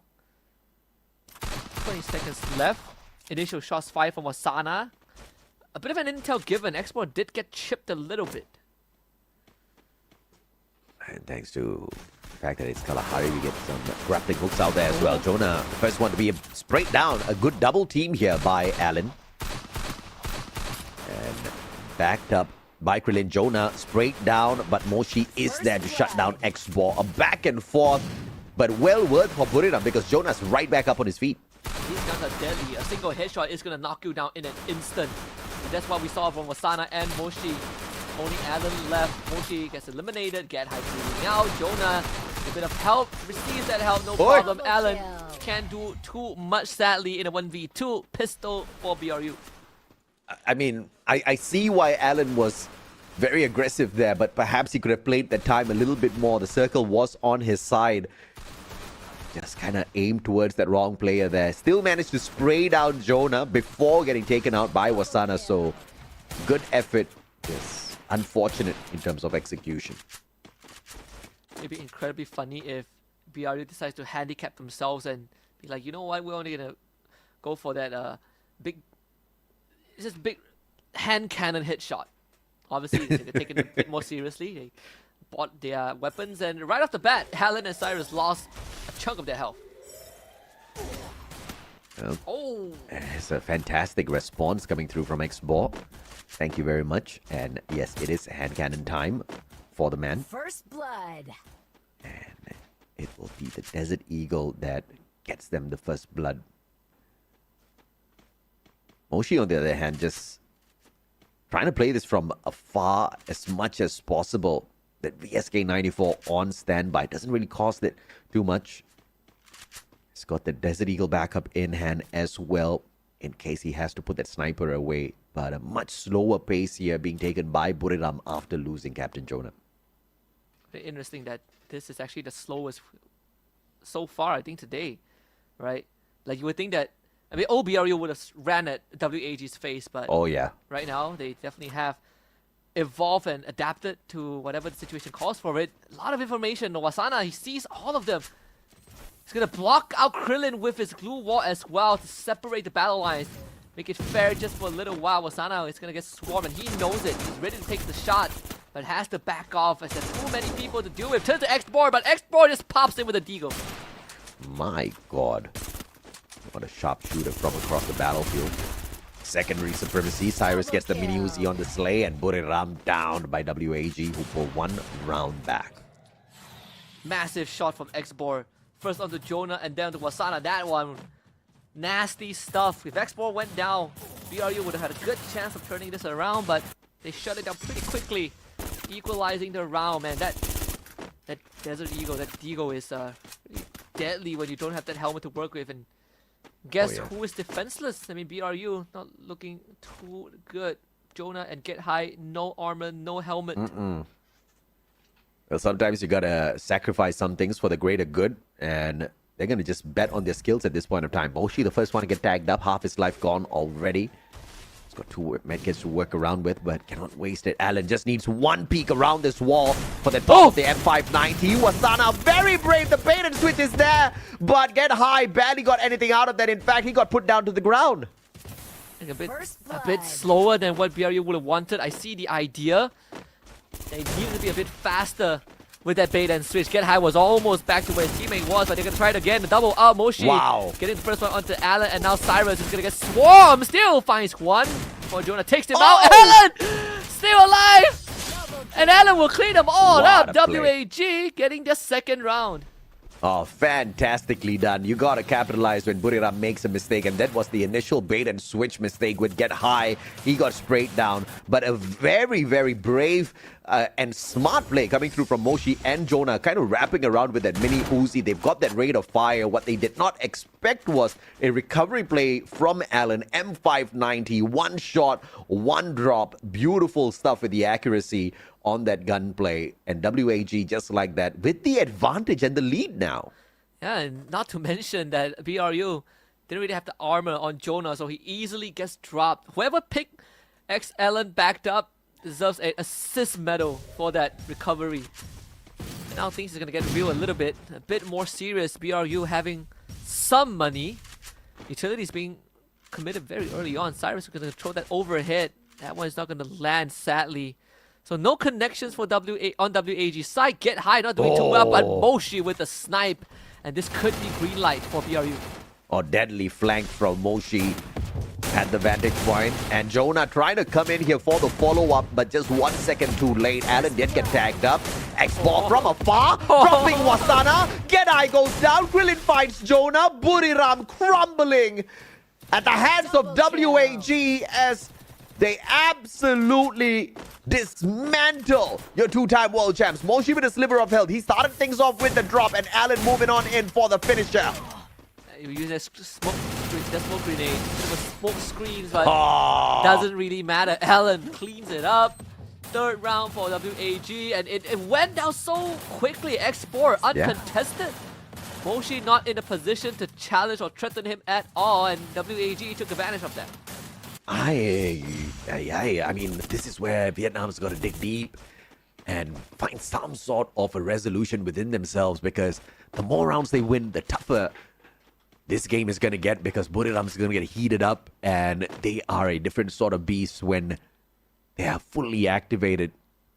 How much more can WAG deliver here? Can they get a shocking victory over Buriram to open up day one of this Clash squad? Oh, it's going to be so crazy if they did that. Knocking out BRU, opening up the entire top 4 tomorrow. I think some people would definitely want to sign themselves up for that. Still waiting for phase 2 of BRU. It's not going to arrive just yet. A name from Cyrus and knock Wasana down. He's definitely bleeding out. Picked back up very quickly. Rescued by Get High. Oh, Get High though. It's got a good vantage point. Jonah. Oh, what a what a fantastic glue wall!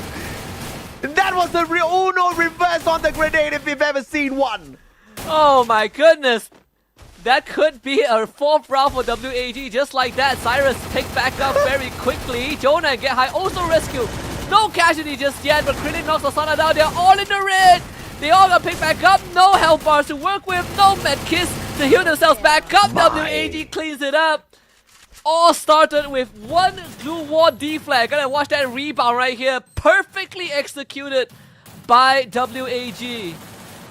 I mean, that was a thing of beauty, and then it was just like shooting fish in a barrel. There was some smoke around them, but it doesn't matter. It was a tiny barrel.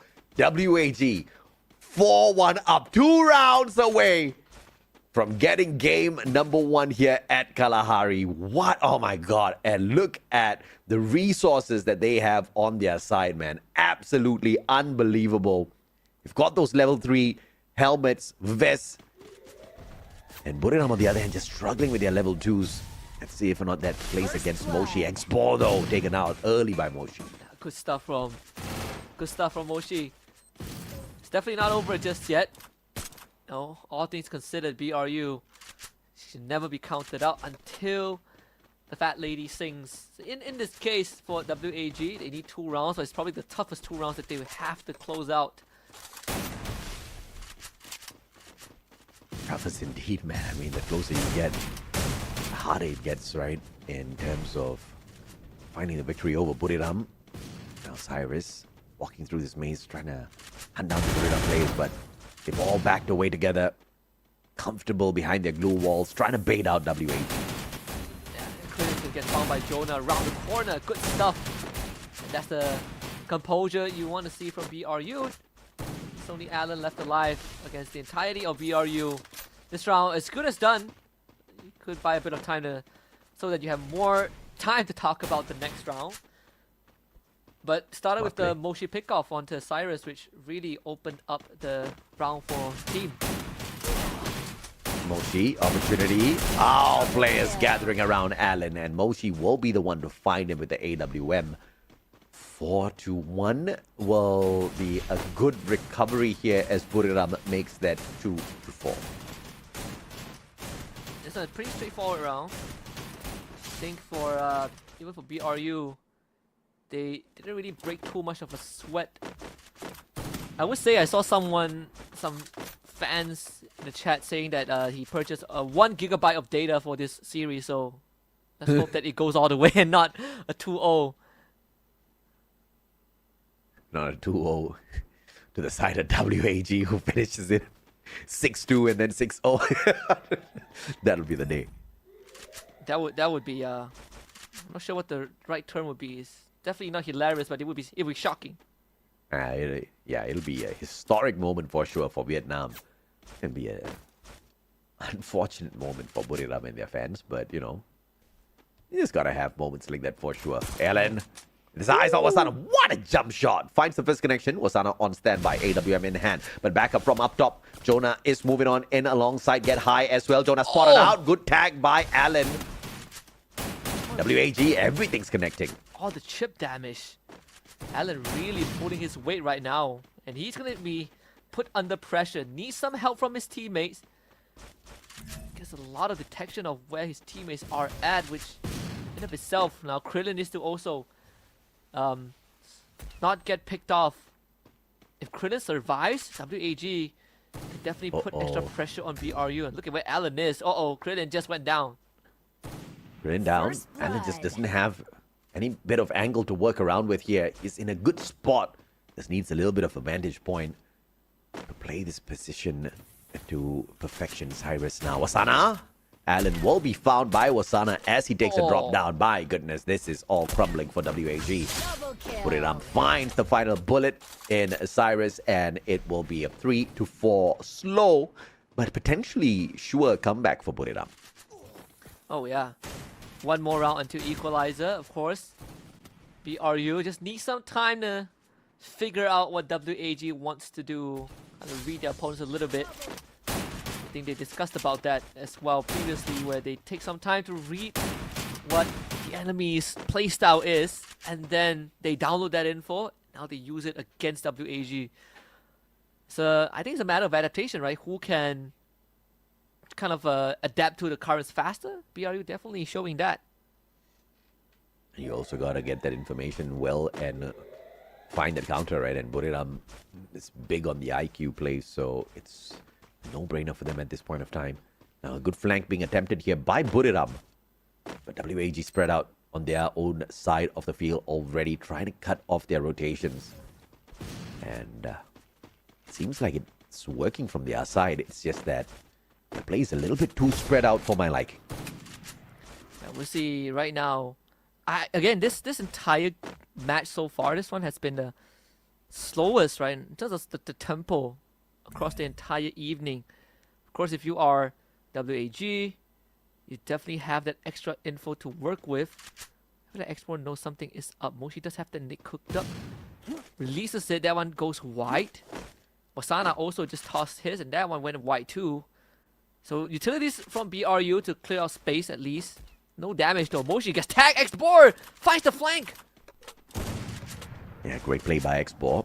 Without Moshi, Buriram should struggle a little bit more here. Wasana got out, Ellen. And 590, one more bomb! So low on that HP, but backup was there. Beautiful bait. And Wasana will survive as Krillin gets the coordinate out of nowhere. And Allen follows up by dropping Jonah. And that is going to be match point for WAG. Wow! Starts off with an insane flank, followed by Krillin with the nade as they got BRU cornered. We talked about how BRU used some of their utilities to gather intel. They couldn't find anything, and WAG saved theirs for when it matters the most. Saved the best for last, and now one round away from taking game number 1. Yeah, Vietnam on match point. Unbelievable situation here. And it's not like they're playing against a weakened side of Buriram. Buriram's giving their best, and X4 just gave them his best. What a shot onto Jonah, but the pickup is going to be fairly easy.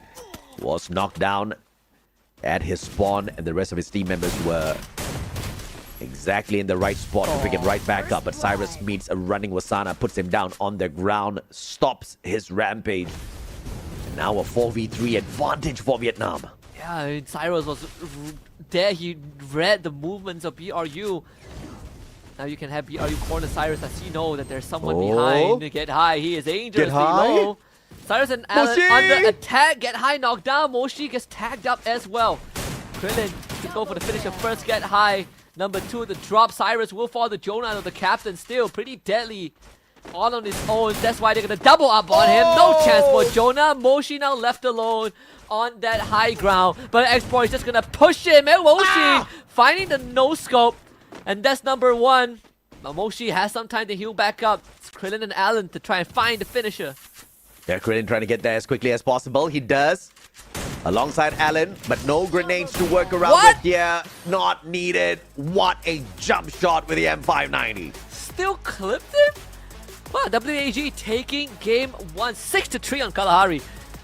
What a that's why I say this shotgun is just another level, man. Earlier, I think it was in game 1 between RRQ and Toda. the phenomenal shot where we saw one pump out of the M590, a glue wall got erected right in front of the player, and the shot still connected. Okay, that shotgun is a whole other beast to deal with. We thought the days of Trogon are over, but here we go again. Here we go again. Trogon version 2. Without the grenade, though, I would settle for that. I would settle for that, but still, wow, WAG. I mean, BRU started to ramp out a little bit, but WAG just off of the lead that they got, right? They got like what, 4 rounds in a row, more than enough cushion to close out the game against BRU, and it feels like the situation of Todak against RQ Kazu, where Todak won game 1, and now it's about closing out the series. And whether or not WG can do that, we gotta see. This is phase 2 of the boss fight. Don't say it's like Todak, bro, because it's indicating that it may be turned around. All right, we want to see WAG take this all the way. And if Alan and gang continues with what they just did, oh my goodness, it's gonna be a game changer for sure. I think the active skill picks on both sides were very, very decently executed. WAG not going for what's meta, not going for what's overpowered, but just going purely with what they're comfortable with, and their play style seems to match exactly with what they did out there, right? So, you know, from very start, the way they sketched this plan out was phenomenal, but they couldn't have done it without exceptional mechanical skills, which was up against Buriram very impressive. Yeah, they really had Buriram kind of mapped out most of the games, right? Like these initial pickoffs, you got it like the earlier few rounds, it was Alan that was really carrying the flag, and then Export and Cyrus started stepping up. Krillin also the unsung hero, you know, in the shadows, all these utilities. I think the way that they kind of play with BRU is also they understood BRU wants to play fast. Utility usages from WAG was perfect in that game 1. Yeah, I mean, no doubt at all. Let's take a look at the match summary here and see if the numbers do WAG's victory justice. Yes, it does. 6-3, overpowering Buriram United Esports on a map where Buriram usually has not much of an issue with dominating at all. But of course, 6-3 is just in game 1. This is a best of 3 series, so Bermuda and Nexterra. Things could still change here for WAG. They need to win Bermuda as well to not just secure the victory, but kick Buriram out of the competition and open up the top 4 tomorrow. Pretty crazy. It's a finals without Buriram. When was the last time we saw that? I don't think it has ever happened.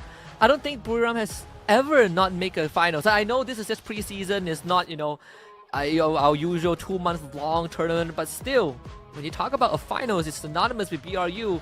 But for now, we gotta give Alan his praises with the Steffi 6 eliminations. Of course, as the game progressed, he definitely slowed down a little bit, but still, he was the one that really started the engines for the team.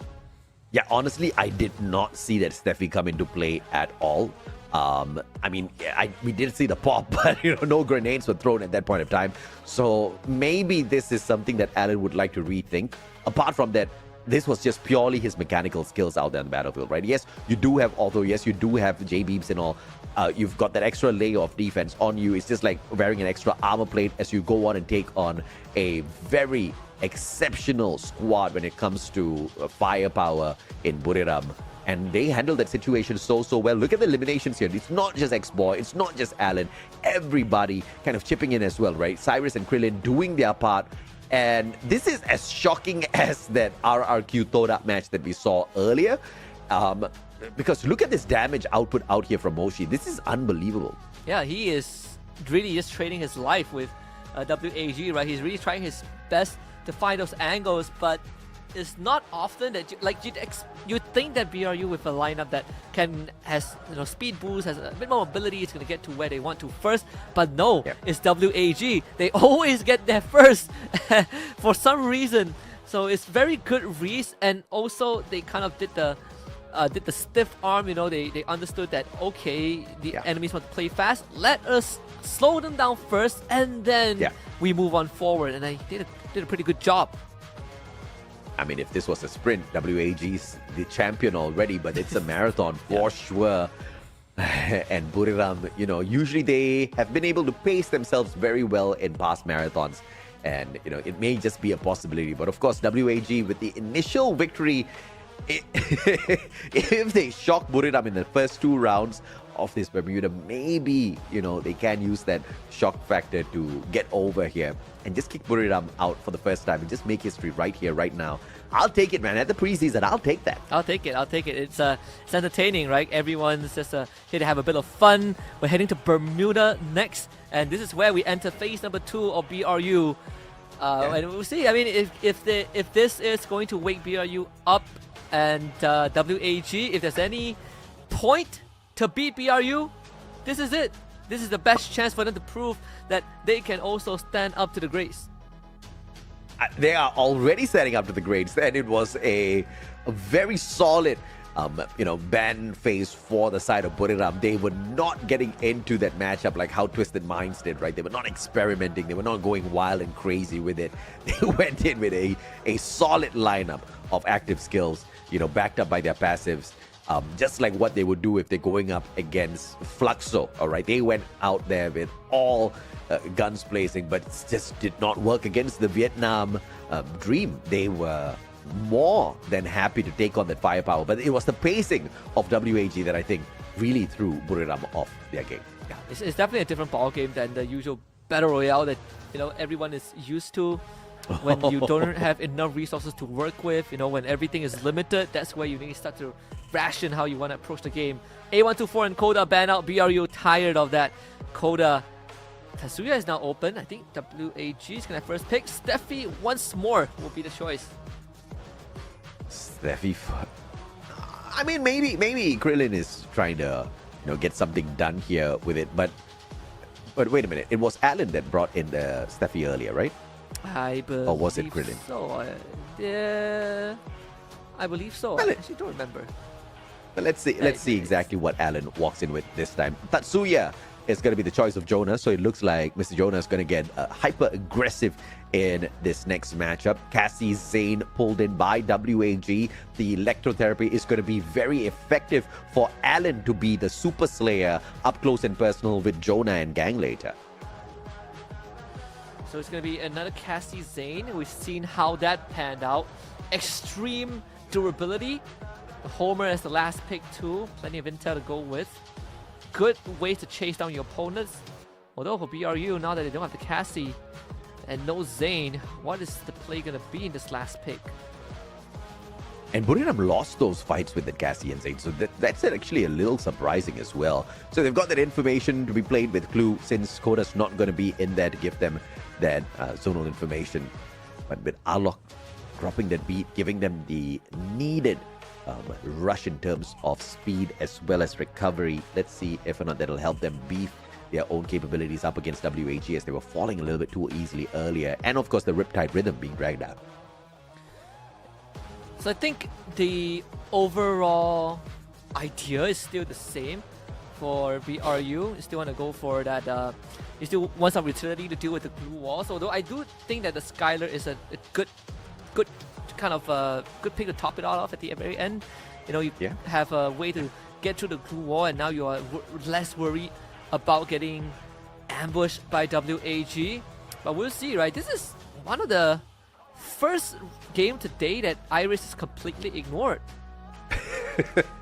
Yeah, I guess in a certain circumstance you may not be using that Iris to its full potential, because it's just such a chaotic battlefield out there. Players are rarely standing just behind that one glue wall setup, as opposed to your usual battle royale, slower pace sort of a game style, right? Buriram United, obviously very annoying, constantly running around the battlefield trying to confuse their enemies.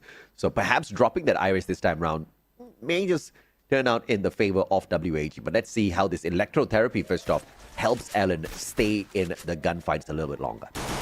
Speed things up, because they play a pretty slow Oh pistol. my God! Pretty slow pistol.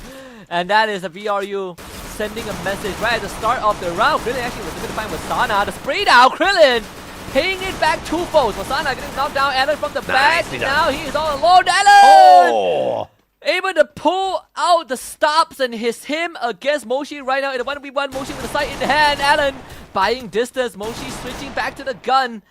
And utility in hand. Right in his face. Alan takes the shot. Massive damage in his face. Moshi wins out. Pistol for BRU. My goodness, what a play by Moshi. And it was that ice grenade, complete, direct, 100% connection that just slows him down before the pistol for that final shot finisher. This was that play by Moshi. Brilliantly saved for the side of Buriram. Moshi and the 2 eliminations will definitely be appreciated there, because that was the kind of chaos that Buriram was not expecting. All this considered, I mean, pretty close, right? Obviously, big brains moments from BRU. I wouldn't expect Moshi to still have ice grenade in his hands at the end of it. But, see, I mean, right now, Mini Uzi in the hands of almost everyone. Explore with their Deagle in, and with him, too. Feels like it's the same approach where BRU willing to take on a fight if WAG shows themselves. It's a good setup here from both sides. Very aggressive. Double Mini Uzi build for the side of WAG, and a double Deagle. We've seen it in action already. Those Deagle shots courtesy of X-Ball. Yeah, pretty nasty. One pop on the head and it's an instant knock. Not to mention these early rounds, very cost efficient. You just have to be accurate. Especially after you lose that first round, right? So this is really not bad in terms of equipment setup here from WAG. The only painful part is they are running defenseless. No helmet, no vest. So this is going to be pretty tricky. They need to get in there, quick engagement, drop them with that Mini Uzi, you know, get lucky with the Deagle, and call it a day. But Allen caught from the back. Wasana cheeky with the M500. Not even close! Oh, Wasana styling on him! Just a 2-piece export with one of his own. He's gonna get sprayed down too. Wow. BRU. Quick round 2. And you can see that they were prepared for this, because whoever who can afford extra went for armor instead of helmet. They were so confident it's gonna be about that Mini Uzi that will do more damage than the Desert Eagle itself. The M590s are coming out, so the big guns for the side of WAG. But that's more of a CQC build. And Buriram, on the other hand, you can see Moshi with a VSK in hand. In fact, I think that's a double VSK. I don't know what this guy is thinking at this point of time, but it looks like he wants a lot of bullets. Just stay as far away from the fire zone as possible. Another triple stack. This one is going to be dangerous unless you have the Steffi, which they do have. They dropped the graffiti. Allen going indoors does not know that Get High went up, so that's the glue wall. They're going to try and funnel WAG back out into the open. Allen will have a very important spot to hold because Cyrus is about to lose his footing. Forced to back off, and now WAG completely separated from one another. Isolated 1v1s. Get High wins his. Krillin gets a trade back very quickly onto Wasana, and Jonah settled by Cyrus. Jonah picked back up in an instant, and it's a 3v3. Moshi gets dropped. Oh, Moshi dropped now. Can they get the elimination on him? The pickup is there. Cyrus! M590! They trade each other out! And Get High will finish Cyrus off instantly. It's a 2v1. Get High, a sliver of health. And it looks like Moshi's not going to get picked up here by Get High. He goes for the recovery instead. This is going to be tough. As Get High up, he tried to save Moshi, but ends up getting taken out. So WAG finds their first round. But X-Bar really doing God's work. This pick off onto Moshi sealed the fate, sealed the round for the team, because the backup from BRU just disappeared just like that. And it was a comeback in the previous game as well for WAG, so perhaps we are onto the exact same thing here. And that M590, the force buy from WAG, just making the world of difference for them. But of course, X-Ball and the VSK is a little bit of a game changer as well with the distance. Moshi with the same gun, waiting for WAG to get careless and rush on out, but the Vietnamese player is not making that mistake at all. Let's see. I mean, WAG so far gonna try and play it fast. Get High actually goes for the retreat. You can see the response from Wasana is so quick, making sure that Krillin doesn't overstep, but Krillin also backs off. So very good understanding of how BRU wants to play this, right? Don't overextend. In fact, they're going to try and Yeah. flush Wasana out with that nade. Fast movements from both Krillin and Wasana there. Brilliant counter defensively, and it will keep both of them still on this map. And Moshi now flanking from the left. Xbor should have his eyes on him already, but might have made the mistake of looking the other way. Let's see how this one pans out. Moshi, on the other hand, not looking the way of Xbor, so one mistake from Moshi could start things off very solid on the side of WAG. This boost. Oh, this is such a deadly boost. And Alan's going to fight Wasana. He didn't know that Alan was right behind him. What a play. That is going to break the round open for sure. WAG have a massive lead right now. I mean, Alan just, just full on confidence there. The electrotherapy was on Bond. The Zane had been popped already. He had the extra layer of armor. Now Alan once again hopping on into action, looking for those players. A maze of containers right in front of them, alongside glue walls that keeps Buriram safe. Get high, knocked down to the ground. X-Ball finally plays it from afar. Jonah shut down as well, and WAG equalizes. What a round. The shoulder boost that allowed Alan, Wasana, not really sure if he knew what was happening. That leg shot just blows the knees of Get High off.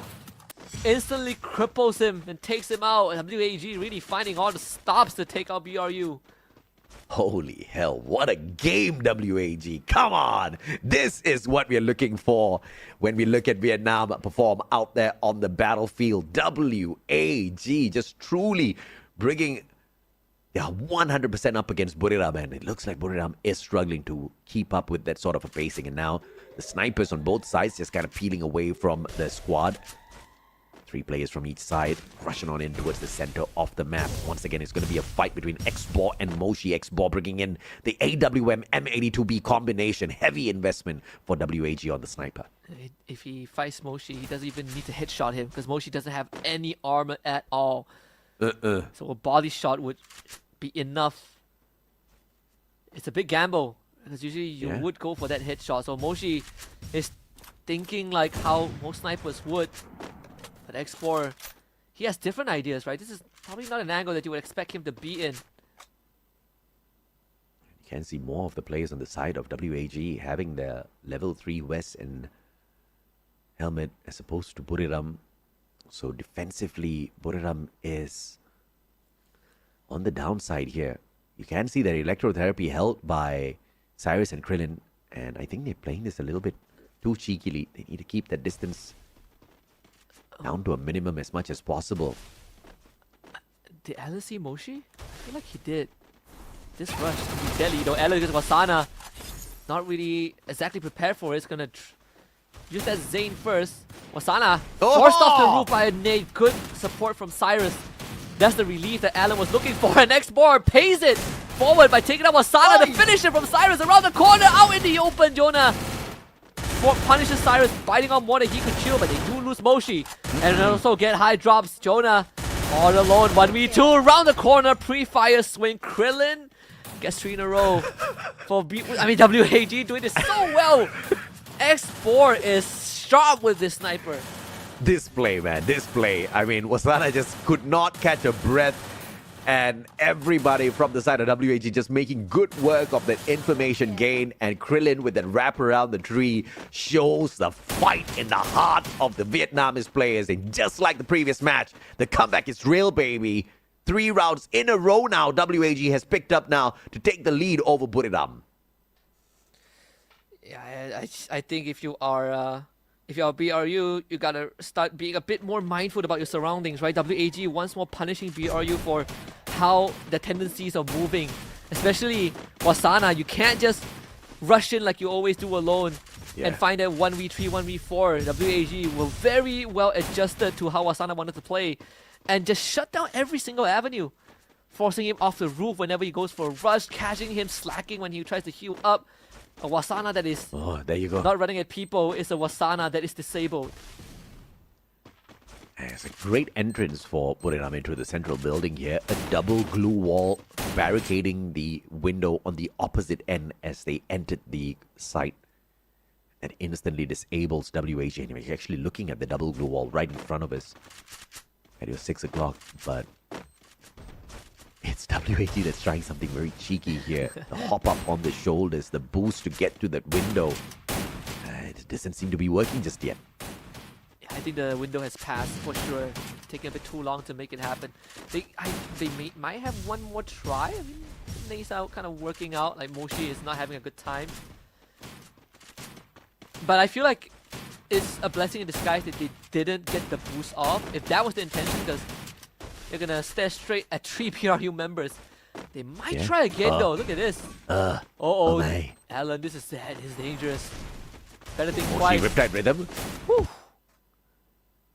And here comes Buriram. What a drop. Jonah down. Wasana take it out. Krillin, Cyrus, everybody on fire. And Buriram just got burned down and sent to hell. Oh, they read the play, but they still could not overcome WAG. It was a triple stack, and BRU, they probably didn't expect 3 people to be down there. Nope. Nah, this was such a beautiful turnaround, man. I mean, WAG got totally caught with their pants down, but they pulled it up, zipped it up, and just fired back at Buriram. Buriram did not expect to lose that gunfight at all. Yeah, it essentially just Moshi tagged so early. It feels like, and it's like Moshi has to spend time healing up. Are you still going for the fight? They really want to bring it to WAG, and this might be the play. Wasana getting Krillin down first. Jonah and Wasana getting tagged up, taking chip damage. Cyrus with a good exchange. Alan around the corner. Electrotherapy is going to be very important. Get high, finding both Alan and Cyrus. Crucial knockdowns from Get High as he delivers. When his team is in dire straits, BRU on the back of Get High finds their 3rd round. Team Ace for Buriram, not a single player knocked down to their knees. And it was a very aggressive one, even though Export did manage to find the clip onto Moshi very early in the game. Moshi, instead of running away to heal himself up, took a shot right back at Xbor, and that slowed the pace down of the sniper, keeping him out of the phenomenal action that you saw down the mid of that previous location. With Buriram pulling 1 round back, trying to catch up with WAG and equalize 4-4. Very possible at this point. This was where BRU got stopped, right? They hit 3 points and then they couldn't move on forward. Around the corner, Wasana and Krillin are about to bump into each other. Dangerous spot to be in. Wasana backs off. Don't want to take that risk for now if you are BRU. So close to an equalizer. Don't want to throw that away. Moshi just trying to play his spacing here. Ice grenade is going to be tossed out, and smoke tossed out, and that very quickly forces Xbor to find a reposition, as they know exactly where Buriram is attacking from. Jonah with the nade being cooked up and goes wide as he tosses it towards the opposite end of the battlefield. Alan, on the other hand, will find a grenade flying past his face. No response, but they find nothing as they circle around. This smoke, though, actually going to help out Alan. He's going to be able to cross. X4 is going to under some pressure. Has some space to heal back up. Alan actually getting tagged. They're going to turn the corner and find Get High. Oh! We talk about this smoke grenade in the middle of the hallway, allowing Alan to sneak right through. And now, to be dropped by Jonah. Get High is low, but Jonah finding 2. More than what WAG would have liked to give. Xbor and Alan on the ground. Alan will be eliminated. Xbor as well. 2 for 2. Wasana is low. Needs some time to heal back up. So Moshi will be sacrificed. It's a 2v2 for an all-out M590 on the side of WAG. And Wasana picks up the M590 as well, dropping the sniper on the player. 2v2 as the circle closes on in all-out chaos. You need to play it well, and Jonah hits the triple on this round to pull Buriram back into the game. That's the equalizer for BRU. Very much needed. Jonah, massive play alongside Get High to find 2 crucial eliminations, and of course to eventually close it out. It was tough for WAG at the very end because of the position that they were in, and now the game is truly on. Economy, great for BRU, not so for WAG. Xbor has no defense at all. This is a tense game for sure. WAG trying to close this off, and Buriram desperately hanging on for their dear lives. Wasana with the AWM this time round. Look at those ice grenades forcing them back. Jonah all alone in front, and he tries to take the flank around, and he pays a big price for it. Krillin finds him. Massive Ignis wall to stop the rest of BRU from pushing forward, and Alan converts onto Get High. And Cyrus drops the nade onto Wasana. That's a 3-pointer if I've seen one. So it's down to Moshi against Alan and X-Bor. Moshi's the dangerous one though. Alive, has knocked down 2 players already. X-Bor looking for the sniper on the opposite team. Spots him out, sees the grenade being tossed. Cannot get to him just yet. And X-Bor gives that information on to Alan as he slowly tries to wrap around Moshi with Sliver. Hell, what a play with the smoke. Walks straight into the grenade, gets tagged up, but Moshi's still alive. Oh, X-Bor's tracking him down. This is close. X-Bor wins. Goes for the series point, Husky. The wide swing from X-Bor. Moshi was not expecting him to be that far out in the open. Because that shot was lined up to be a close angle, to be a tight one as soon as he turns. But X-Bor, he was out in the open, and look at that shot. Moshi was not expecting that at all. Nuh-uh, bro. Nuh-uh. Nobody from Thailand was expecting that one. Buriram now. 1 point away from losing the series and getting kicked out of the preseason Clash squad here at FFWS Sea 2025. And WAG potentially going to make history here by not allowing Buriram to get to the finals of a competition. The hardest round to close out for WAG is this one for sure. Cyrus taking out space. Oh, Wasana, he doesn't know it. Tagged up. No knocks, and that's a blessing in disguise. Almost gets the follow-up. Moshi's going to be very dangerous. What a gap! With the toss of that nade, Moshi had to pull out an instant glue wall there. Very smart spot here. Too many players up on this platform within this factory for my liking on the side of WAG. But then again, if you hold that spot, it allows for the push! Another Ignis wall to break the battle line. Wasana needed to help it, but could not. So Wasana and Moshi both drop. Jonah tagged through the smoke. He's trying to find a way out of this, but there's no way out. Get high. What can you do? And it's WAG to knock out BRU from the preseason Clash squad. They are the last team to lock in semifinals.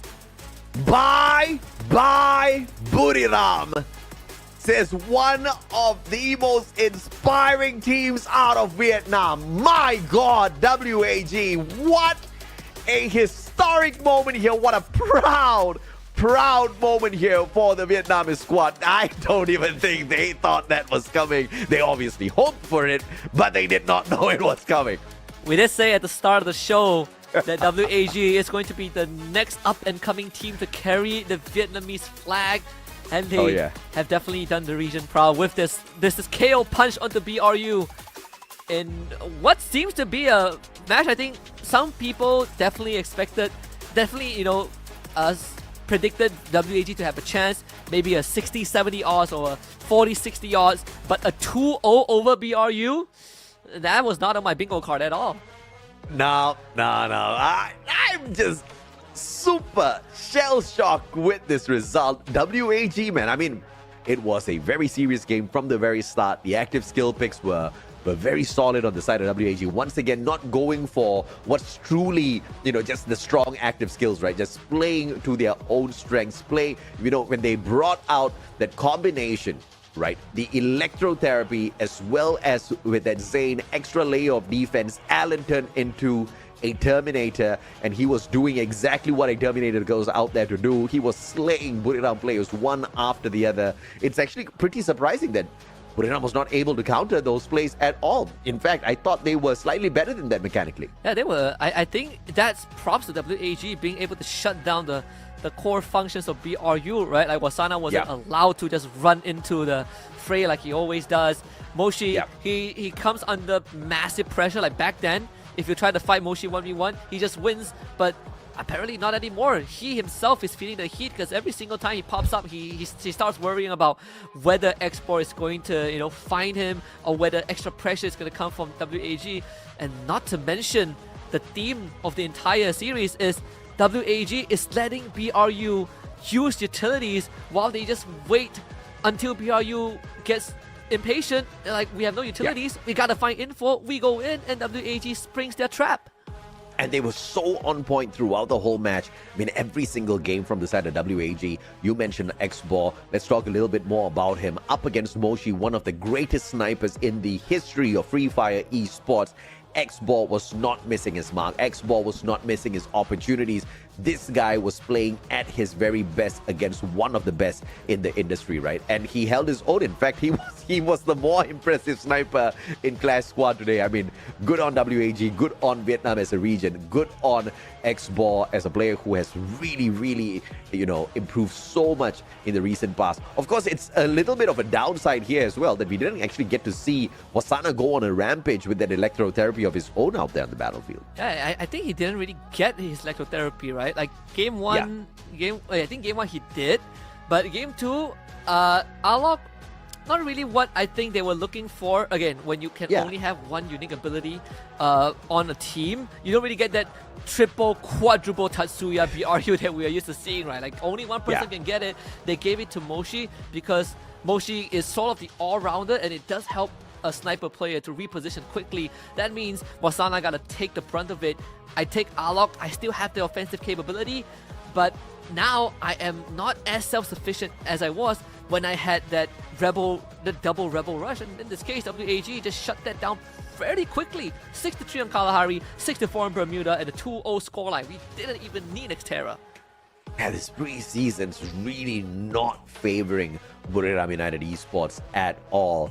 I mean, earlier in the day, we saw how Twisted Minds kind of clunked out. In fact, just in the previous series, we saw how Twisted Minds clunked out. Falcons did phenomenally well. Up against WAG, on the other hand, we cannot say the same for Buriram. It's not like Buriram didn't play well. WAG stepped it up so phenomenally well, right? And, I till now did not see that Steffi come into play much at all. But it mattered not for Krillin, right? It was not just purely about the active skills. It was about his mechanical skills out there on the battlefield. It was about his passive skills as well that was giving the rest of his team members very much required information as well as passive abilities to hold that extra layer of defense for himself to assist Alan to be the Terminators out there on the battlefield. Yeah, with the J beeps on top of that, so some extra EPs to work with. But I say, again, the unsung hero for the team. I'm glad that he's getting his spotlight on that MVP screen, because more often than not, he's the one getting those utility ins. He's the one that's setting it up for his teammates, and at the same time supporting those in the front line. And once more, even distribution across the board for both teams in terms of their assists, in terms of their eliminations, and even damage dealt wasn't too far apart from one another. Yeah, I mean, damage dealt not too far apart. That's, very believable based on how back and forth the games were going. But look at the difference in terms of elimination here, and look who's clocking down at the bottom.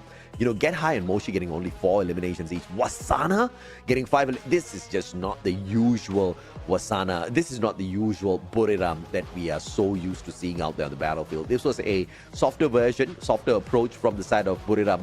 But, good on them, man. I'm glad this happened because now WAG gets to shine like the diamonds that they are. Look at this.